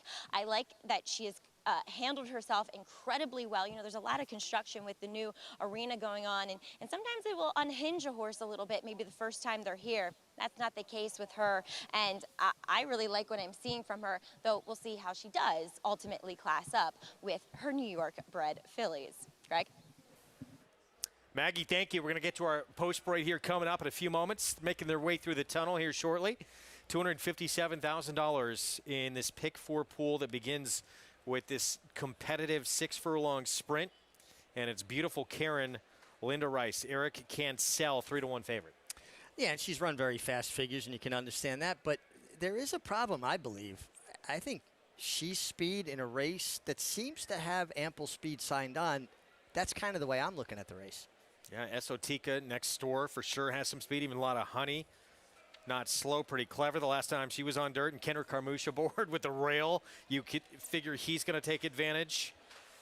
A lot signed up. So who does this race set up for best, you believe? Well, I'm really curious about the 9 she's dancing. She broke her maiden in open company at Delaware Park. Daughter of War Dancer, who's just been really, really solid. Very hot start as a stallion.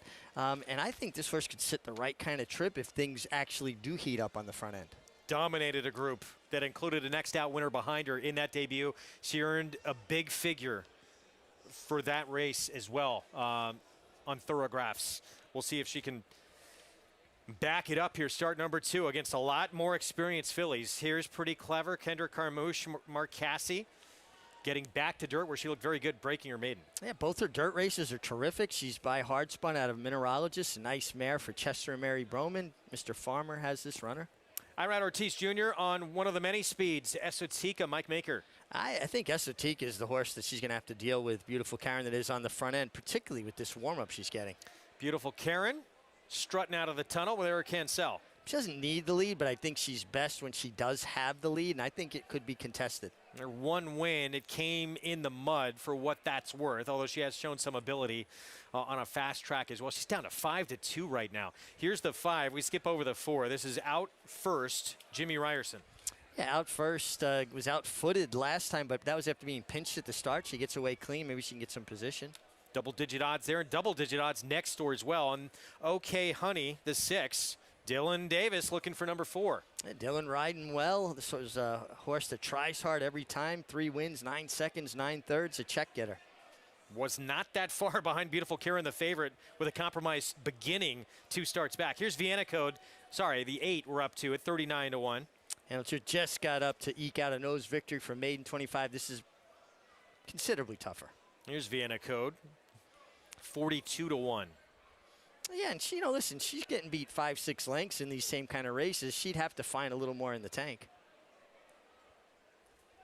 She's dancing big debut at Delaware, winning by 7 lengths. And that was open company. Last year's foal crop, New York bred foal crop, was 1,351 foals. So you're limiting the gene pool. She was open company last time. There were over 21,000 foals born in the country last year. Luis Saez on Snicket, Christophe Clement. Solid connection. Snicket outside post. Luis Saez. This horse, I think, will be a little bit closer than she was last time with Louis aboard and that warm-up. Sorry, go ahead. No. Owns a win over Beautiful Karen. That's when she broke her maiden, who is the favorite, by the way. And here's the 4. A lot of honey, big long shot, Jimmy Ferraro. Yeah, big long shot, and she looks like she's warming up okay under Manny Franco. I like that Manny Franco sees fit to ride. She did show good speed last time under Joe Alvasario, albeit a slower type pace. 2 minutes a post in this 8th coming up. Part of this late pick 4, Jockey Club Derby and the Oaks. And to help us talk through it, a Hall of Famer, Gary Stevens, joining us remotely via, I believe, California. Gary, good to have you on the show. Let's start with the Derby and Bolshoi Ballet for Aidan O'Brien. What could be different today than what we saw at Saratoga? Well, I'm a little bit like Jonathan and Richie. I don't know why they were so intent on sending him away from the starting gate so hard in this last race. I know they're putting cheek pieces on him today to keep him a little bit more focused, but he was rushed rather heavily from Ryan Moore at Saratoga coming out of the starting gate and then chased all the way through the backstretch. And I'd like to see more of a trip like he got in the Belmont Derby. That was a wonderful trip for him. I think he can get the same type of trip today. I think probably the wider turns at Belmont Park help him out a little bit. But I'm looking forward to it. I've loved this New York triple for the Phillies and the Colts with the Oaks and the Derbies run at the 2 different racetracks at Belmont and also at Saratoga. And then, you guys talked about 2 trainers that are very adept at bringing their horses to America, Charlie Appleby, as well as Aidan O'Brien. Another guy that's fairly good at it is a guy named Andre Fabre, and I'm really looking forward to the filly Harajuku to run. She was beaten a length and 3/4 in the Prix d'Anne. It's the French Oaks, and if her numbers keep up, I think she's got these horses over a barrel. And like I said, Andre knows a thing or two about bringing horses to America and winning the big ones. So I'm super excited to see these two features later on this afternoon. One of the great trainers really in the history of the sport, Andre Fabre. Gary, thank you very much. 21 straight years, Andre Fabre was a leading trainer in France. And it seems like with Harajuku, they brought her, they really want to get a firm turf course for her. Well, they're going to get firm turf today. We've had pristine weather this week here in New York, and she's well drawn. And, you know, Gary talked about it. Her time form ratings stand out. I mean, she really looks formidable here. Looks like she's going to be tough and so much more effective, it seems like, on firm going for Harajuku in that Oaks. JK, Pretty Clever. Kendrick Carmouche, 9-2 right now. Well, like everyone else, I'm so happy that Kendrick's back. But one of the things as a horse player I really appreciate about Kendrick is you kind of know where he's going to be when he's supposed to be there. If he's got a speed horse, he's not going to do that annoying thing that sometimes happens where your horse ends up being last or second to last. No offense, Gary and Mig. I'm sure you guys never did that. But the one Pretty Clever, I do think, will be aggressive from the inside. And if you look at how the racetrack's been playing the last couple of days, especially with the race earlier with Locally Owned, running up the inside, beating Lone Rock, who I thought would never lose another race over a mile and a half on the dirt, I think it's safe to say that the inside is probably a good place to be. Pretty Clever should be there with Kendrick aggressively away from the inside. The 3, Beautiful Karen, another horse that has some tactical speed, I assume could be sitting right in behind Pretty Clever and should work out a nice trip as well. You're getting a good price, a better price on Pretty Clever at 5-2 on the 3, Beautiful Karen. And then the 10, Snicket, I think deserves a mention. If this horse was drawn inside, I would love this horse in here. I just thought maybe being drawn towards the outside was going to be a tough place to win from. A horse you might want to use in the pick 4, but another horse you could probably toss if you wanted to be aggressive in your ticket formation, depending on what your opinions are throughout the rest of the sequence. JK, good luck. What about a day like this, Mig, when it does seem like inside and speed doing well? Has it become that much harder? Because everyone's probably acutely aware of that in the jockey's room, right? Well, I always thought if you were in a place and you didn't have to fight to get to that place, it probably wasn't the place everybody wanted. You know, it gets more competitive when guys see the inside. You've got to fight for your position, and you've got to maintain your position. It's almost like a game of chicken, though. You can't be the one to blink. Guys got to know, wow, this guy ain't coming out of this spot. Make them blink first. Who will get to the front first in this race that has a lot of speed signed on? One of those speeds looks like Kendrick Carmouche from the rail with the 1, Pretty Clever. He's just usually pretty adept at getting in front when he's on the horse with the capability of it. We're set for the 8th in a pick 4. Let's go upstairs. Chris Griffin with the call. Thank you very much, Greg. We've got Snicket to the outside, last to load. All in line. All set.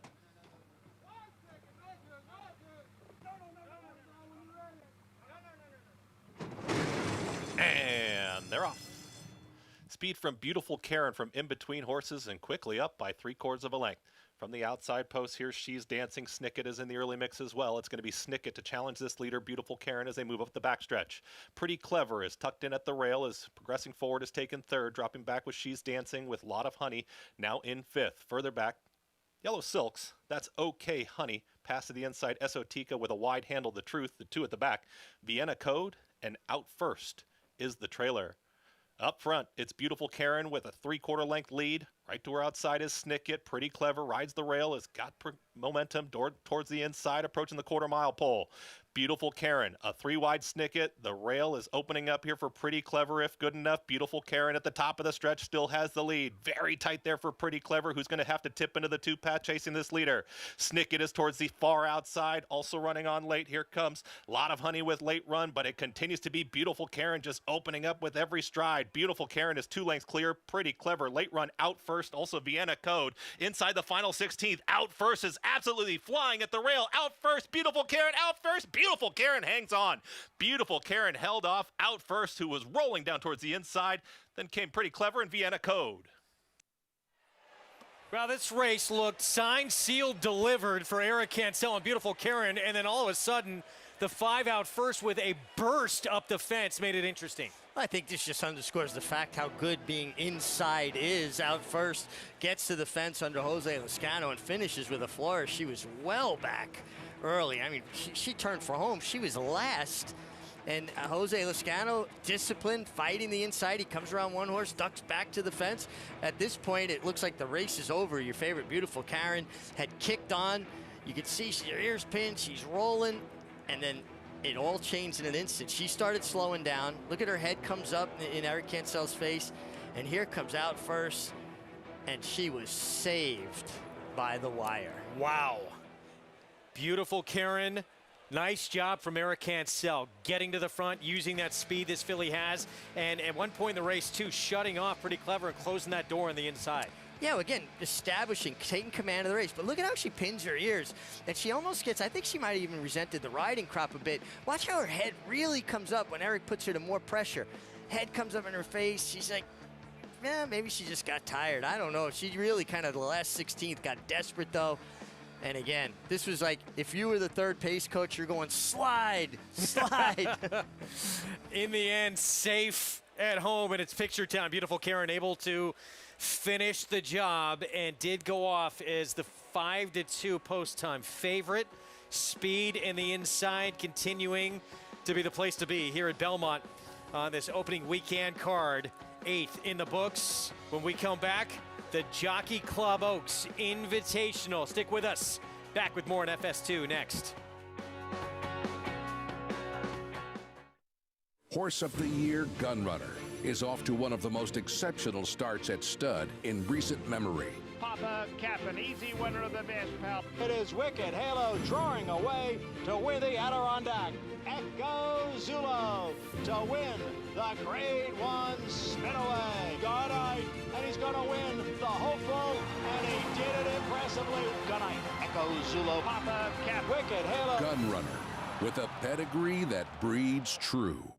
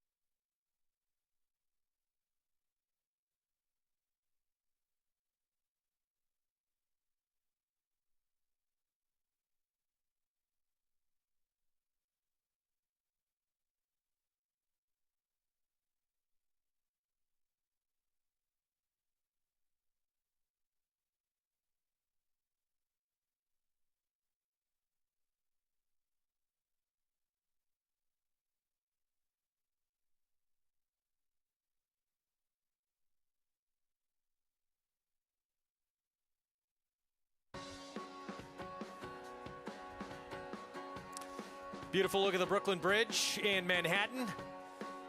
Here on America's Day at the Races.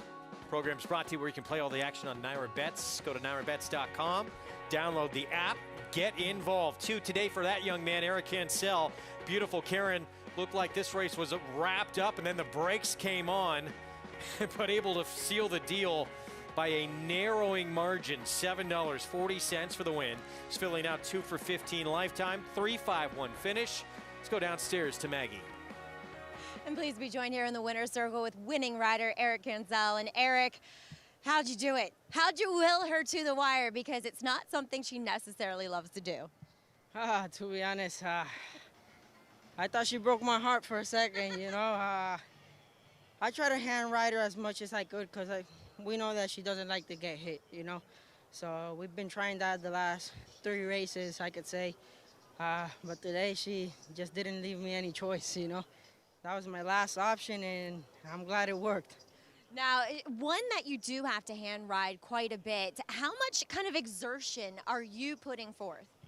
I mean, I'm trying to put a lot into it, you know, because she starts stopping. She's not a filly that she'll keep on going. Once she feels alone, she'll come back pretty quick to you, you know. So it's just, I'm glad everything worked out well and I just got there on time, you know. I mean, she was coming back and, like I said, had to use the second option. Well, Eric, you know, you won the Aqueduct meet title this winter into the spring as well. And, you know, we get back here to Belmont. I know Linda Rice had a trying Saratoga. But for you, is this kind of the time that you get excited about? Obviously, you did well in Saratoga, but this is a place to win races.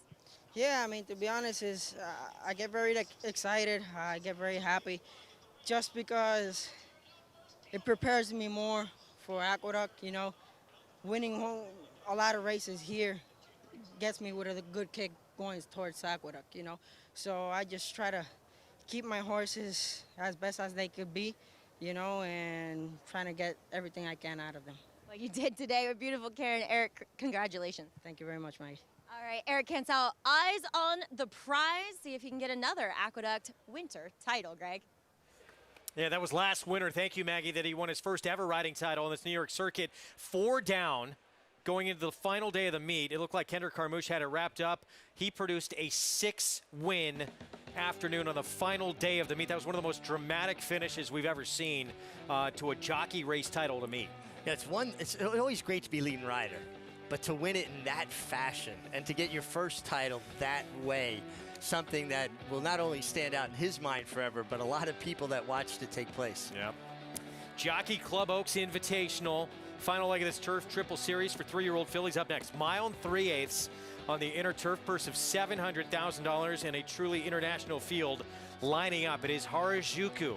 Andre Fabre, 24-time champion trainer in France. He's won 8 Arc de Triomphes. Pretty accomplished in his career, bringing over what looks to be a very good filly. Yeah, and we think about the upset that he pulled off in the Breeders' Cup Classic years ago, and with Arkong, Jerry Bailey delivering one of the greatest rides in Breeders' Cup history to get through basically on the entire field that day. But he knows what kind of horses belong here, and her time form ratings are so strong. And actually, it's Ryan Moore, change of jockey. Well, I don't think that's taking a backward step. One of the great jockeys in the world. He'll be on Bolshoi Ballet as well in the Derby edition coming up after this. Meanwhile, Chad Brown, he has Shantasara in here for Michael Dubb. Madacat Stables, Flavian Pratt will ride. This was in the pucker up. She dominated this group at Arlington. She really did. I mean, this was a very strong performance, and you know, this was 3rd start now for Chad. So you've got to think that just having her and figuring her out, and she's probably improving. I thought this was a powerful performance. She's going to have to take another step forward, but who's to say there's not another step forward? Yeah, no question.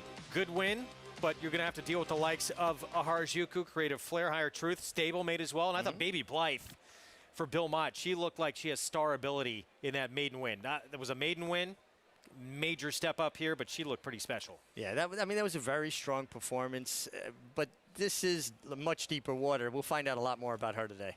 Going to see the silks of Michael Dubb, of course, on Shantasara for that Chad Brown barn on the 6th. And here, of course, Michael Dubb, he's a force on the New York circuit year in and year out. But his greatest contribution to this game, it's not even close. It's far away from the winner's circle. It's with the creation of Anna House and Faith's House, which opened this summer at Saratoga, creating a lasting ability for those who care for our horses to have their children taken care of and receive education.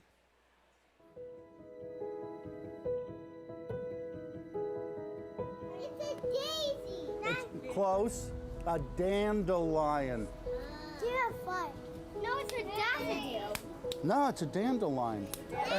And dandelions grow in the grass. It's considered a weed. Okay, guys, have a great day. It's a dandelion. People ask me, you know, what's been your greatest moment in horse racing, and what's your greatest win? And I don't hesitate, the Belmont Child Care Association is the greatest thing I've been involved in. And it's not me, it's we. I mean, you know, this is a team effort. Jerry said, you know, the kids at the track, of the people who work there, they're sleeping in cars, they're left unattended, there's nobody to care for them. It would be a great idea to build a daycare center you know, Jerry, I'm a builder. I've always wanted to do something for kids. I'll do it. And I always thought I would build a daycare center and ride off into the sunset. But here I am, addicted to horses and addicted to the daycare center. You know, picture going into school and you have a problem with, you know, understanding what the teacher says. So we eliminate that. And now you're going into school and you're actually ahead of what the teacher is teaching. Think of the confidence it instills. So we put the children in such a great position to excel, and they do. And it's great. And the parents have complete peace of mind. Not only are the kids being cared for, but they're given such a strong foundation and such great love and affection. And, you know, when they come out of here, they're really ready for preschool, and they get into preschool and they excel. You know, it's like having a strong foundation on your house. And they don't necessarily go away at pre-K. They come back for after-school programs. They come back and do volunteer work. They come back and help out.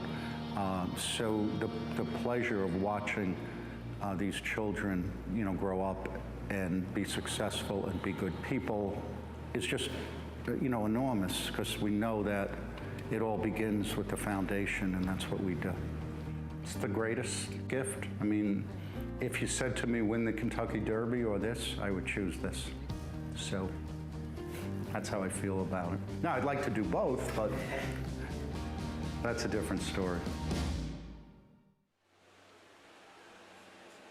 And there is Michael Dubb, Faith's house, named after his mother, opened this summer at Saratoga. So now all across this New York Racing Association circuit, there is care for children who work at the racetrack. I think it's fantastic, you know, and having grown up pretty much on the racetrack myself, to see what an impact, positive impact it's had on the children and the parents, though. It clears their head up to work with these horses and not feel, you know, worried about how their kids are doing, and again, being left unattended. And a chance conversation with Jerry and Susie Bailey with Michael Dubb kind of kicked this off, and Michael Dubb said he'd rather do this, have this, and win the Derby.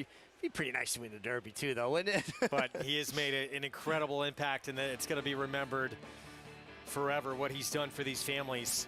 Cross-country pick 5 sequence begins with a Jockey Club Oaks Invitational, that Derby, then the Woodbine Mile north of the border, and then the 2-year-old races, first points races for the Kentucky Oaks and the road to the Kentucky Derby. Jonathan Kinchin putting together a cross-country pick 5 ticket. JK, what'd you come up with? Yeah, look, let's be honest. We all get a little bit annoyed when there's like a 40 claimer in the middle of a sequence we really like, which is a bunch of chaos. All stakes pick 5, cross country. We'll get started at Belmont. I like Creative Flair and Harajuka. Creative Flair, I think, was a little aggressive last time. I think she might find herself on the lead. In the second leg, I'm going to use Yabir and Bolshoi Ballet, which we talked about.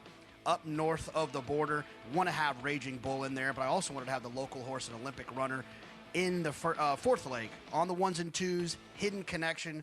And then in the last leg, one of the most impressive 2-year-olds we saw the entire meet at Saratoga, Stellar Tap, will wrap it up. Charlatan is back, and he turns it on with 1/8 of a mile to go. Express Train moves into second. Nashville dropping out of it, and then Collusion Illusion. What a spectacular return for Charlatan, who will romp in the Run Happy Malibu Stakes by 4.5 emphatic lengths. Charlatan, ultra impressive. It's a new day for a new king.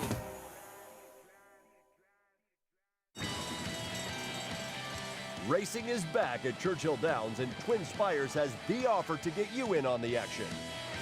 With our Churchill Downs bet back offer, place a win bet, and if your horse runs second or third, you get your bet back up to $10. That's right, opt in and get your bet back for second or third on all eligible races on Friday, Saturday, and Sunday at Churchill Downs. Twin Spires. Download the app and bet today.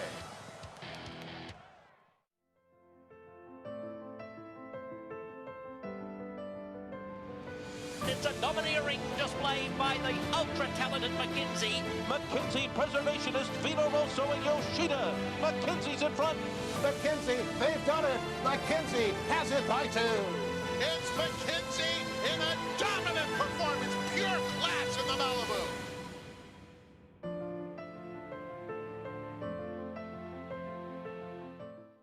Racetrack Television Network brings you every race, from every track, on every screen, every day. With monthly packages starting as low as $5, RTN gives you great value and access to more live HD streaming and race replays than anyone. Visit RTN.tv today to sign up and watch on almost any device, including Roku and Amazon Fire. Use promo code TRYRTN for a 5-day free trial.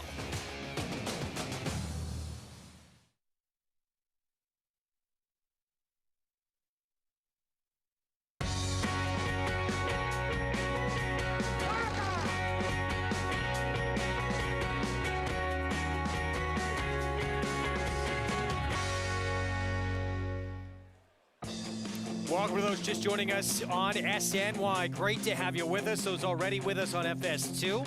This is America's Day at the Races. It's brought to you in part by America's Best Racing. For the love of the race, visit americasbestracing.net today. I'm Greg Wolf. Great to have you with us. It is a gorgeous Saturday afternoon here in Elmont, New York, and a very important Saturday afternoon with some key races. We could see many of the horses we will line up in these next couple of events on Breeders' Cup Championship Saturday afternoon. Jockey Club Oaks Invitational, and then following that, the Jockey Club Derby, final leg of this Turf Triple Series, just great in the last few years here on this New York circuit. And the Jockey Club Oaks for 3-year-old fillies, they will travel 1 3/8 miles on the inner turf, purse of $700,000, and 2 Europeans who are taking a lot of the money right now inside and outside. Creative Flair for Charlie Appleby, Harajuku for Andre Fabre. With me, champion jockey Richard Migliori, the MIG, and Harajuku for Andre Fabre. Right now, 5-2 favorite, making her state's debut. Yeah, and I think she's a very deserving favorite. Her time for ratings are very strong. She's from top-class connections. Andre Fabre needs no introduction on an international level. This daughter of Deep Impact gets Ryan Moore. Her regular rider couldn't make the trip over. She's well drawn outside, so even if she breaks a step slow, which a lot of European horses have a want to do in their first start in North America, she won't get squeezed back. She should get the right kind of trip. Yeah, that's Deep Impact. Of course, he was a star in Japan. Harajuku by Deep Impact out of a Galileo mare, and Firm Ground is seemingly what she wants. That's what she won her Group 3 on. It's what she won her debut on. A lot of races where it came up softer, heavy ground. She did not run quite as well. So Andre Fabre bringing her here to the States seems to make a lot of sense. And this was her in action. Of course, as mentioned, Ryan Moore will be aboard for one of the great trainers we have in the game in Andre Fabre. Yeah, and listen, she was beaten 1.5 lengths in the Prix Diane. I mean, that's as tough a race as they're going to run in Europe for fillies. And she looks very resolute. The 1 3/8 should not be any issue whatsoever. And it looks to me like she kind of places herself handy enough in Europe. She probably won't be too far away. 5-2 favorite. There she is for the Fabre barn. 12 minutes to post here in the Jockey Club Oaks Invitational. Let's head downstairs to Maggie Wolfendale. We'll start from the inside and work our way out here, and I'm very interested in Creative Flair, as I don't think she had maybe the best trip to suit her style, because she is a filly that should be forwardly placed in here, as she is wearing the hood again. She's accompanied by her pony, same things we saw up at Saratoga, and you know, she wasn't aggressively ridden to get position early. Mike Smith did find the inside, which was good, but then down the backside, she got a bit rank. So I think it's in her best interest to be forward in here. Physically, she looks fantastic. I love what I'm seeing from her, much like I did up at Saratoga, but I think an inside post position should suit her a bit more. And I like the fact that now that she's saddled, she is getting a little bit more keen, but not doing too much, as we'll take a look at number 3, who is very keen, and that is Baby Blythe. Now, physically looking at her, I love the extra ground for her for this 1 3/8. She was very, very impressive, I think, in breaking her maiden, and speaks volumes that Shug McGahee sticks her in to this Jockey Club Oaks, worth $700,000. But she's very bubbly.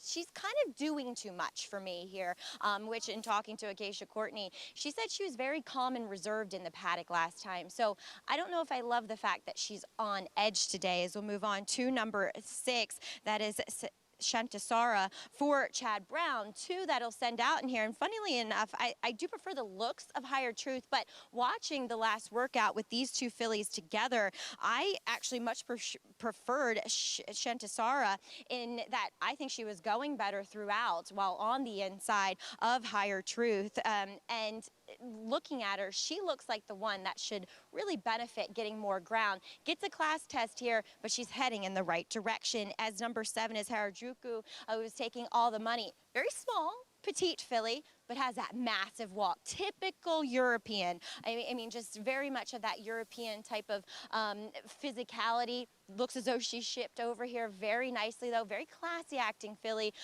which I like. So, and 2, Greg, she's proven out the distance where many of these are not. Yeah, indeed she is. That's a big feather in the cap for Harajuku.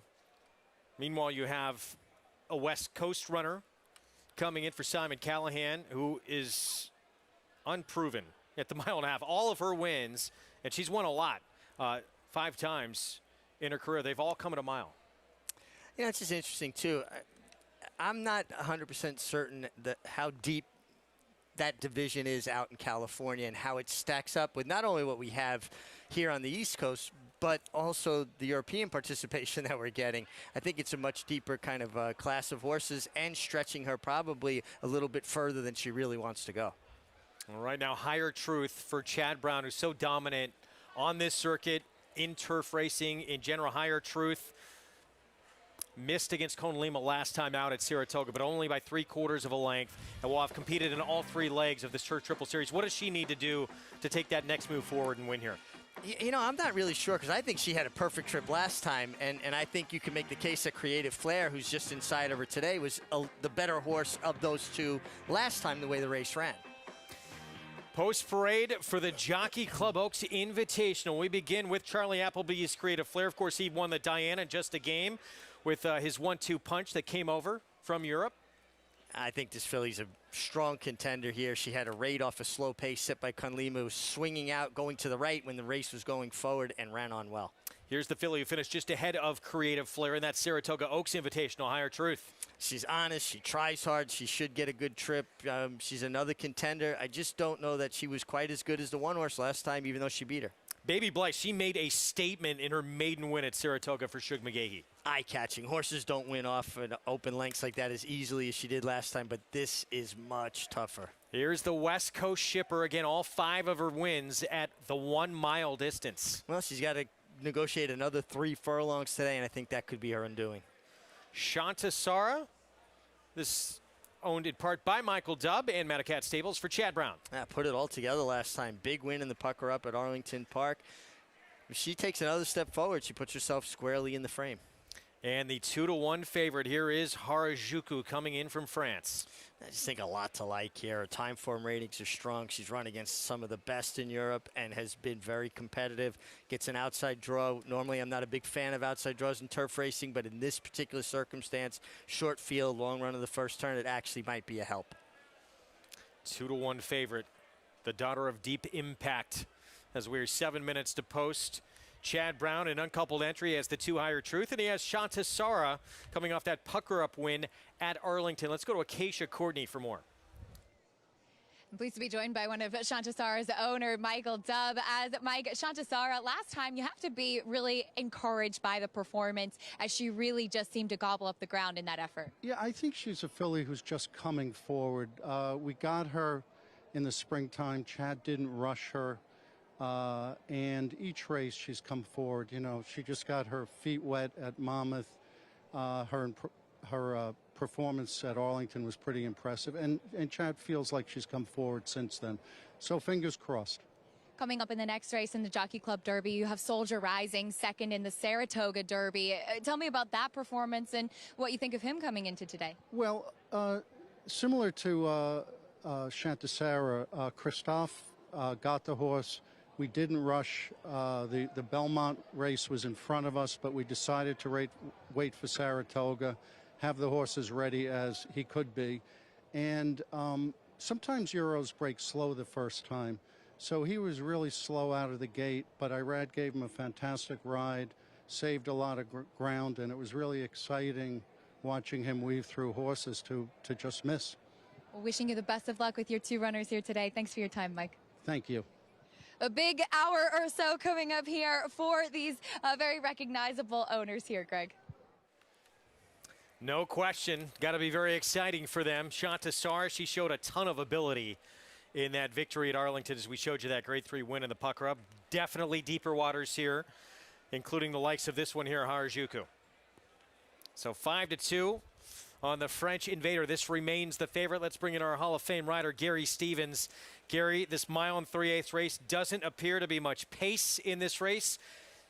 How do we expect to see this one run?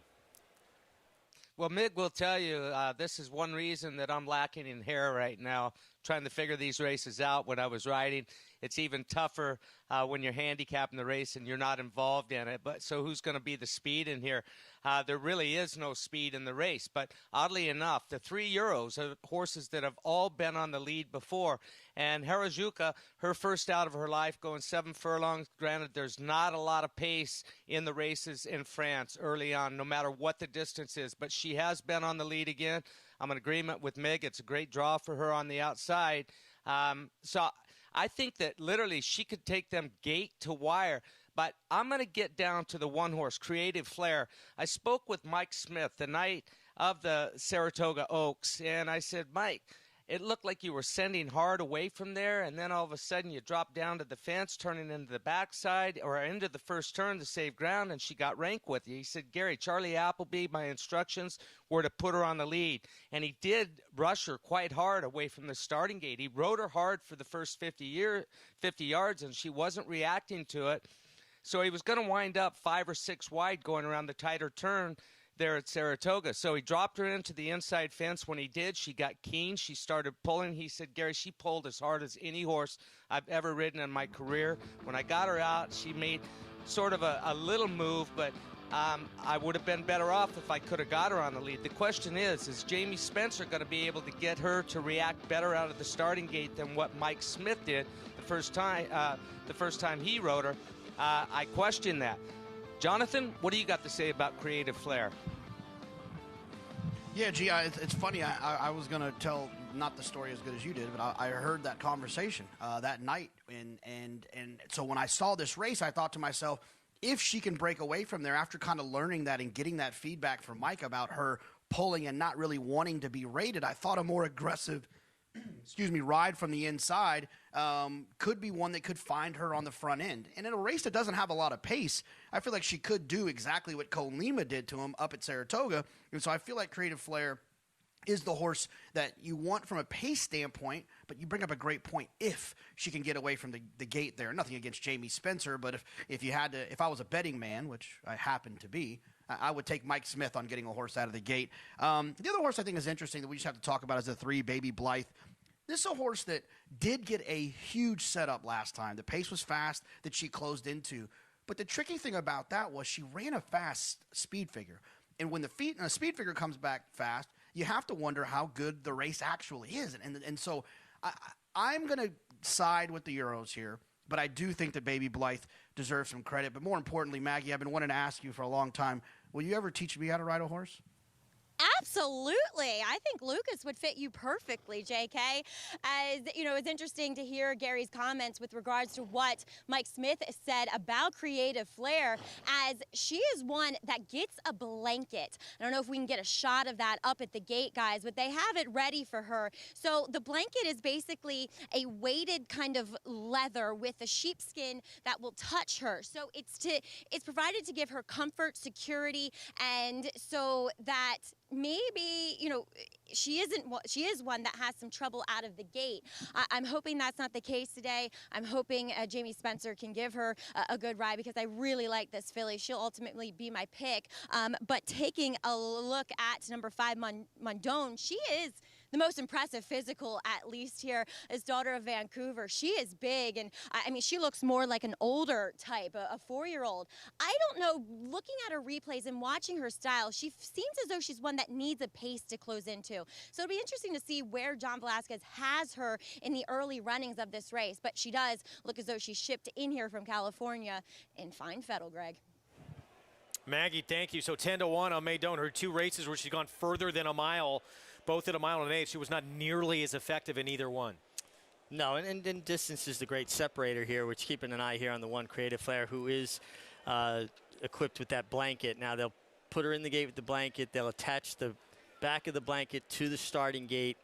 Jamie Spencer will have to clear his legs away from any of the parts of the blanket or the strap, so when she breaks, horses tend to drop. Their hind end drops, and then they go forward. She'll drop out from under that blanket, break out from underneath it, leave it behind the starting gate, and it keeps her from touching the sides and getting more sensitive and getting upset about it. Usually those horses break fairly well. Long run to the turn. I think Jamie Spencer's got plenty of opportunity to get this filly in the bridle and on the pace if that's what they choose to do. She's been forward in the majority of her races over in Europe. It's the Jockey Club Oaks Invitational, and it's Chad Brown's Hired Truth, the 2, who has become the favorite. Chris Griffin with the call from Belmont Park. Harajuku last to low to the outside there, all in line. All set for the Jockey Club Oaks. And they're off. Breaking outward was Harajuku, who's going to go to the tail of the field. It's Higher Truth with the early lead. Creative Flair and the Godolphin Blue is at the rail as here comes Shantasara to take second. In a little tight there is Baby Blythe trying to get settled. Luis Saez has her reined in now, but she's rank and she's in fourth and she wants to move forward. Madone is towards the back of the field and Harajuku can see them all. They get set to move into that first turn. Higher Truth has got the lead, is up by a half length. Shantasara is comfortable in second. Weighted with to the inside is Creative Flair.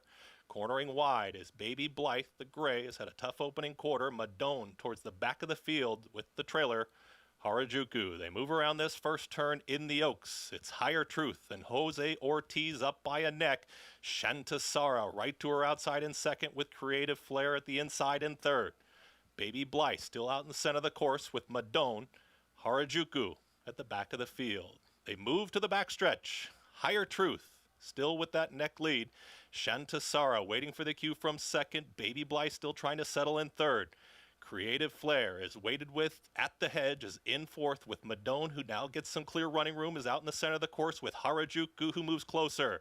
They're tightly bunched now as they work up the backstretch. It's Higher Truth still with the lead. Shantasara's been there the entire journey with Baby Blythe. Creative Flair starts to move forward with Jamie Spencer is looking for room. Madone looks to be wide. Harajuku gets closer, will need room as they get set to move into the far turn now.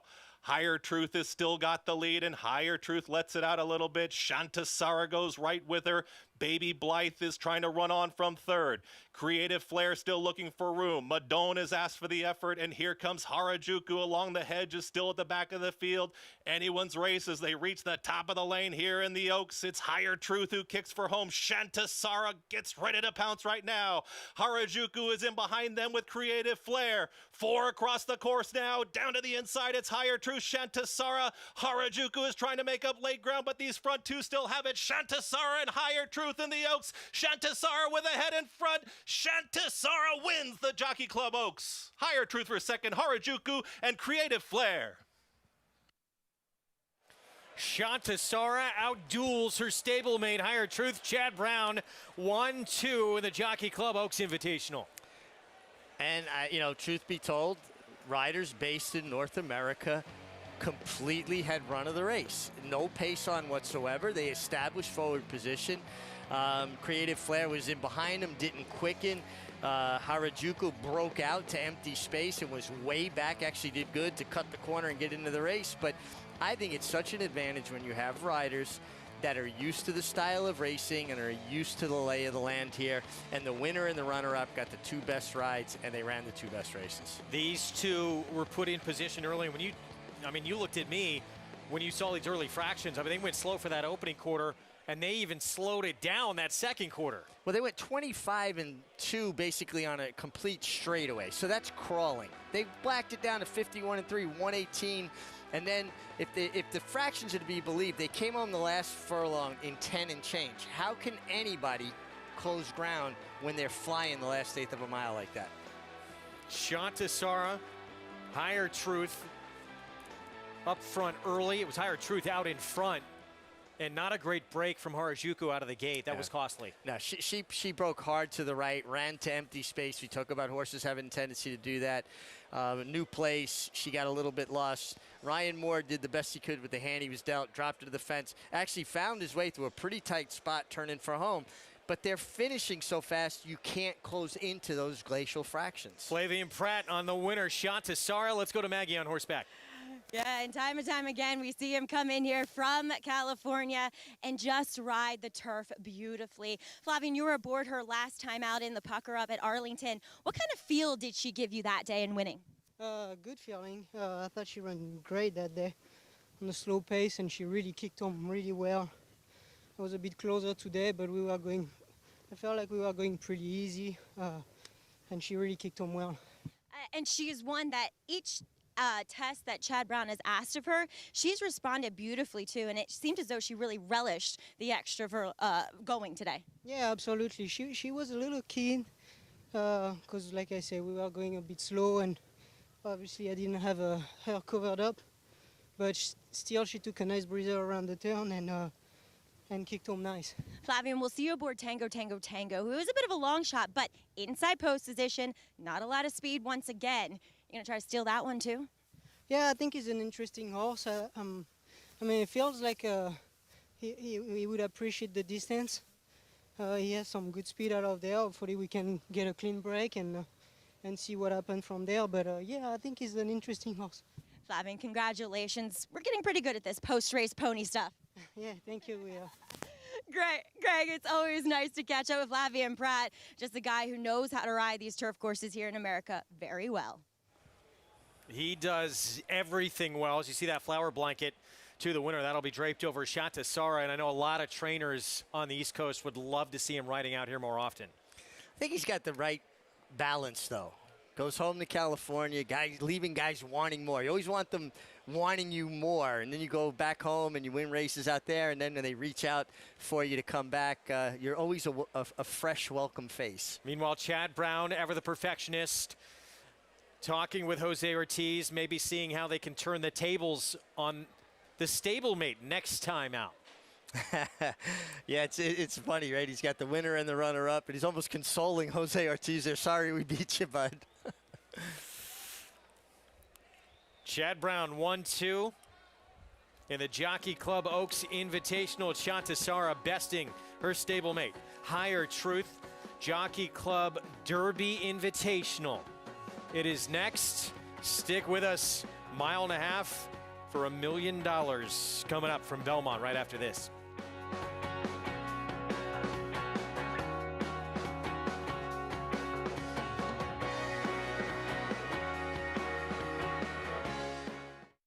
A Grade 1 winner on both dirt and turf, War of Will became a classic winner with this victory in the Preakness Stakes.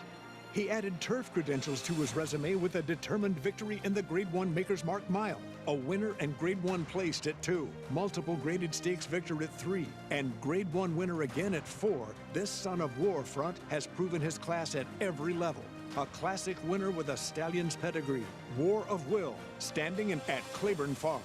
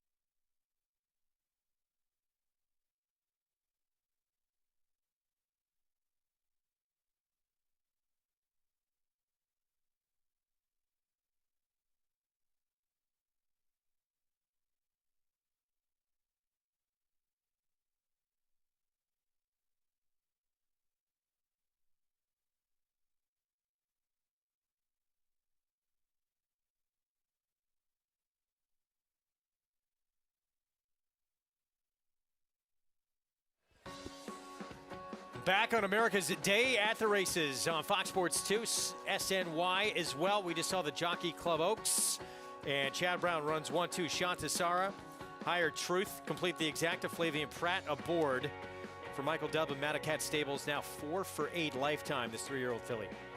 And just seems like she's really gotten better, improved. Third start for Chad Brown. Got an absolutely perfect trip under Flavien Prat, sitting just outside her stablemate through very slow fractions, and they ran 1-2 around the racecourse. And I mean, the way this race was run, we talked about it before, and there was no pace in this race. It played out that way, incredibly slow fractions, where, I mean, if you wanted to have an ability to put yourself in a winning position in this race, you had to be forward early. Had to be forward early. Creative flair, maybe she just doesn't have enough gate speed. She wound up right in behind them. Didn't have the turn of foot she needed to stay with them. You got to give Harajuku a lot of credit. Kind of veered to the right to empty space at the break. Ryan Moore dropped her in. She came through some tight gaps turning for home, but they're just going too fast in front of her. It's an impossible task to make up that much ground when the horse in front of you are finishing that fast. And Baby Blythe, she just looked incredibly uncomfortable early. She was rank early in the race and never seemed to recover from there. Let's head downstairs to Acacia. And pleased to be joined by winning trainer Chad Brown. In fact, had the 1-2 finish in here. But Shanta Sara, Chad, Mike Dubb told me before the race that it's been about patience with her, kind of bringing her along slowly. What had you been seeing from her as far as how she was coming into this race to give you that confidence? Yeah, really peaking. You know, as a trainer, to see a horse coming into a race that's this significant at their very best is a relief. And I appreciate the partner's patience. You know, we got her in, and it sort of took a little while to get her on track, and she always acted like a horse that would stay, you know, a mile and 3/8, mile and a half if we could get there. And again, their patience, and we hooked up Flavien with the filly over at Arlington, and it worked out perfect. He could come, and you know, as a team, we've just been working with this filly, just trying to get the most out of her, and you can see she's peaking. I'm so appreciative. And talking about that team, you've used Flavien and had a lot of success with him here on the East Coast too. Tell me a little bit about that and how he really seems to suit your horses. He said he's shopping for a house after this next race over here. No, I'm just kidding. No, we've been getting along really well. He fits our horses well. Obviously, he fits any horse well. He's been doing terrific everywhere. And you know, we have some nice horses, and he just, you know, he gets good position early in his races, and he's a pleasure to work with. And he does his homework, and he learns a lot about a horse even after he rides him. He gives you good feedback, everything you want to see. And anytime we can get him, we try to. There's a lot of different types of horses in your barn, but certainly a lot of turf horses. What does this turf triple mean for you as a trainer and having these opportunities? Oh, I think it's been a wonderful program that Nairo put together. I could see it gaining popularity each year. It's a wonderful course to run on between here and Saratoga, all the courses. And, you know, there's a lot of turf racing right now, and we certainly have a lot of turf horses. I'm appreciative for the program, and I hope they expand on it. Chad, thanks for your time and congratulations here. Thank you. All right, Greg, Chad Brown with the 1-2 finish here and having the opportunity to run for big purses for these top quality turf horses. Really exciting for us to watch as well. A man who had a lot of talent that he needed to try and reload with because a lot of stars in his barn were retired, but he has seemed to do it seamlessly. 3 different fillies take all 3 legs of this Turf Triple Series this year. Some really competitive races. You know, there were no slam dunks where horses just drew up. They were just all competitive races. Up next, $1 million Jockey Club Derby Invitational at 1.5 miles on the lawn. And Bolshoi Ballet, the ability, if he can win this race, to take 2/3 of this Triple Series. Won that Grade 1 Belmont Derby to kick it off back in early July. Yeah, and I think he showed Belmont Park suited him better. I really do think they overcompensated last time at Saratoga. Maybe got psyched out a little bit by the tighter turns and felt like they had to go forward. It's not bull ring racing, meaning it's not a half-mile track. It's still a mile racetrack. I think they overcompensated.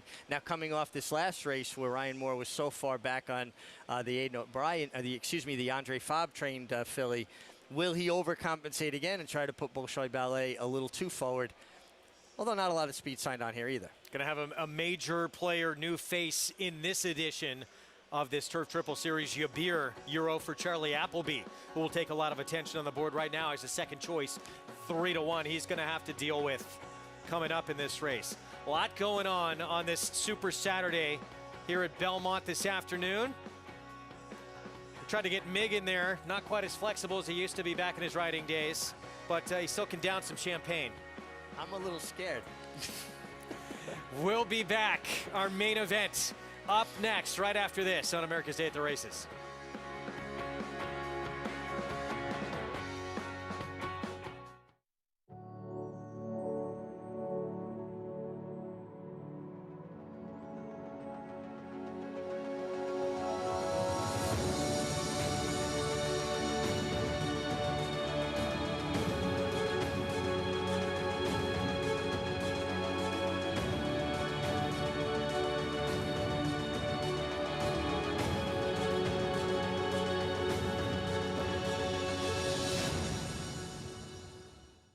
No sport in the world brings the wins home like racing.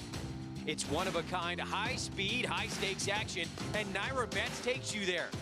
Place your bets and watch the races live from anywhere. With Naira Bets, make easy, secure deposits and promotions every day to earn reward points or cash. Download the Naira Bets app or visit nairabets.com.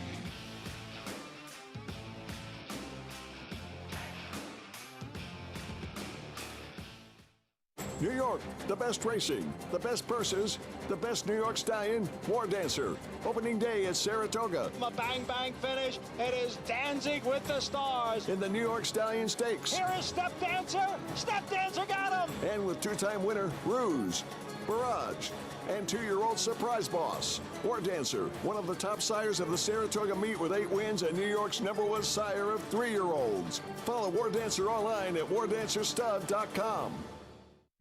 Blood Horse Plus, available through bloodhorse.com, provides exclusive, timely, and unmatched content to subscribers, including Fox Sports, Blood Horse branded weekly programs, a detailed stakes winners section, behind-the-scenes videos from Blood Horse staff, on-demand access to deeper horse statistics, and a $5 monthly credit to equineline.com.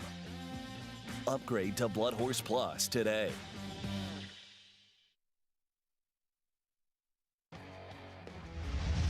You're watching America's Day at the Races on Fox Sports 2, SNY. Great to have you with us on this Super Saturday from Belmont Park. It's brought to you in part by Hillendale at Alapa. And our main event is coming up next, the Jockey Club Derby Invitational, third and final leg of this Triple Series for the Colts.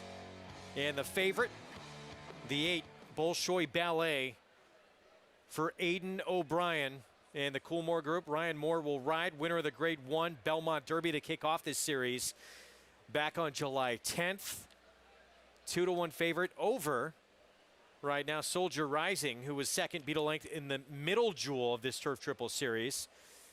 Beat a length in that Saratoga Derby, and we have the presence of Yabir as well, showing up for Charlie Appleby, coming off a win at a 1.5 distance over in Great Britain.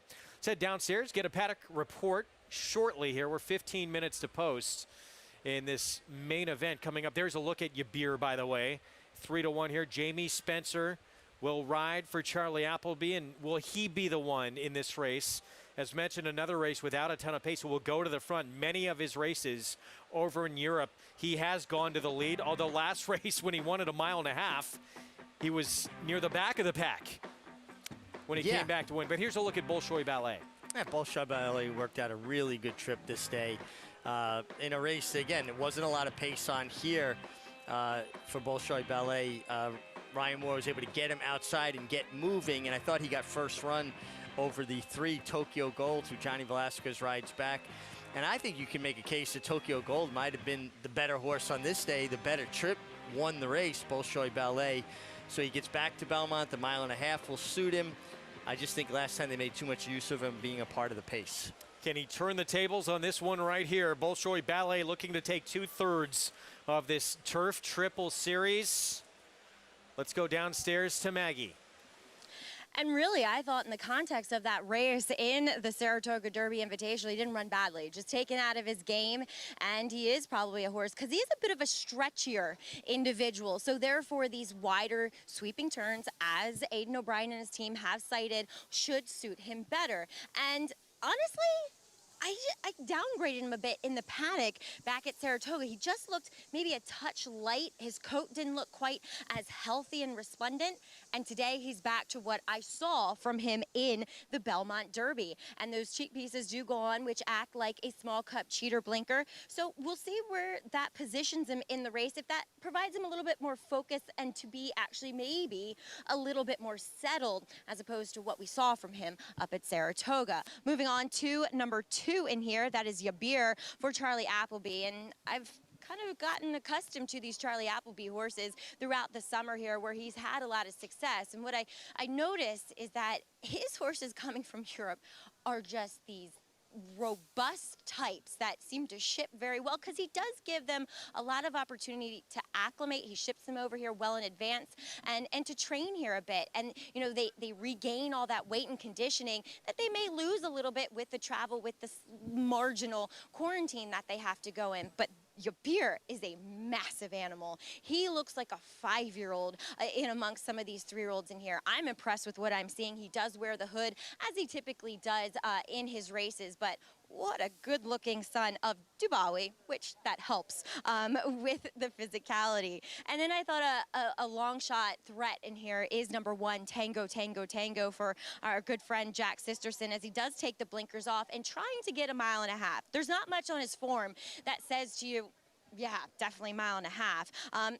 Not really with his pedigree either, but looking at him, he is a bit of a leggier type that has a little bit more of a bigger stride to him. And plus, he's got the inside post position, and it looks like Flavien Prat will be forward with him. We'll see if Flavien can steal another one here, Greg. We will indeed. 12-1 on Tango, Tango, Tango. Yabir next door. We'll see if Jamie Spencer will try and keep this one close as well. But it's Bolshoi Ballet back at the site of his Grade 1 win. Can he do it again in the Jockey Club Derby Invitational? We'll have the post parade next.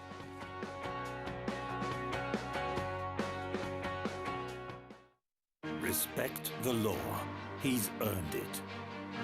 A Grade 1 winning juvenile. 'Tis the law, pops the cork in the champagne. A classic winning 3-year-old. 'Tis the law is gonna win the first leg of the Triple Crown. 5 triple-digit buyers. Respect the law, 'tis the law. The best son of Red Hot Sire Constitution. He's left the others behind. He's gonna win the Run Happy Travers. 'Tis the law.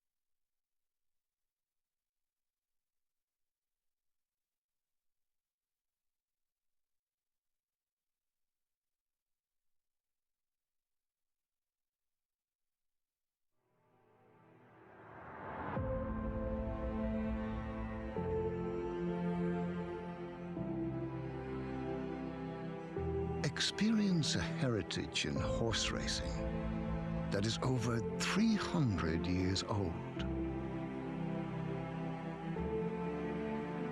On an island renowned for its thriving, fertile land and home to the world's most distinguished breeding stock. A culture famous for world-class hospitality. Led by lifelong partnerships with champion trainers. And won by unrivaled horsemanship.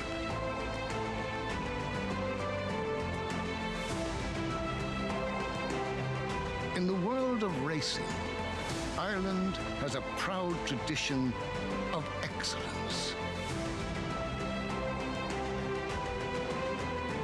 If racing is your passion, then why not be a part of history? Take your love of racing to the next level and own in Ireland.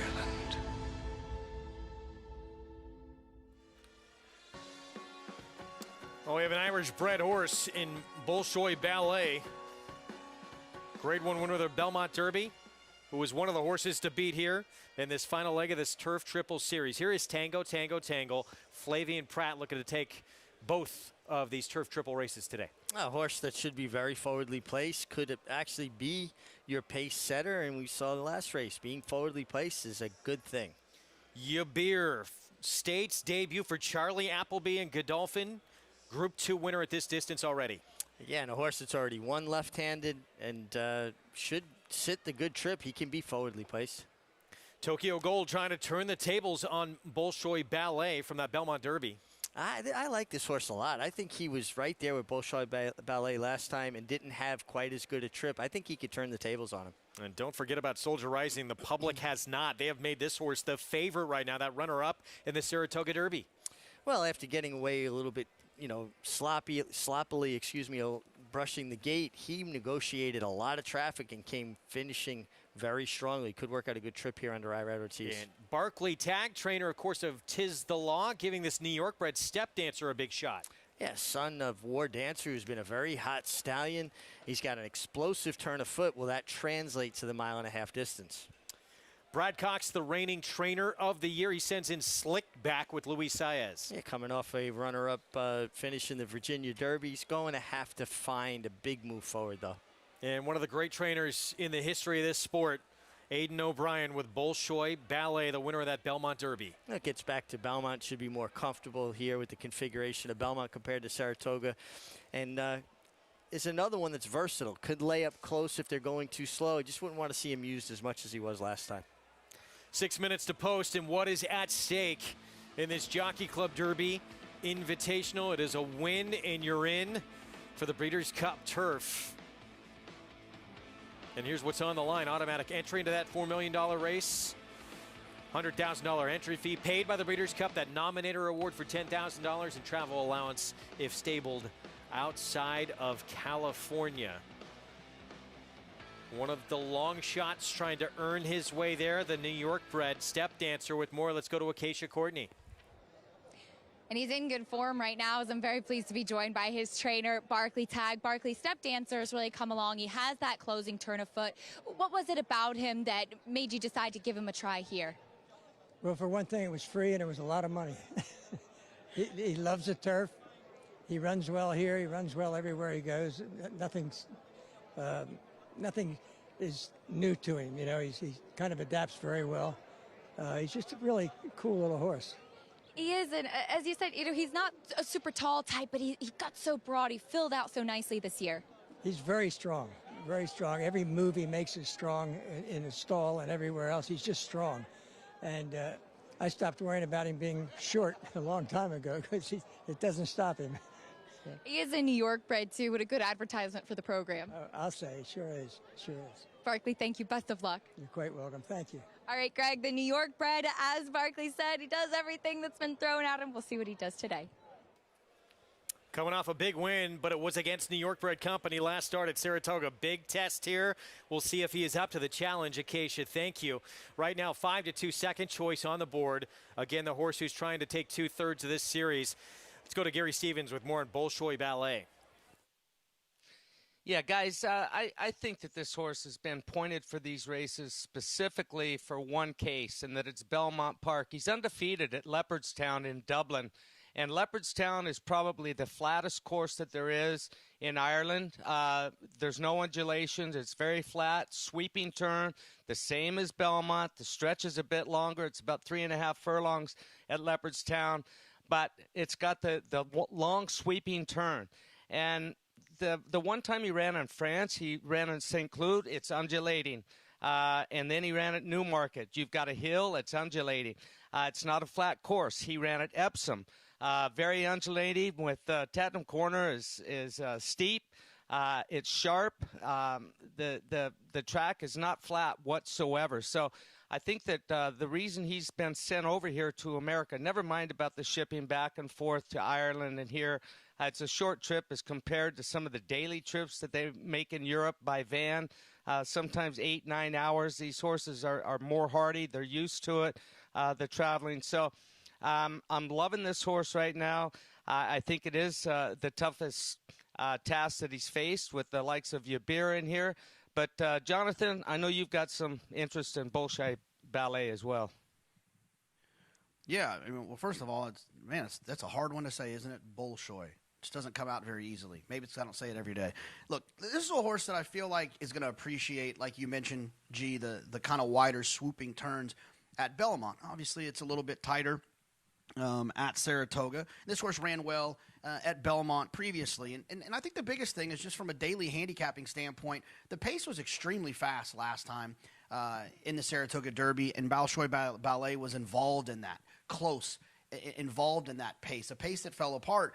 And so, for me, I want to upgrade him for that. And I don't knock Connections ever for being aggressive. If they feel like they know these horses better than we do, if they feel like they have a horse that's going to appreciate kind of galloping along and trying to run them into the ground, and that's the decision they make, I'm all for it. And so I just think that it didn't work out. And now they're going to come back to Belmont. They probably won't have to be nearly as aggressive early. They know that he likes it here, and I think that he'll run accordingly. And I do think that there's some value there. Obviously, he is 2-1 right now. He is the favorite. I would imagine maybe in the last couple of clicks here, we could see the two end up being favored based on the doubles. And so, look, Bolshoi Ballet for me. And there's another horse I thought was interesting. I know Maggie wanted to talk about the 4 Soldier Rising. And the only issue I really had there is the pace was pretty quick for that one to close into. Mag, how does Soldier Rising look on the racetrack? Well, Jonathan, I'm wondering if they do keep him a little bit closer today because he's acting sharper. He is acting just a little bit more keen here with Rad Ortiz aboard for trainer Christophe Clement for his second start here in the States. And if anything, he's put on more weight and conditioning, having been here a little bit longer. So as we see, he's on his toes as they've stepped forth onto the turf course. So I think he's an interesting player. You're taking the worst of it, though, at 2-1, Greg. It'll be interesting to see who clicks to favoritism, but I'm sure you guys are privy to that with the boards in front of you, Greg. Yeah, we'll see where this late money goes. But, Mig, how do you think these riders, how much they paid attention to this last race and seeing another race here that lacks so much pace, do they alter what they do here? Well, you hope they don't overcompensate. You got to take every race as an individual. I think Tango is your most likely pace setter, and he's on the rail. You've got a very long run to the first turn. Break quietly into your hands and assess what happens in the first eighth of a mile and then adjust accordingly. There is Yabir, 5-2 on the board, just won at 1.5 miles on a good turf over in Great Britain. Favorite, Bolshoi Ballet. That horse moving in was right behind him in that Belmont Derby. Tokyo Gold, John Velasquez. We'll see if he's a little bit closer to the pace this time around. Connection said they would have liked to have seen that. Step dancer, the New York bred for Barclay Tagg, steps in, and we're set for the Jockey Club Derby Invitational. Let's go upstairs. Chris Griffin with the call, this third and final leg of this Turf Triple Series. Ballet. All in line, all set for the Jockey Club Derby. And they're off. Maybe a step slow for Yabir at the back of the field. Tango has the early lead there. Slick Back. Bolshoi Ballet is wide, is looking for a spot to tuck in behind these leaders.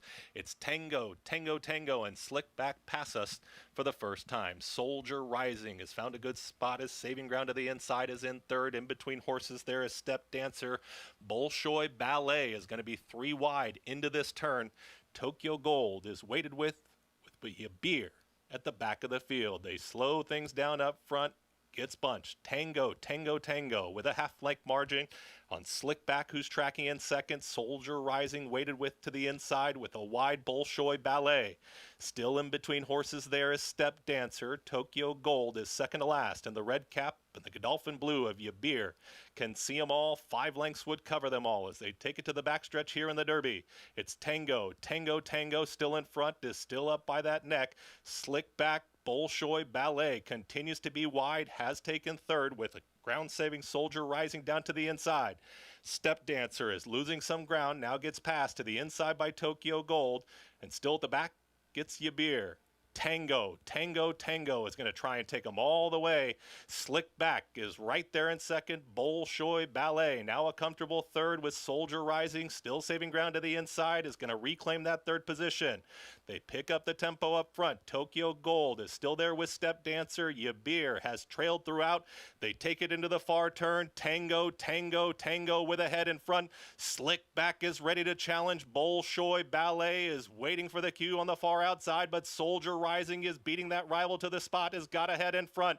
Tokyo Gold is following that move. Step Dancer, Yabir still can see them all. Tango, Slick Back, they've been there the entire journey. Now Bolshoi Ballet is called upon. In some traffic comes Soldier Rising, is going to try and squeeze through for some room. Top of the lane, it's Slick Back, your leader. Soldier Rising, there's Yabir, and Yabir is now mowing them down. Yabir in a last-to-first move. In an instant, Yabir with an 8th to go is sprinted 2 lengths clear. Soldier Rising is chasing that move. Slick Back, not today. Bolshoi Ballet. Yabir from last to first will win the Jockey Club Derby and is in the Breeders' Cup. Yabir gets it. Soldier Rising, then came Slick Back, gets a photo for 4th in the Derby. This was impressive from Yabir, as you heard from Chris Griffin. Last to first. Broke very slow out of the gate, was in no hurry at all, and what a turn of foot. Yabir looked disinterested coming by the stands the first time. We were watching him. Jamie Spencer was already kind of tapping him on the shoulder, trying to get him a little bit motivated. But when he pulled him out, the way this long stride horse, his head is in another area code compared to where his tail is, the way he sticks his neck and head out so far. He comes wide, but he swallows his field quickly. And the internal fractions of this race were quite a bit faster than what we saw in the Philly race. They went 3/4 in 18 in the Philly race. They went 3/4 in 14 and 2 with these boys here. Some significant trouble turning for home. The 3 Tokyo Gold was stymied, maybe had no run anyway. But make no mistake about the winner. Yabir loved every inch of this 1.5 miles at Belmont Park. Dominant performance, and it's almost like Jamie Spencer knew he was just biding his time when he started to gear up and make that move around the turn. It was over for the rest of this field. Well, you see, he was going so fast, he didn't corner particularly right. Jamie Spencer kind of had to straighten him up there. And this is where Jamie Spencer has gotten himself in trouble in the past, kind of drifting across fields. He was clear enough so he didn't get himself in trouble. We saw him get taken down in Arlington Million doing a similar move. You got to be a little bit more conscious of that. This horse was just so fast, he ran by them before he could bother anybody. Yabir, Soldier Rising, Slick Back. Let's go to Maggie. And here with Yabir, probably not used to so many ponies around him, Jamie, but what an impressive turn of foot this horse has. He just totally turns off, though, in the early stages of the race. Yeah, he didn't like having somebody in the gate with him, and was a little apprehensive when they opened. I was niggling along, but he's a horse that, when you engage him, he's very responsive, so I was concerned early, but then once he got down the back straight, and to be honest, I was even surprised what he did sort of before the quarter pole. I could give him a squeeze, and I was there a mile too soon. If I'd known what I was going to get, I'd have waited till halfway down the straight. And such a horse that seems to really relish the 1.5 miles has to feel good heading into the Breeders' Cup. Yeah, so obviously James couldn't do the weight on the horse today, and obviously William will be about, so I suppose I better enjoy my one spin on him. No, well, it was a magnificent spin and a job well done to you. Thank you very much. Thanks to everyone at home. Well done. And Jamie Spencer enjoying this trip around this Belmont course with a very talented 3-year-old in your beer, Greg. That was something to behold, that turn of foot, as he was able to put this field away. Yabir, very impressive. Now back-to-back wins, both at a 1.5 mile distance, a Group 2 in York, and now this Grade 1 here at Belmont. And was a devastating turn of foot last quarter in 23-1. He flew home.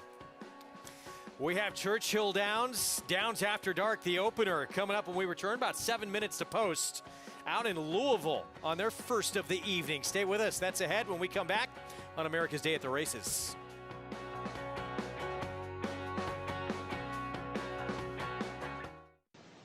And on the morning of the 8th day, God looked down on his planned paradise and said, I need to create the noblest of all creatures. So God made a racehorse.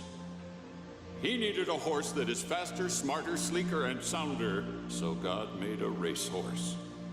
He created an animal sound of wind with oversized nostrils to breathe fire like a dragon and turn oxygen into rocket fuel. He gave it a kind eye so his caretaker could look into his soul. And then on the afternoon of the 8th day, God realized that he needed an animal that was even swifter, smarter, and sounder. An animal that can compete on the world stage and win iconic races like at Royal Ascot. So God created a legend. The legend lives on at Alapa. So the November sale has become literally a Star of Stars sale. Horse for horse, it's probably incomparable with any other sale in the world.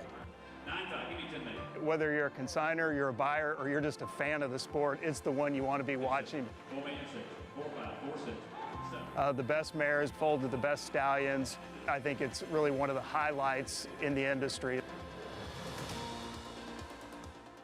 Racetrack Television Network brings you every race, from every track, on every screen, every day.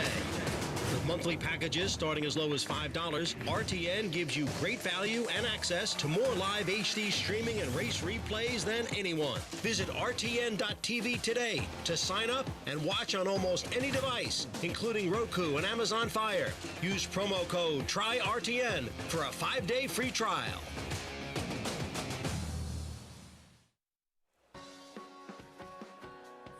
Back on America's Day at the Races, program presented by legendary Claiborne Farm. 100 years of doing the usual, unusually well.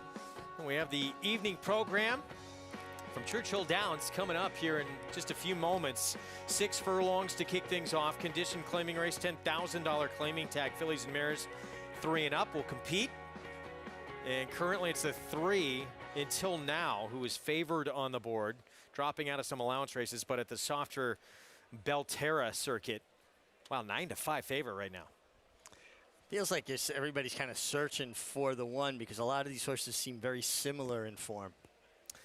Kick things off in our post parade here with Dulcimer Dame Lon Wiggins. Horse has some speed, dropping out of claiming races at Belterra, but we saw her inside speed be very good yesterday. So something to keep an eye on again this evening. Her Giant, the 2, we'll see next here, 3-1, which is second, beat a length at Ellis, sprinting 6 furlongs. Corey Lanerie rode that day, rides this filly back, this mare back, excuse me. Corey's a guy that fights the inside, and when the inside's good, it's an asset to have Corey Lanerie aboard. Daughter of Verrazano here until now, the favorite who did win the last time she was at Churchill. And could be the speed of the speed here. She looks quick, and Bejarano's been riding well there. Probably read the racetrack. I'd want to make the lead in the rail. Blonde by Nature cuts back in distance. Blinkers come off. Yeah, had speed going longer. Probably won't translate to speed going shorter, particularly with the loss of the blinkers. Majestic Blend, her last win, it actually came on synthetic at Turfway.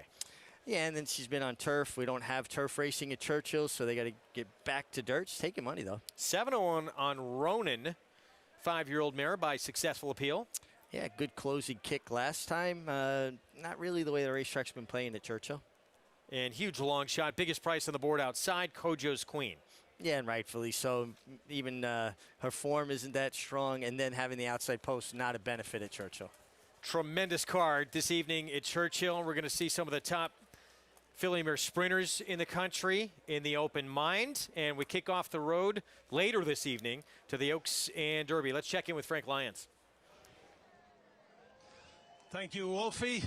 Welcome to Churchill Downs. Saturday night racing at Churchill Downs. Tonight we got the Pocahontas, we got the Iroquois. For those of you looking for a Derby horse or an Oaks horse, a very good two races tonight on the card. Unfortunately, we're not going to see them here on Fox. We're going to bring you 4 live races here on Fox, including this first race, and they're about to go to the gate. So we're going to talk about that one. I kind of like the 2 horse in here with Corey Lannery aboard. Second last time out, and she's a nice filly. I think it was 2 wins here at Churchill in the past. So I know we're in a hurry, so I'll throw it back to you, Wolfie. All right, Frank, thank you. Need to say goodbye to those watching on SNY. We'll continue on FS2.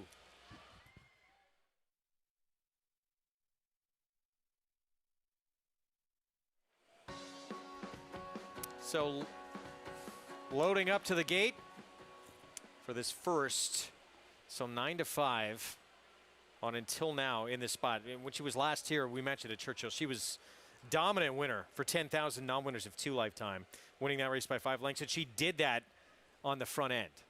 And that was with Rafael Bejarano aboard. He's back aboard tonight, and anybody paying attention to the first 2 days at Churchill, I think you noticed that a distinct advantage to inside speed. I think this filly plays out to be the speed of the speed, and that's why she's 9-5. Twin Spires bet back offer. You can place a win bet on any eligible race at Churchill Downs tomorrow as well. You'll also get your bet back up to $10 if your horse runs 2nd or 3rd. All you have to do is opt in. Don't forget to do that.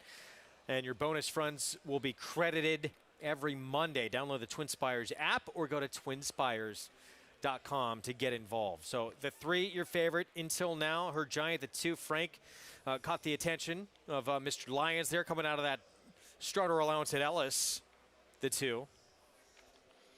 And Corey Lannery, a guy that he likes to ride the rail. He takes his chances. It works well for him. And on a track that has played decidedly towards the inside, that's the kind of rider you want.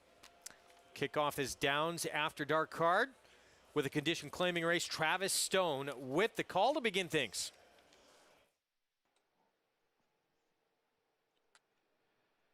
They're in the gate, and they're off.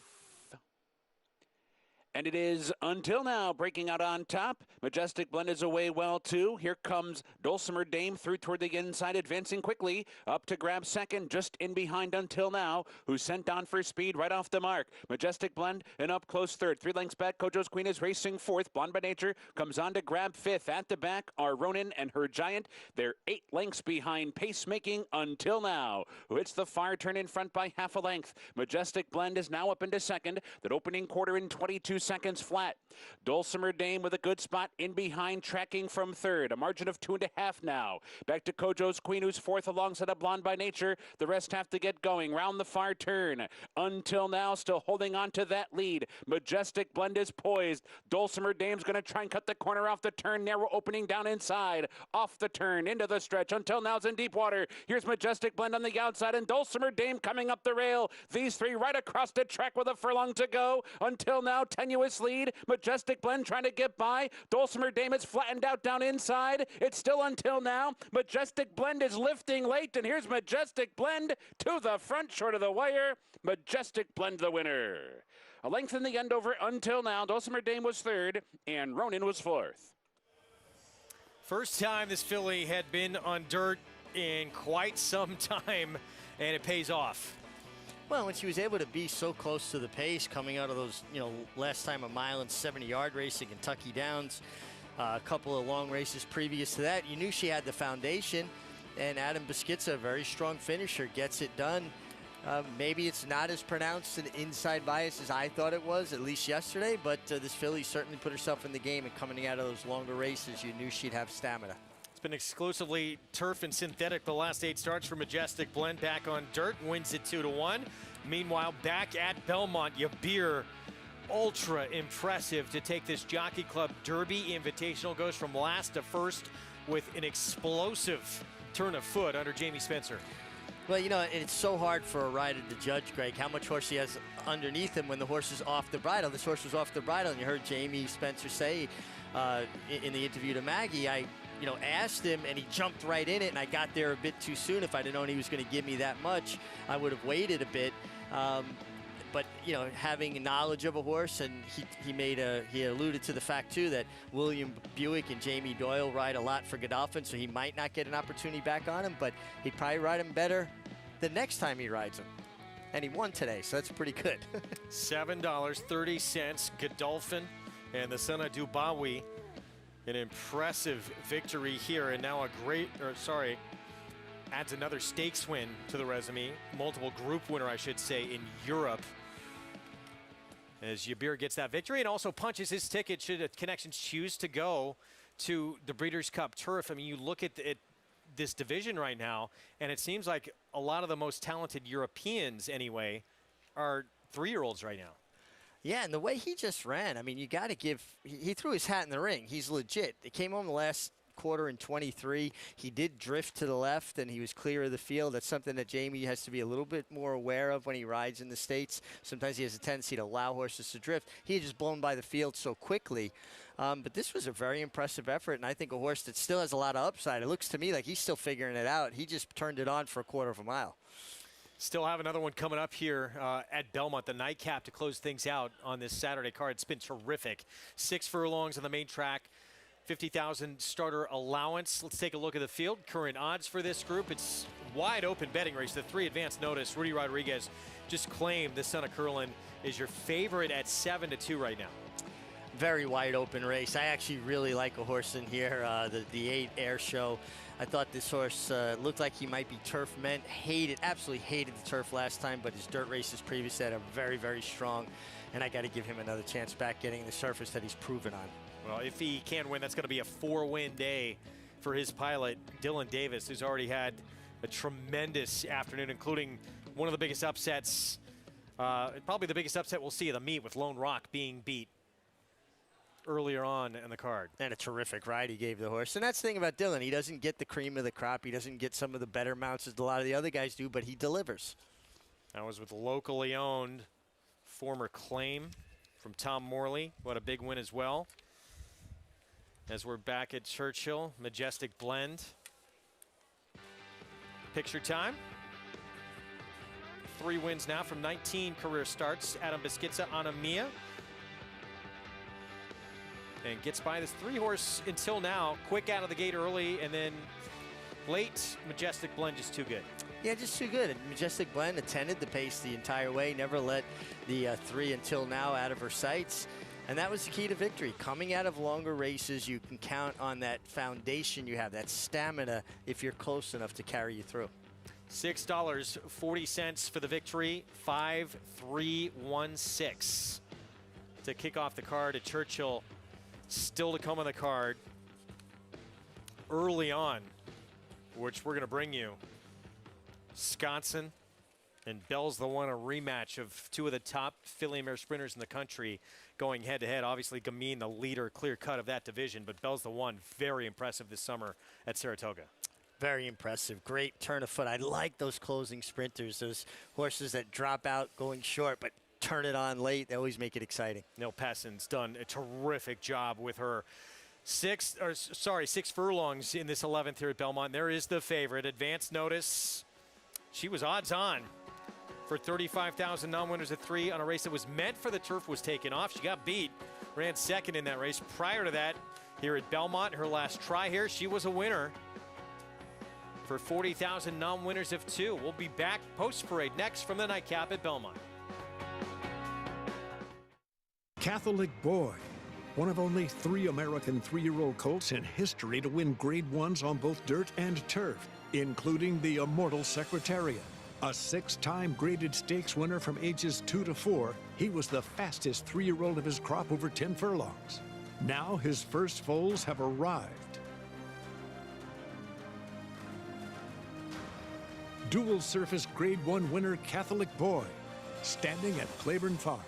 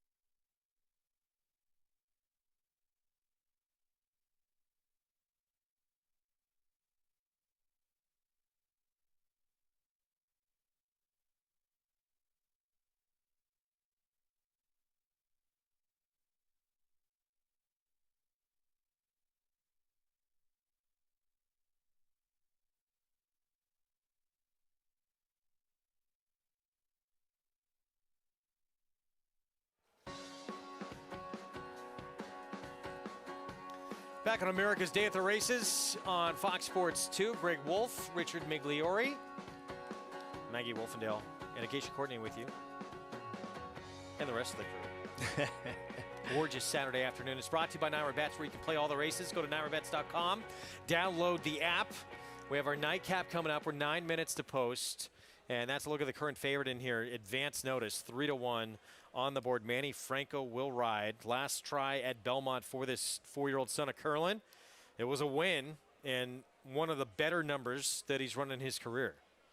Very solid performance that day. Worked out an absolutely perfect trip. He is a horse that has compiled 2 wins as compared to 5 seconds. It's always something that I always take a little bit of pause when I look at the form. I don't like to see horses accumulating more seconds than wins, but certainly from a speed figure standpoint, he is a major contender. One of the hottest hands certainly here at Belmont today, Dylan Davis. He's going to try and win his 4th this afternoon on this one right here, Air Show. Tried the turf last start. That did not work out, so it's back to dirt. And the last time he was on dirt, he was impressive at Saratoga, missed by a nose in this 40,000 nom winners at 2 race. Yeah, and he ran extremely well, and I see him working out another good trip just like he got this day. It looked like he was on his way to victory here, and you're going to see, I mean, it looks like the race is over. Tyler Gaffalione kind of goes, I got it won, puts his stick down, and he got nailed the absolute last step. Now, I'm not saying he could have went any faster. It's always a bad feeling as a rider, though, when you start to almost ease up this little touch, thinking you have it won, and some horse comes out of the clouds and nips you. Not much worse feeling than that. That was for, by the way, our colleague trainer Tom Amos. That was, I know what a brutal beat that was. Tom had a terrific Saratoga, but I know that one stung. Well, and you could see, I mean, he felt like he had the race won, and he definitely got taken by surprise a little bit. For me to say he would have won if he had ridden him more vigorously, you know, that's conjecture. I don't know. I know he would have felt better about it if he rode him hard all the way through the wire. 7 minutes to post our post parade coming up. Let's check in with Jonathan on the nightcap. Yeah, guys, we talked basically all day, and we talked about it a little bit with Churchill as well. The inside kind of being where you want it to be, it feels like today at Belmont especially. And I think that's kind of held true. There's been a couple of turf races in between. That's why I think the 3 advance notice is probably taking as much money as advance notice is. Drawn down toward the inside with Manny Franco, has some good speed figures. I don't care where this horse was drawn, would probably be taking a lot of money based on the last 2 performances. This horse also has run well down on the inside before. If you look at the race 2 back where advance notice 1, kind of sat in the pocket there, sat down on the inside. It's nice to know that a horse is comfortable down on the inside if they don't make the lead inside of horses. A lot of times horses won't like that. The other horse that isn't drawn that well, but I do think is interesting, is the 11 Hoopla towards the outside. This is a horse that debuted maiden special weight, came back for maiden and won. Was claimed that day from Belmont for Bruce Brown.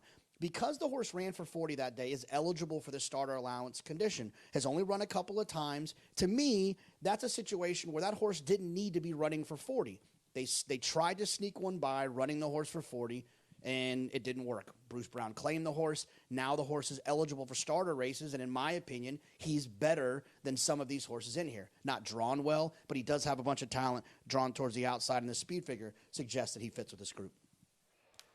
Yeah, not drawn well, but he has speed, and Jose Lezcano can try and work out getting over to get inside position or more inside than he's drawn. And there could be a forward move in him. That was only his second start, his first start on dirt, sprinting, and they bet him like they knew how good he was, and he delivered. He won quite easily by 6 lengths, going 6.5 furlongs. So I'm surprised he's at that price. Is that more because of the post and how this track's been playing, you think? Yeah, I think so. And I think there is enough speed sign inside that maybe people are saying, well, what kind of trips are he going to work out? Is he going to get caught in that 3, 4, 5 wide chasing position, which just has not been a formula for success here?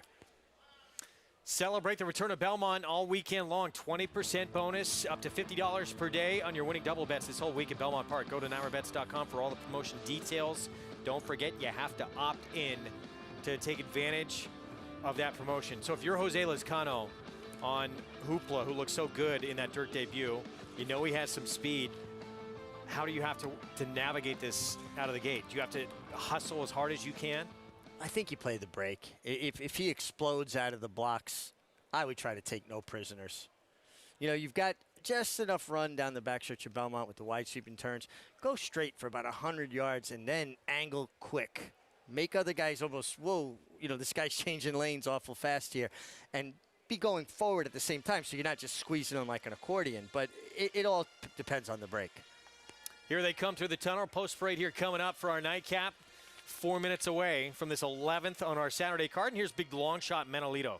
Manolito with his groom Pikachu there. Always a good-looking horse, just maybe a little bit too slow. Color Me Pazzi, Chris Engelhardt, a two-time winner. Eric Cancel's looking for number 3 today. Yeah, Eric having a good day. The horse is versatile, too. He's shown speed at times, but he's shown the capability of closing. Trainers see something very attractive, and another horse that's versatile. And Jonathan pointed out, not bashful about running in behind horses. Now, this horse has speed, and that'll be a good place to be.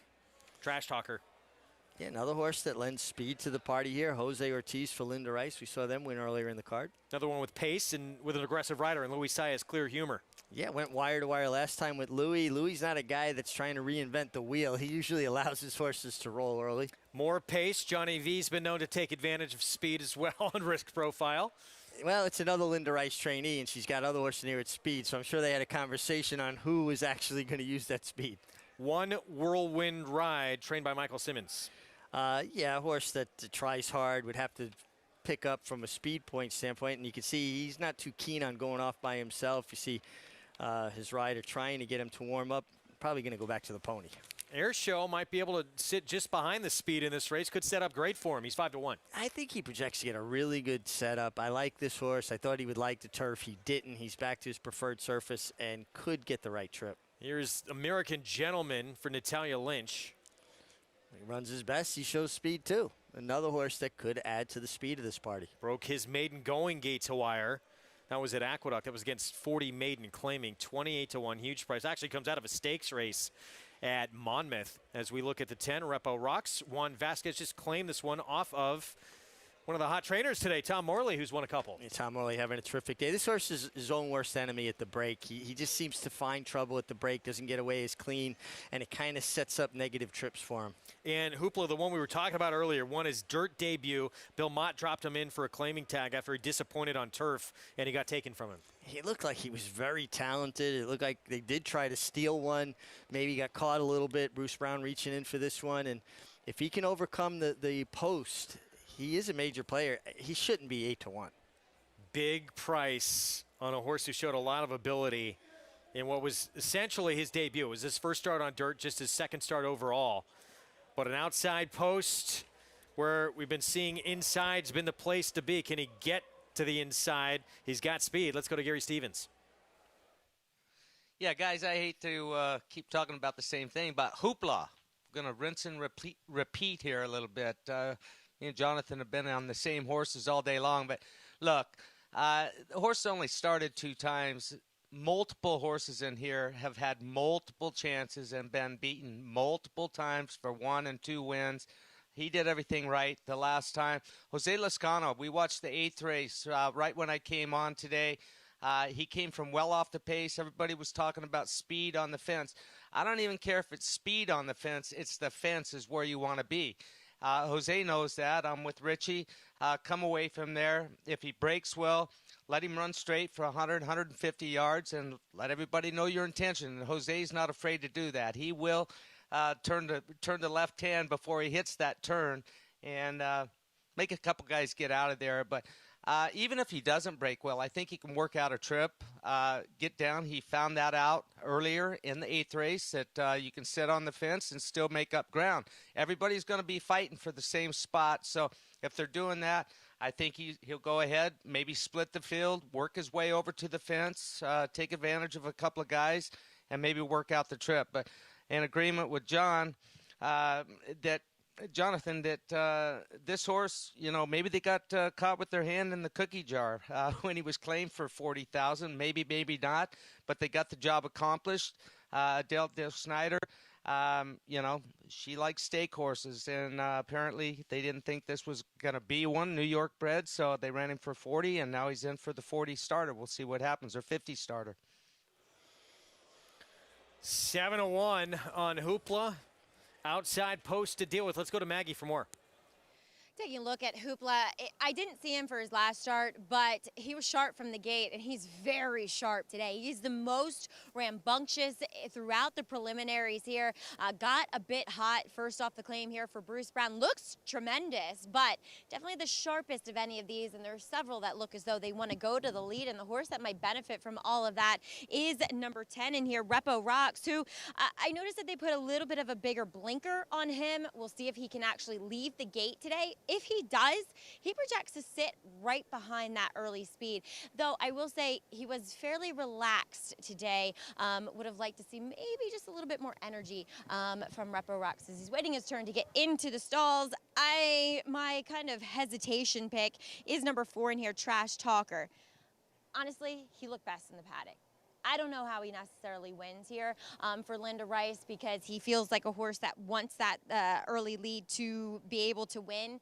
I don't know if he gets it, but I will say it looks as though he's due. Up here for this finale in the card. It's been the 3 favored throughout. Advance notice. Quickly as they load, if I'm on Hoopla, I remind everybody that I don't have very good peripheral vision in my left eye, and I tend to not know how clear I am. So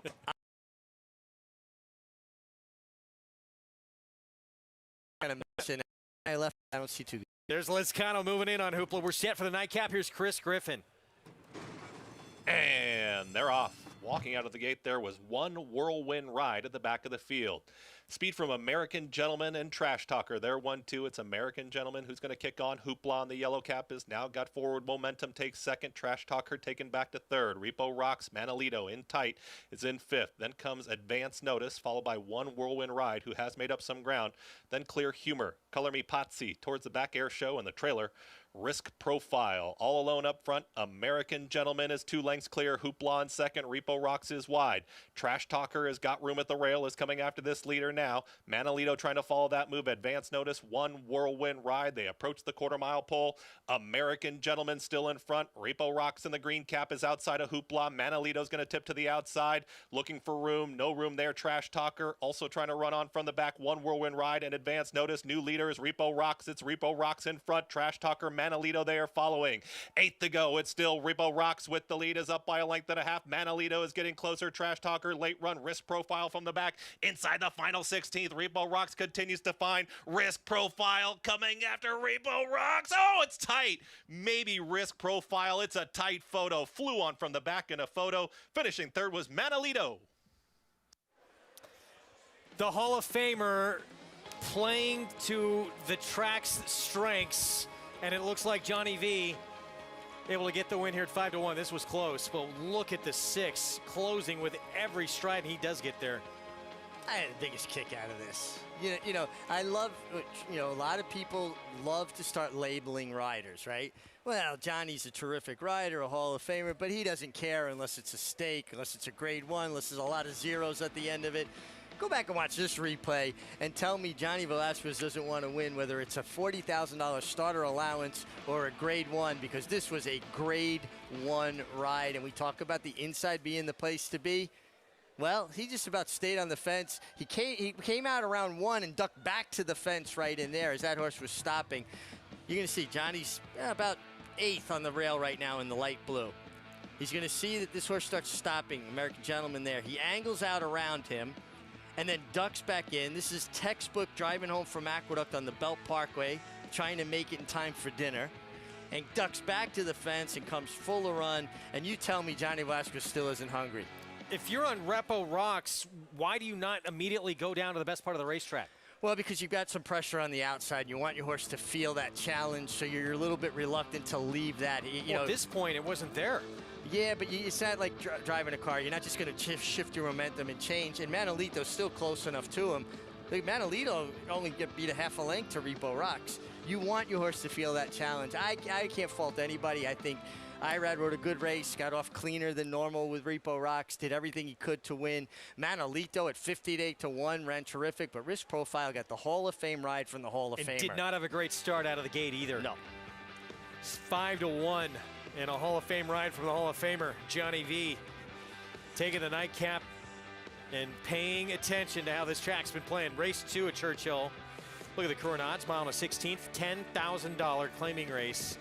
Taos, 8-5. Joe Sharp. Blinkers go on in a big drop. Well, it was a race that was taken off the turf, however, from 40 down to 10,000 claiming as we kick things off with Chicory Blue. Tom Vance trains. Coming off of 3 consecutive turf races at Colonial, has run okay at Churchill without ever hitting the board. 4-1. Rock in a hard place. Carl Broberg.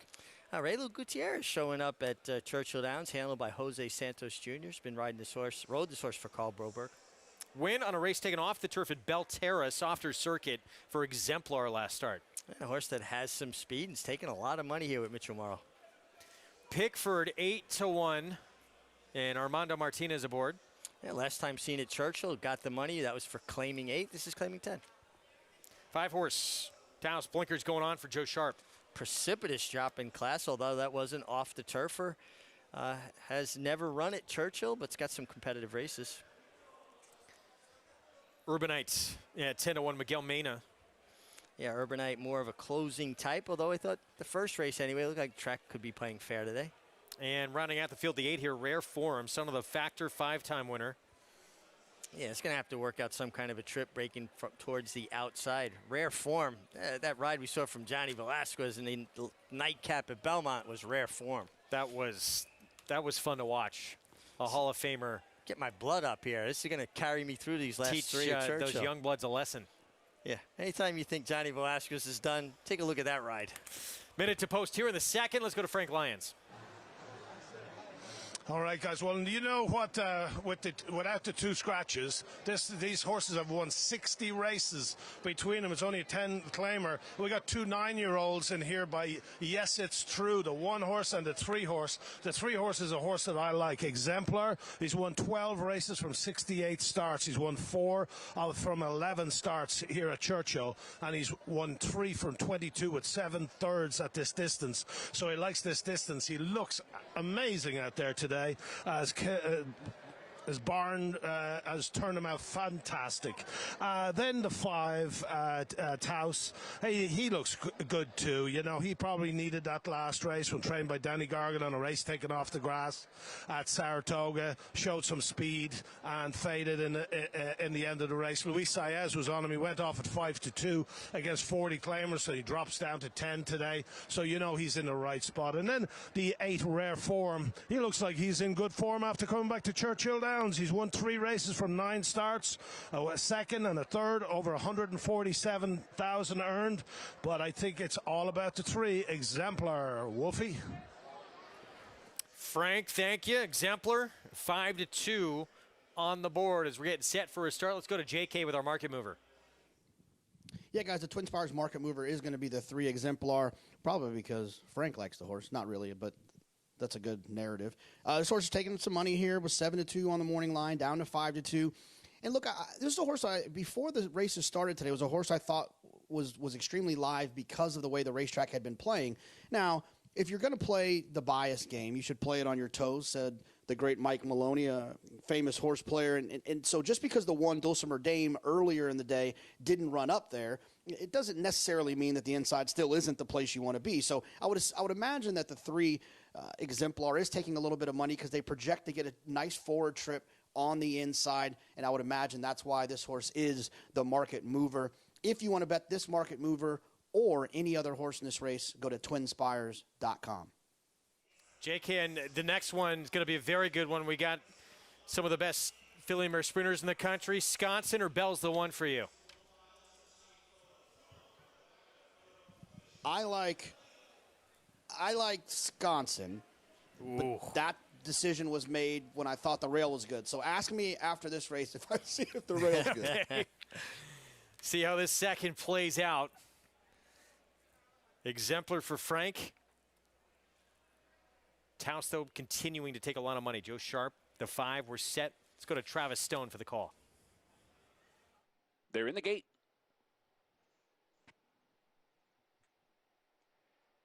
And the rough. Stutter step start for Taos off near the back of the pack. Rare Form bounces out on top, racing for the lead and angling over toward the rail from the outside post.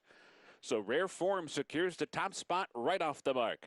Pickford comes away running along in second. Taos recovers up to grab third. Exemplar over to the inside to save ground fourth. A margin of 3 from there to Chicory Blue in fifth. And then it's Rocket to Hard Place and a break of 5 already back to Urbanite, who's been outrun in the opening quarter mile, about 12 lengths from top to bottom. That opening quarter was Swift, 23 and 2/5 seconds. So Rare Form heading down the backstretch run. Unopposed and uncontested on the front end, clear by 3 lengths with 5 furlongs to go. Pickford is hustled along well in between horses, holding on to second. Exemplar sneaking up the inside from third. Taos has lost a spot back into fourth. Chicory Blue with a backstretch move. Moves up the inside of Taos into fourth. Taos is back to fifth. Rocking a Hard Place and completely outrun is Urbanite. Far turn run in 47 seconds flat for an opening half. And it's Rare Form continuing to roll along up top. The lead's down to a length and a half. Exemplar's getting closer from second. Honing in is that one. Pickford's under pressure while third. Chicory Blue's within striking range, fourth and toward the inside. Rocking a Hard Place with 8 lengths to find and a quarter mile to go. And now Exemplar to catch. Exemplar takes charge off the turn and opens up by 2. Rare Form's on the wrong lead back in second. Chicory Blue fights on with Pickford. Urbanite is very late on the scene. There's 1 furlong to go. Exemplar's gone clear by 4. Rare Form is trying to hold second. Urbanite continues to close fast. Time is running out and Exemplar's got it. Exemplar gliding under the wire, the 5-length winner. Urbanite came from nowhere to grab second. Chicory Blue was third and Rare Form was fourth. Exemplar, Mitch Murrill, Chris Hartman, and this 9-year-old now wins for the 13th time in his career. Yeah, he still likes the game. He set up a nice trip. He got Pacemaker in Rare Form, who got sent to the lead, set fast fractions. When he started to come back to him, that's when Mitchell Murrill asked Exemplar for his best and had an insurmountable lead by mid-stretch. Exemplar, one of those old pros. Been doing it a long time and over $330,000 in earnings now. Used to be with Steve Asmussen, now with Chris Hartman. Chris Hartman does a great job.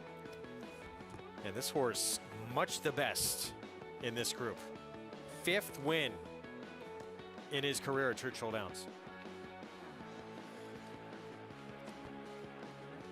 So all the prices from this one in a moment, and then up next, a very good addition of the Open Mind in that Filly and Mare Sprint division. Back at Belmont in the nightcap, Hall of Fame ride from the crafty Hall of Famer Johnny V. Risk profile up the rail that's been so golden this afternoon and taking the nightcap. Just love the way he was like a broken field runner. You know, he's got 1 horse beat turning for home. Air Show, who just did not run at all. Johnny staying committed to the rail. He looks up in front of him. Horse that's stopping. Doesn't want to take a shot at going inside of him because he's getting herded down towards him. He said, well, let me angle out around him. Change lanes back to the fast lane on the Belt Parkway here. Horse drops his head and comes with a flying finish to catch Repo Rocks. This is a horse that wants to be forward. He had a terrible start in this race and able to overcome it a way that he's not used to running. Well, maybe it was a blessing in disguise. Sometimes we learn things about horses through adversity. You know, I used to ride a Mare Island Charm. She was always in front. One day she stumbled leaving the gate, came from last and won, and from then on, that was her style. She'd take herself back and she'd come smoking late. Sometimes horses change, and we as humans don't evolve or change with them. I think he might have just overcome bad circumstances. I think he's got some talent. I bet he rides him. If he rides him back, he'll ride him like that again. You think he'll take him back? Oh, allow him to drop back, not take him back. We'll see. He ran an 88 Beyer when he was gate to wire winner by 8.5 lengths here a few starts back. Man, you're always subject to pressure then. Pebbles Stakes Plum Ali was a grade 2 winner at Belmont as a 2-year-old. Looking to get back in the winner's circle for the first time since that 2-year-old campaign for Christophe Clement. We'll preview it next.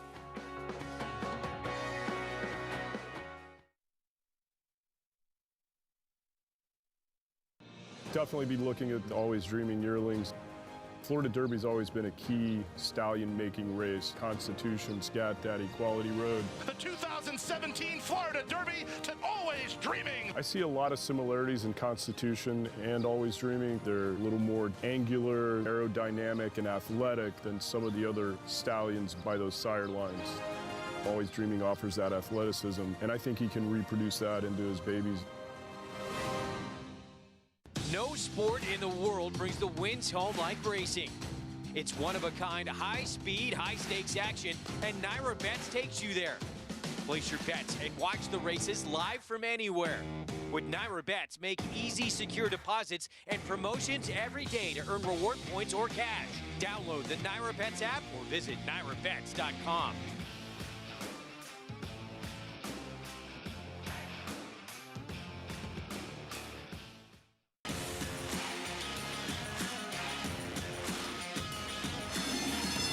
And they're off. Followed by Microbiome. A late run from Gimmick.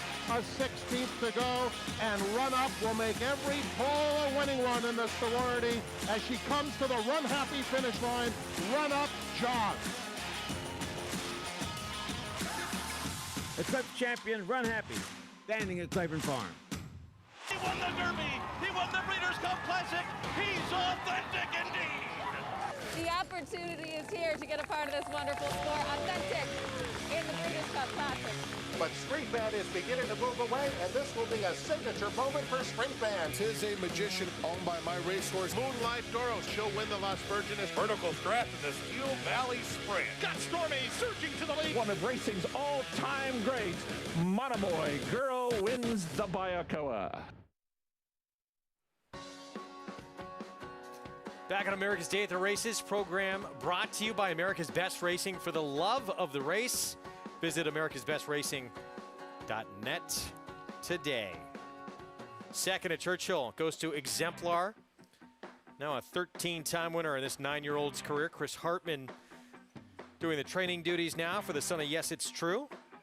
And back-to-back wins. Yeah, worked out a real nice trip. Had a pacemaker basically in front of him. Rare Form came back to him, set him down at the 3/16 pole, and rolled on as much the best. And I think, you know, inside speed is still a good thing to have, not that it's dominant, because Rare Form was on fumes before the 8th pole, and he wound up 4th, but he hung in there a long way for 2nd on the wrong lead, and I think it was just because the track kind of helped carry him along a little bit. 5 for 12 now over this racetrack at Churchill Downs. Real affinity for it. $6.80 for the victory there in the second. And up next, a very good stake early on in the card in this Filly Mare Sprint division. Of course, Gamine is the clear-cut leader of this division. She won the Breeders' Cup Filly Mare Sprint last year, but Bell's the One is coming on strong. She is 3-5, coming off a win in that Grade 2 honorable miss. We didn't see a lot of sprinters come from as far back as she did at Saratoga this summer. She was impressive to win that race as she's rematched Wisconsin, who's very talented in her own right. Yeah, and I think that she's just a mare that gets a little bit of pace in front of her, and the confidence that Corey Lanny rides her with, and she does seem to run better when she gets out in the clear. She breaks from the outside, not that he wants to be parked out there the entire way, and knowing Corey Lannery, he'll try to save some ground before he produces her for her run. I love closing sprinters. She's fun to watch her do her thing. That was a big win, that Grade 2 honorable miss. Very happy for Neil Pessin.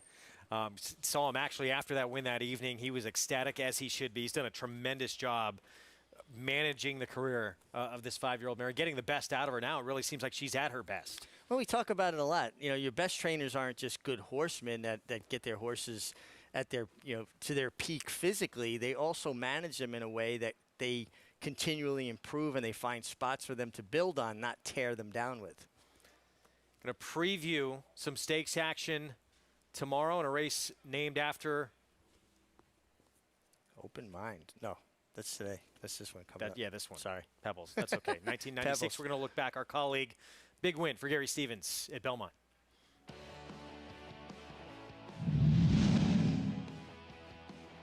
Rare Blend is looking for a way through, but has nowhere to go. Rare Blend frustrated here. Down on the inside, Unify comes through an opening on the inside. A daring move there. At the top of the stretch, Polish Spring, short lead, inner circle, Henlopen, and Rare Blend flying on the outside. Rare Blend coming with giant strides as they come past the 8th pole.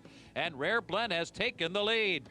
Polish Spring second now, and inner circle is third. They're coming down to the finish.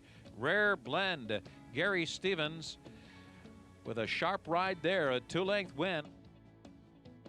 Gary Stevens, that was the first and only time you rode Rare Blend. That was her turf debut. What do you remember about that race?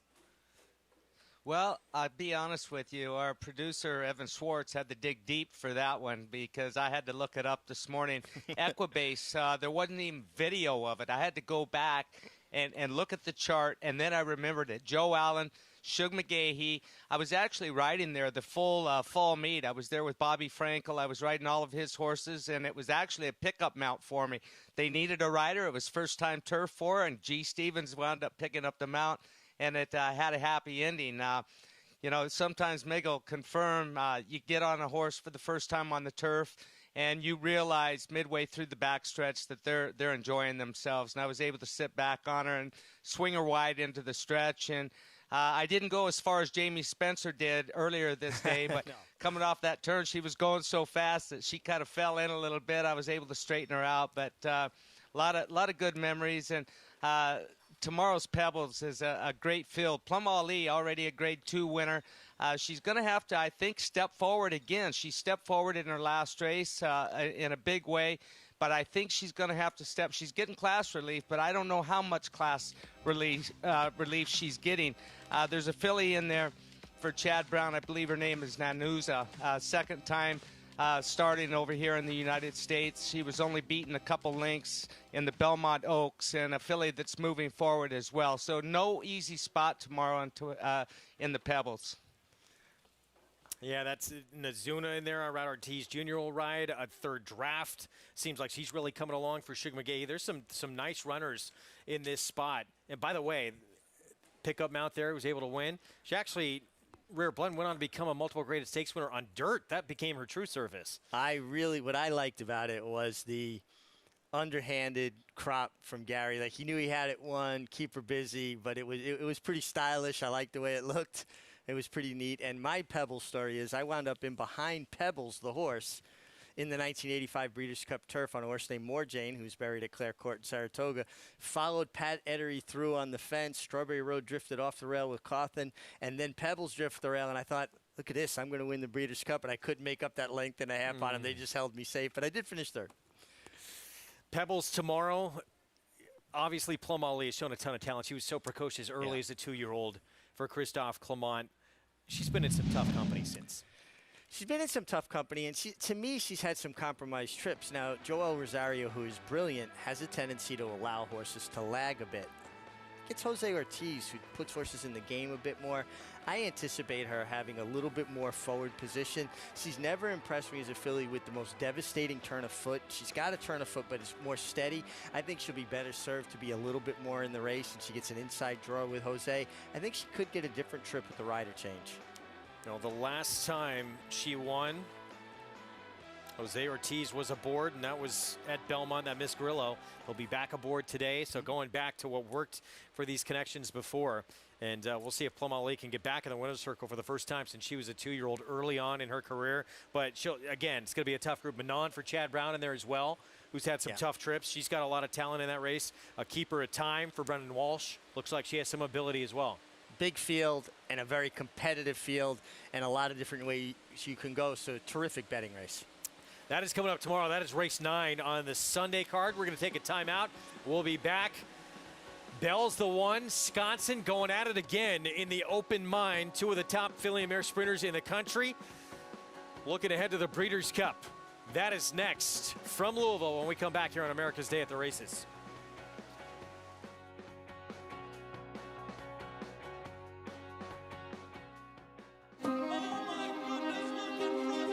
Just imagine the horse you'll breed. Street sense will need some running room. All the things you dream about. Plan for.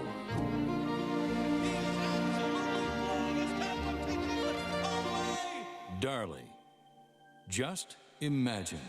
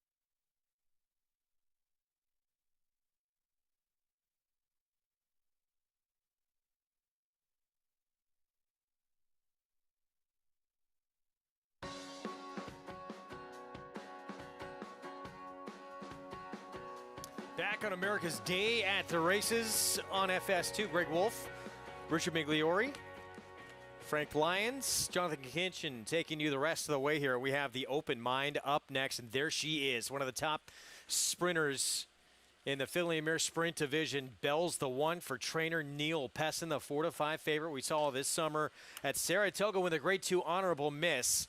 She has been pretty special throughout her career, 9 for 19 lifetime, and this victory coming from last to first to get the money.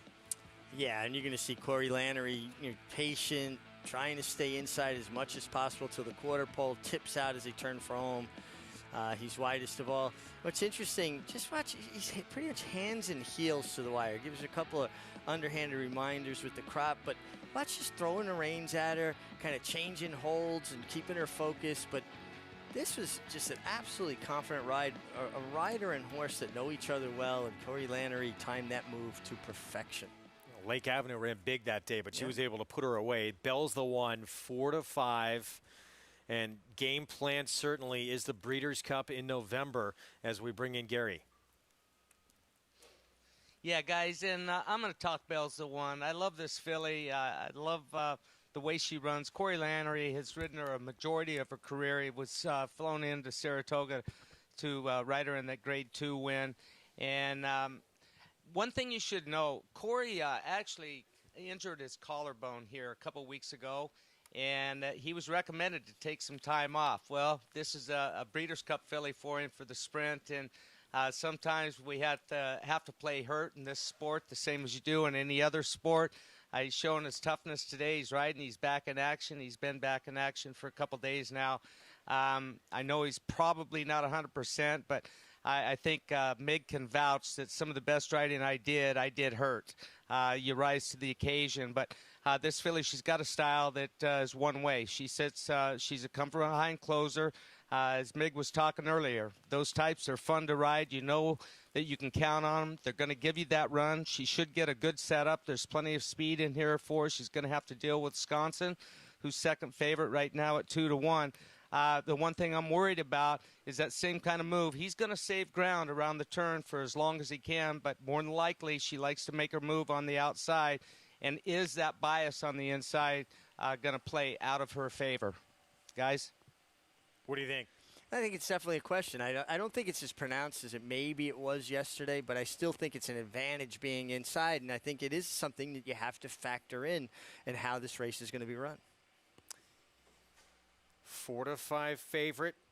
Bell's the one. She beat Sconson when Sconson was actually favored in the Roxalana. Now, Sconson was favored in that race because of this performance in the Grade 3 winning colors when she beat Frank's Roquette.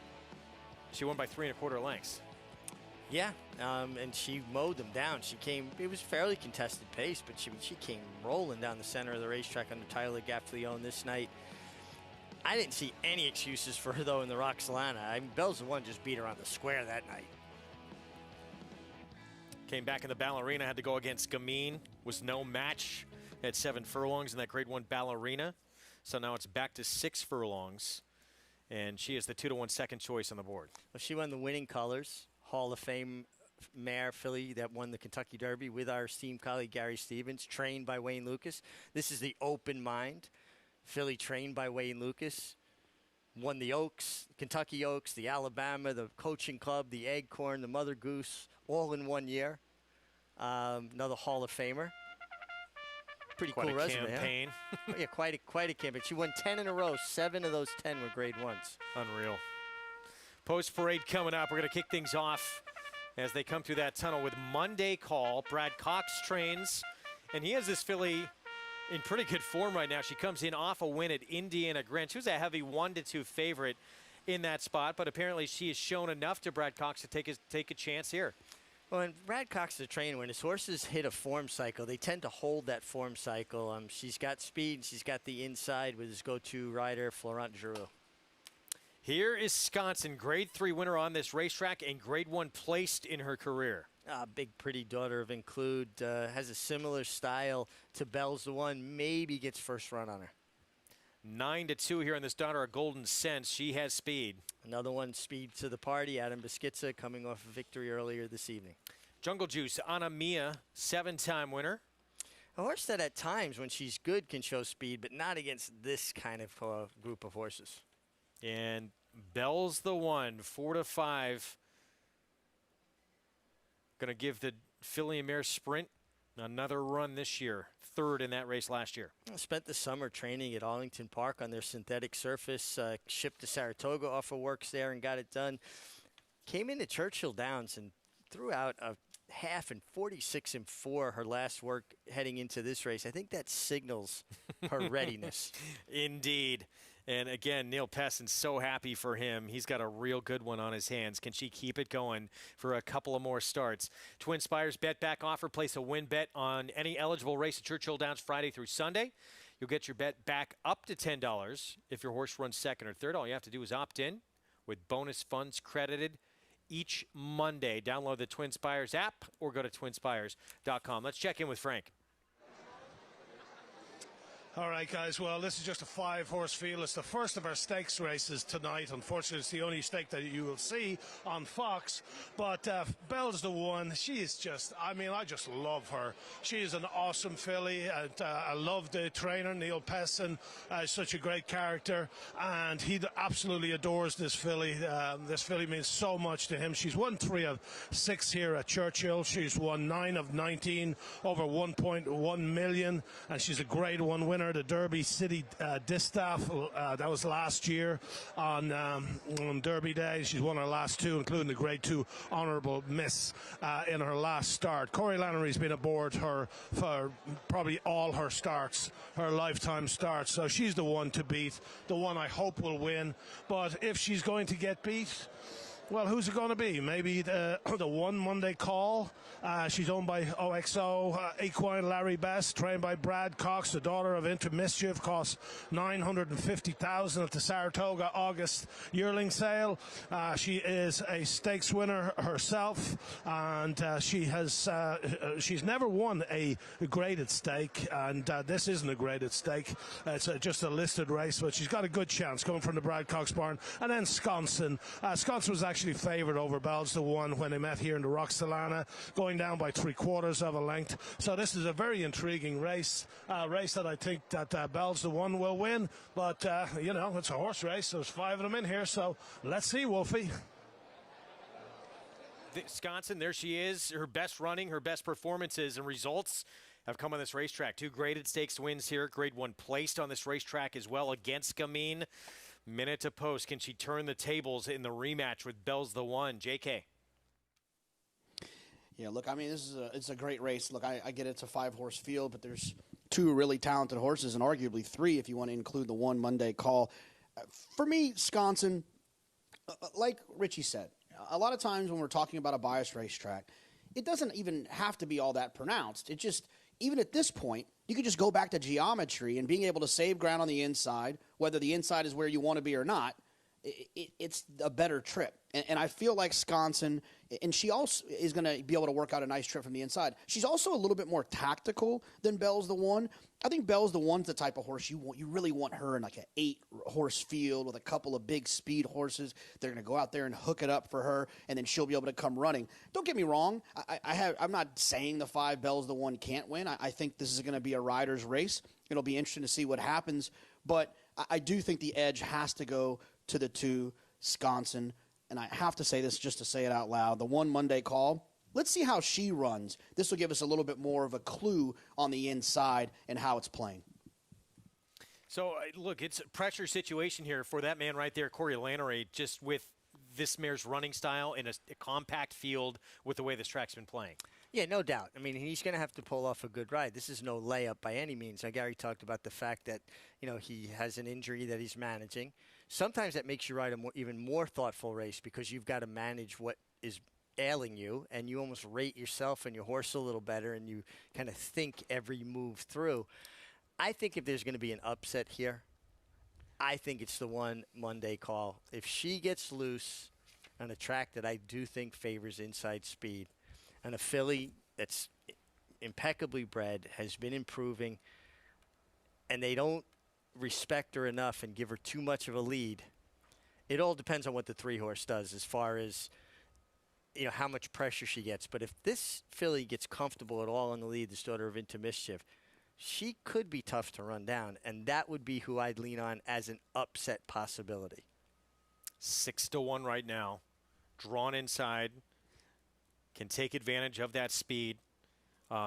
She's not going to be alone, though, in front. It does not look like by any stretch. The 3 has a lot of pace. The primary other speed in the race. I think the 3 holds the key to the race. Now, the 3 was no match for Bells the One the last time they met when she showed speed in Saratoga. So she has lurked from just off the pace. Do they try to change tactics, thinking, well, if we got a chance to beat Bells the One, we've got to save a little more? Sometimes, connections try to plot and plan how they can turn the tables on somebody. Likely the last stop for a couple that have designs on going to the Breeders' Cup, filly in Mare Sprint and Bells the One in Wisconsin. Let's go to Travis Stone for the call.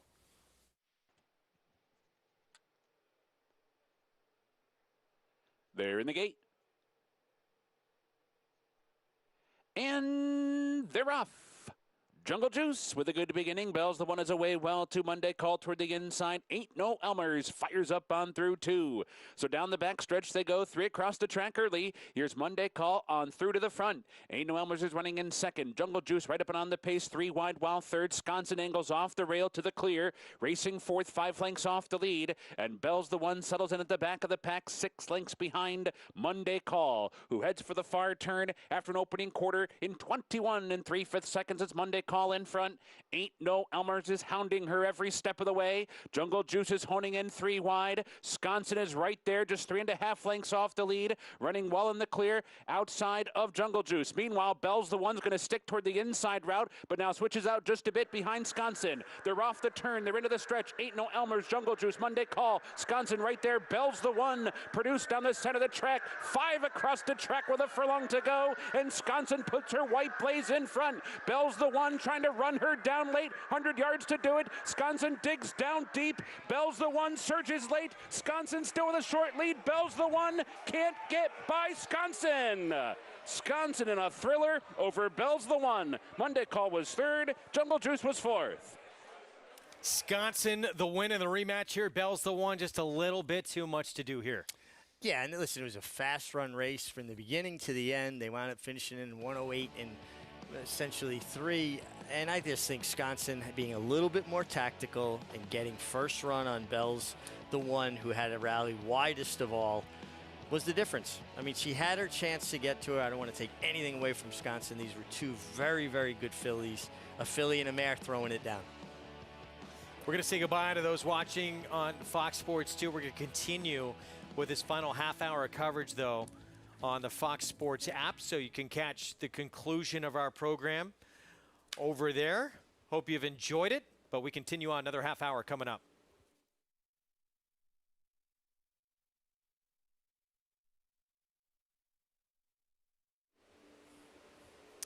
Open mind. It goes to Sconson, turns the tables on Bells the One after being beat by her in that Roxalana back in June, and likely the way the racetrack's playing this afternoon, part of the reason why that happened. Well, Sconson got a little bit more position than the Bells the One, just because she's just naturally a little faster than her, and they have to play to your strength. Bells the One is a deeper closer, but Sconson was able to get a little more involved, get first run on her, be a little bit more to the inside, just a path or so. Bells the One had every opportunity to get to her as they turned for home, and Sconson just kept finding.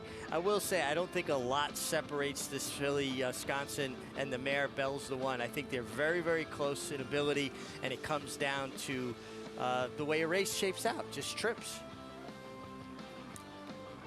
And it just looked like she was never going to get by her. It doesn't matter how far they went. No, she had her dead aim. She had her shot. She couldn't get by. From people that believe in weight, Bells the One carrying 124 today. Sconson carrying 122. I think that's like me running with a Snickers bar in my pocket or not. I don't think it really matters. But Tyler Gaffalione, Greg Foley, Lloyd Madison Farms get a big win, even though this was not a graded stake.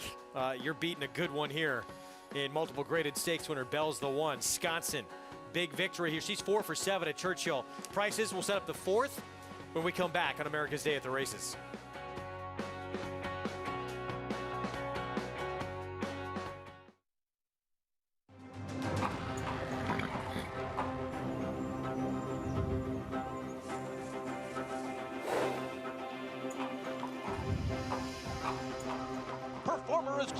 second and running on by. And it's a big performance from Performer to win the Discovery.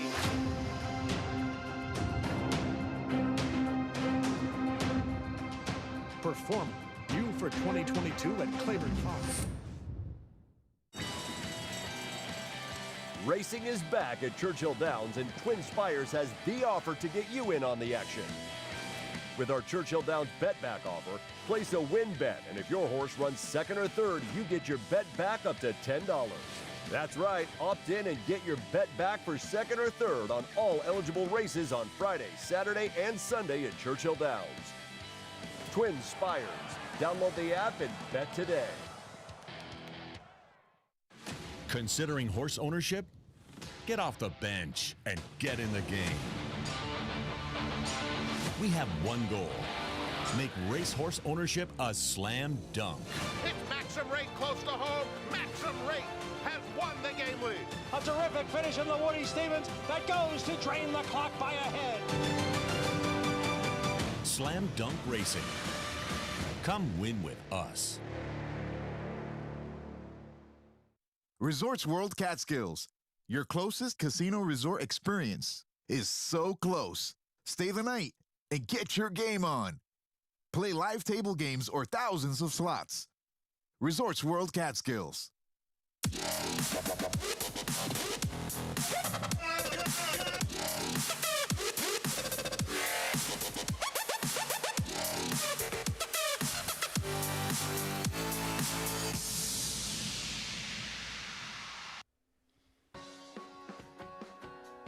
Watching America's Day at the Races, continuing coverage coming up from Churchill Downs on their Downs Under Dark program. And Sconson able to exact some revenge here on Bell's the One. Two very talented filly and mare sprinters, both on designs going to the Breeders' Cup, and likely will get another shot at Gamine. Yeah, and you know, Gamine gets hooked up in the pace duel. They've got the right kind of style to pull off upsets. In the open mine, a $300,000 purse is undergraded, but $180,000 to the winner. Tyler Gaffleone had a great summer in Saratoga, continues to ride lights out and gets it done on the second choice at $560. Bell's the One, had her opportunity. She came up second best today. Third in the books, and we'll see, you know, if Bell's the One still at 5. I mean, she's still running a very good race there. Just if she gets more pace, can it be a different story? I think she got the pace. I just think that maybe the racetrack took a little starch out of that closing kick. Now it's interesting. When she met Sconson earlier in the year in the Roxelana, Sconson was carrying 125. She was carrying 123. So she was in receipt of 2 pounds. Today, you flip-flop it. Sconson's carrying 22. She's carrying 24. So there is a little bit there. I mean, I don't think a lot separates them. I think it's the trip that they both work out. They're both talented. Got a maiden special weight coming up next in this fourth race that kicks off the Derby City 6. It's at 7/8 of a mile. Take a look at that field in a moment. Let's take another look at this stretch run. And there's Sconson in those red silks getting, as you mentioned, first run there on Bell's the One, gearing up to the outside. And this is when she usually kicks into gear and usually can put away her competition, but not this time. Well, Sconson had something left for her. Tyler Gaffleone rode a very smart race. Corey Landry had to follow in his wake. He tried to be patient, come out from behind her as they turned into the stretch, had dead aim, and just could not run by her. And just a really good horse race. I can't make a lot of excuse for anybody. Yeah, Bell's the One might have been a bit compromised because the track is playing a little bit more tactical than a deep closer would like. Fourth race, look at the current odds. Tom Amoss in Search Engine, son of Flatter. We'll have Jimmy Graham aboard 3-2, taking meaningful money right now. First time out for this 2-year-old. It's a full to search result. Grade 1 winning filly that Chad Brown has. So his regal pedigree and, you know, an expensive 2-year-old in training purchase, $625,000. So, and we know that Tom Amoss can win with all kinds of horses, but particularly first-time starters, and he reaches out for his main man, Jimmy Graham.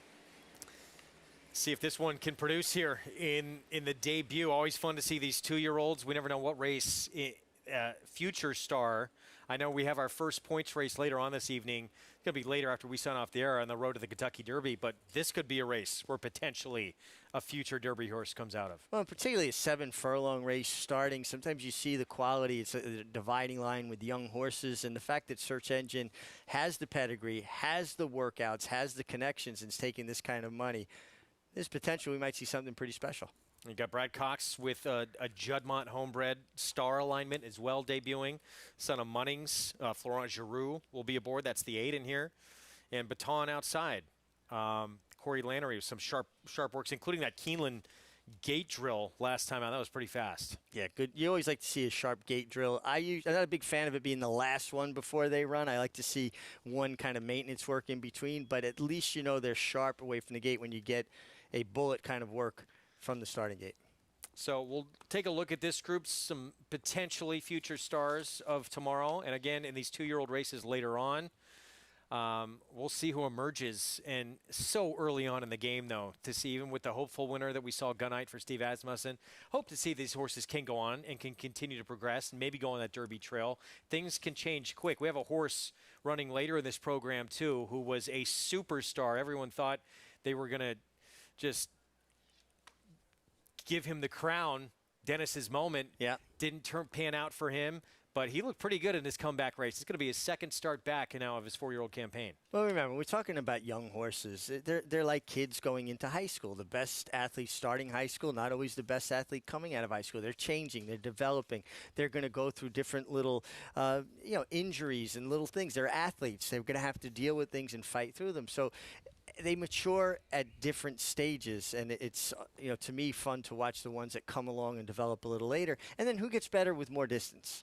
Some of them are going to be limited by how far they really want to go. They may have speed, but they can't stretch it out. One thing all good horses share: they possess speed. It's how they learn to use that speed. Some don't ever learn to use it properly. Others learn to switch off and turn it on and off as the rider pleases, and those are the ones that become your really good horses. In that race with Dennis's moment, he's going to tackle a pretty tough group, including Bango, who's in really sharp form for Greg Foley. Greg Foley, of course, just winning this race here in Wisconsin. He's got more work coming up potentially here with another star in the program later. Let's go to Frank Lyons. All right, standing here with Greg Foley, the winning trainer of Wisconsin in the Open Mind. And what made the difference today, Greg? Bell's the one got us last time. I loved our filly that day. She just beat us, and I don't know what the difference was. They're two great fillies. They're pretty even matched. Look the records up. She might have. I think it's 3-2 now. Yeah. It's quite the rivalry, though. It's like two good football teams or basketball teams when you line them up or whatever, But that was fun tonight. Yeah. So you think you're going on to the Breeders' Cup now for another rivalry? Yeah, my record isn't good against that one either. Yeah. And going to her home court, man, I don't know how good that is, but I'd say we're probably going to go try her again. Yeah. And now you have your other favorite horse in the barn in tonight, Bango. Bango, I think he's won 6 of 9 here. He's won 5 of 7 at the distance. How's Bango? I love him tonight. He's been dying to run for a long time since we had the little race over at Ellis, and there really wasn't anything in between this one. And I knew Ben put these 2 races up, so we've had this race penciled in for a couple of months and been really just trying to keep him under wraps for get him over here tonight, but he's good to go. All right, well, I won't tell anyone that you love him, okay? yeah. All right, Greg Foley, guys, winning trainer of Wisconsin in the Open Mind. Bango going to be fun to watch later on this evening, trying to win a 4th in a row. But Wisconsin, that's good to hear. She's going to go back and give the Breeders' Cup Filly Mare Sprint another try. She was a half length behind Bell's the One for 4th. Bell's the One ran 3rd in that race last year. They're going to both, obviously, everyone in that race trying to beat Gamine. I really like that interview and Greg Foley to be so have so much humility and just acknowledge that these are just 2 really good fillies and mares that run their hearts out, and then acknowledging the champion Gamine that they haven't been able to turn the tables on her and they have to go into her backyard at Del Mar. But you know what? When you get a fast horse like Gamine, who's been showing that kind of propensity to want to lug out a little bit, pace makes the race. And if she, listen, she's very fast and she does it pretty easily. But who knows if she gets hooked by somebody that's just bent on the lead and say they go too fast. Sconson and Bell's the One are the kind of horses that could pull off an upset. Going to be fun championship weekend, and we expect to see both these two, Sconson and Bell's the One, right there, giving Gamine another crack in that Breeders' Cup Filly and Mare Sprint. We're going to have the fourth from Churchill coming up when we return. And Tom Amoss, he's got the favorite right now, and he's going to tell us his favorite race when we return with more America's Day at the Races right after this.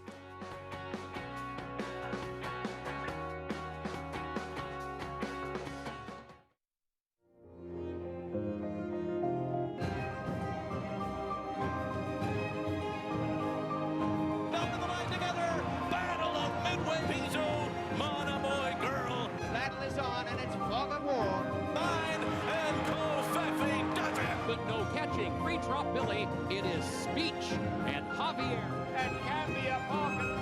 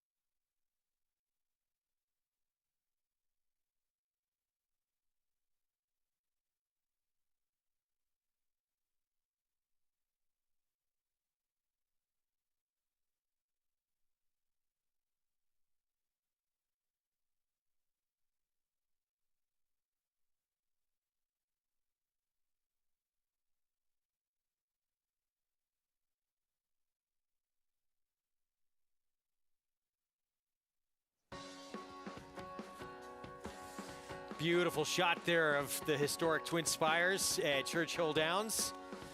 And, of course, the big one, first Saturday in May 2022. We might see some horses who have designs on that race maybe coming up in the next race. Preceding that Derby Day, of course, the Kentucky Oaks, and one of the biggest races there is in this country as well, certainly for three-year-old fillies. It was a race that changed things forever for trainer Tom Amoss.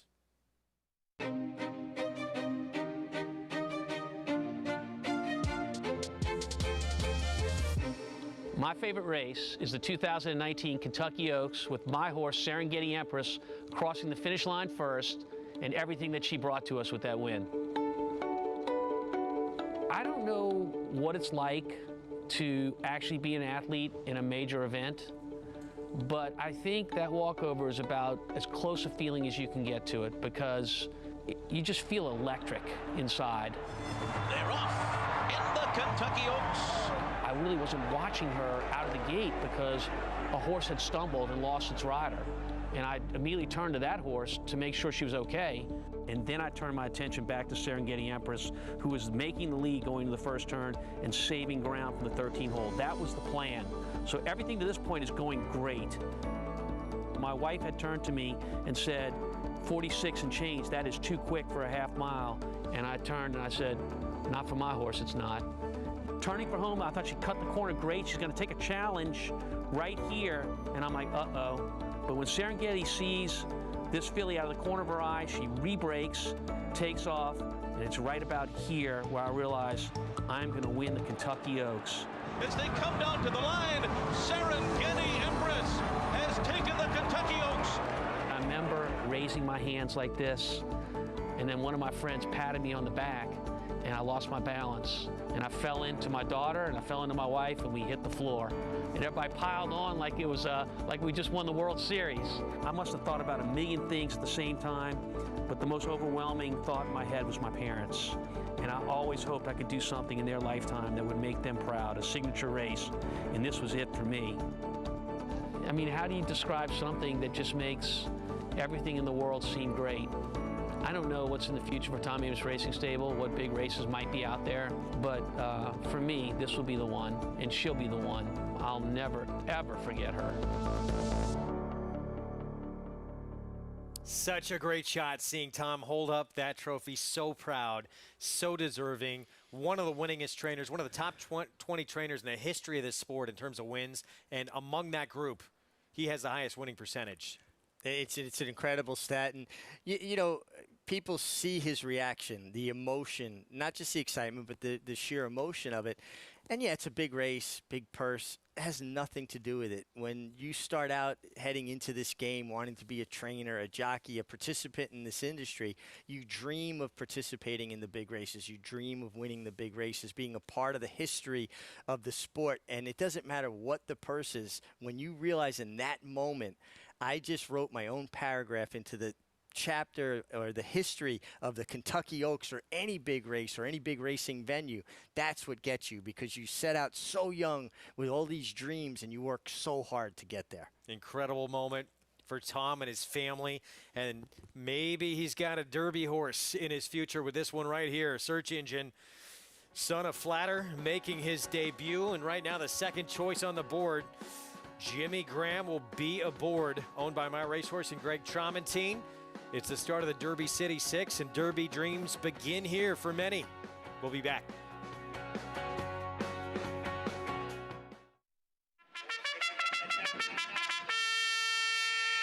Monmouth Park's 50-cent Win Early Pick 5 is the best way to get your wagering day started. With a 12:15 post every Saturday and Sunday, the Win Early Pick 5 is home to six-figure pools and a low 15% takeout. Start your day winning early. Play Monmouth Park's Win Early Pick 5. Win early, win often.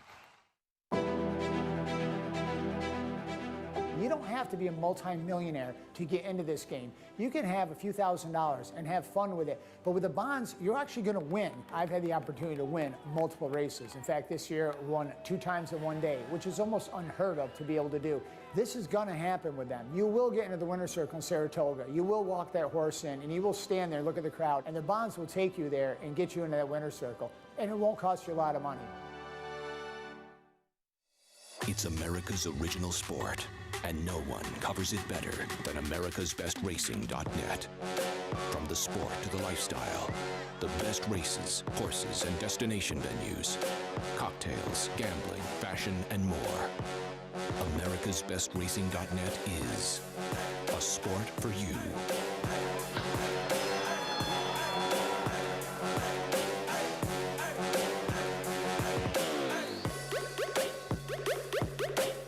Racetrack Television Network brings you every race, from every track, on every screen, every day.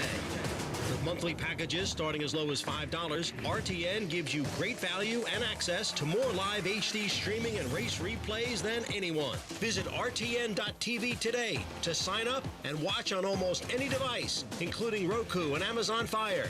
Use promo code TRYRTN for a 5-day free trial.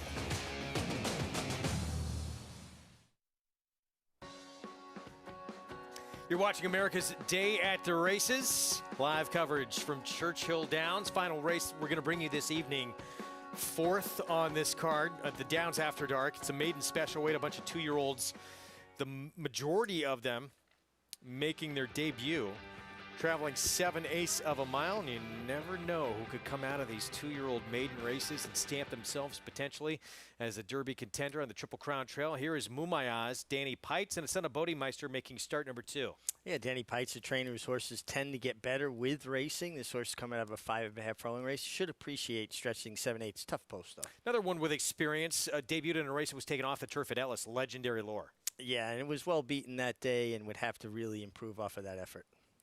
Norgay, distant third in his debut at Ellis for Ian Wilkes. Yeah, but a trainer who kind of builds his horse into races, uses races to spring forward, and I think he'll appreciate 7 furlongs as his son-in-law Chris Landaros aboard. Expensive son of Flatterer. This is the Tom Amoss runner. How's he look to you?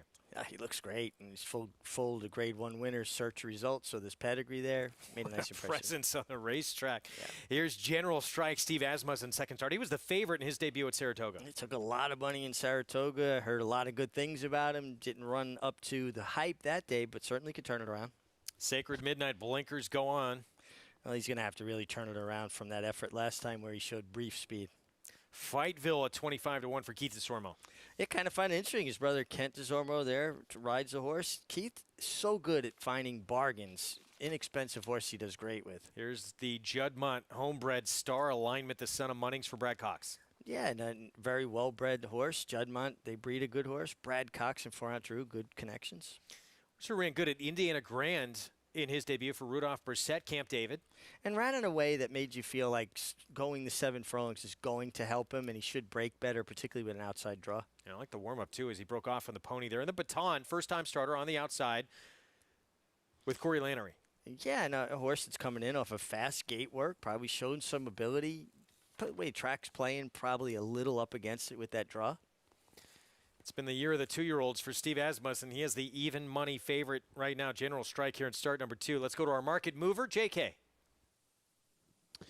Yeah, Wolfie, the Twin Spires market mover is going to be the 5 General Strike. This is a horse that we talked about it. There was a lot of buzz at Saratoga. One of my favorite parts of Saratoga is hearing about the next fastest horse in the world, and sometimes it pans out and sometimes it doesn't.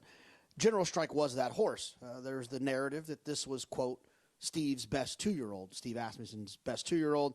Horse took a lot of money on debut, didn't particularly run well, but does come back and is taking money here at Churchill Downs, again, suggesting that maybe the talent is there and there was an excuse for that performance. It wasn't something you could just definitely latch onto. I know Gary's going to talk a little bit about the start of that race, but I do understand why they're going to come back and bet this horse. If you want to bet the market mover or any other horse in this race, go to twinspires.com. The other 2 horses I thought that were interesting, the 9 Camp David, who I thought ran well after breaking a little bit slow. Young horses, sometimes when they break a little slow, they still go on and run. If they can kind of find their feet next time in the gate, break better, sometimes they can turn those performances around. And then the 3, Norgay, is another one who Ian Wilkes isn't known for having his first-time starters ready to rock and roll. 4% in his career, and that's for a trainer who is 14% in his career. Only 4% with first-time starters. You got to expect that they're going to run better second time out. But you had a question. How often, I'm sure in your career, Del Mar and in New York and in Kentucky, that you were riding a first-time starter that was supposed to be the fastest horse in the world, and they kind of let you down a little bit. How often do they come back in that second start and live up to the hype? Very often, especially for a guy like Steve Asmussen. He hits with 21%. It's not like he didn't win with a bunch of first-time starters up in Saratoga, because he did. But he's even better with second-time starters. And if you use film as your aid, which I know you do, he gave as much as he got at the start of that race. Ricardo Santana, he rushed him hard out of the starting gate. He ducked in. He made contact with the horse inside of him. Then the horse on the outside of him came in and knocked his hindquarters off balance. From that point on, it became an educational race for this colt. Ricardo stuck him in behind traffic. He was getting a lot of dirt. He wasn't liking it. He moved him out at the half-mile pole, gave him a little bit of clearance, and then he dropped him back into it and says, no, boy, you're going to have to learn to like this. Richie Migliori said something here a little while ago. Speed is important. It's all where you use your speed. And this colt, he didn't want to be rushed early on, but he showed some speed. I think he's going to show more speed today. The 7/8 is going to help him a lot. I think he'll jump into the bridle. And I tell you one thing, I've never seen the winningest trainer of all time. I don't know if he's short of help or what's going on, but he actually led this colt out onto the racetrack and passed him off to the pony horse. Frank Lyons, what about that? Well, I was actually, he actually asked me to lead the horse around and lead him onto the racetrack, but I had the microphone and the form, so I couldn't, so Steve ended up leading him out. But General Strike, he looks best in this race, best today. And they're going 7 furlongs. So I often see that Steve Asmussen's 2-year-olds will need a run, and they improve dramatically afterwards. We've seen a horse the other day that had been favoured at Saratoga and ran badly, but came back to win here at Churchill. And I think General Strike will do the same because he looks so ready. I think the 4 Search Engine, who's a half-brother to Search Results, the winner of the Acorn, Grade 1 Acorn, the Grade 3 Gazelle, is going to run good also, but I'm not really sure if he is 100% ready. And then the other horse that looks great is the 8-horse Star Alignment, who's a half-brother to Bonnie South, the Fairgrounds Oaks winner in the Double Dog Dare. She most recently finished a half a length behind Latruskin and Personal Ensign, but they're about to load in, and so I'll throw it back to you, Wolfie. It's all about the 5. All right, Frank, thank you. Meanwhile, Tom Amos, his Search Engine, who I thought made a great appearance, gets ready for his debut. 7A, so tough to go first time out, isn't it? Yeah, it's tough distance. You're asking a lot, but this horse has obviously been working well. He takes some money. He's got a great pedigree. Interesting maiden race. Set for the 4th, Travis Stone with the call. They're in the gate.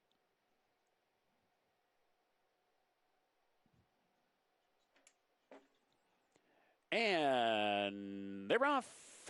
Sacred Midnight and General Strike, both of them break out okay, looking for the lead as they head up the chute and come for the main track. Mumayaz comes through toward the inside now, and right there too is Legendary Lure. So they cross over onto the main track, and it's Mumayaz out to set the pace. General Strike is right there, racing in second. Sacred Midnight on the outside is up into 3rd. Legendary Lure is now 4th. Search Engine is about 4 lengths off the lead, keyed up from 5th. And then it's Camp David racing in 6th. Star Alignment shuffled back into 7th by 4. Baton is in 8th, and Norgay is in 9th, and completely and totally outrun is Fightville. 22-1 was at opening quarter mile. They're onto the far turn, and it's Mumayaz the leader. Hounded intently by General Strike, who's just a half a length behind with 3 furlongs to go and is poised from there. 2.5 lengths farther back to Legendary Lure racing in 3rd. Search Engine toward the inside is 4th. Camp David winds up with a 3-wide sweep from 5th. Farther back, Baton gets into stride from 6th. Norgay is 7th. They're at the quarter pole. Mumayaz turning for home under pressure. General Strike to the attack, and General Strike has taken over. Legendary Lure switched outside, putting in a late run. Norgay is on the scene, but is very green. Search Engine is there as well. 1 furlong to go. General Strike's in deep water. Here comes Legendary Lure on the outside, surging up alongside. Legendary Lure to the front. General Strike fights back. Here's the finish. Legendary Lure, 36-1 over General Strike, Norgay, and Mumayaz. Legendary Lure out-dueling General Strike. Both these colts with a start under their belts. Bill Morey and Rafael Bejarano. Yeah, got it done. Really turned his form around off his first start. Look at the stride on the 5 General Strike. He's got that big kind of long loping stride. This is a horse that is running well at the sprint distance of 7 furlongs, who's going to relish when he goes further because he's going to get in a better rhythm, and he ran so well. But boy, the 2 Legendary Lure, talk about a big improvement from first start to second start to get it done. 2-5-3. Norgay runs 3rd in here. It's all horses who had a race under their belt that complete this trifecta. And a starting point for some horses in here getting that first race under their belt. 7/8's tough distance to debut at, but we saw horses with experience get it done there. I'm really going to be interested to see the 5 General Strike as he goes further. I think he is a nice colt. Union Rags out of a Dunkirk mare. Steve Asmussen, as they continue along in their career, oftentimes they get better and better as they get older. He's got a lot of talented 2-year-olds, though, as well. We are done for the evening. Hope you enjoyed our coverage. We kick off tomorrow, actually 12:30 Eastern start time. That'll be on YouTube. Then we're on FS2, kicking off at 1 Eastern time.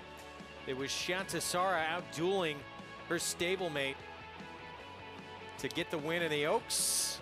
And how about Yabir in that last to first move in the Jockey Club Derby, punching his ticket to the Breeders' Cup turf.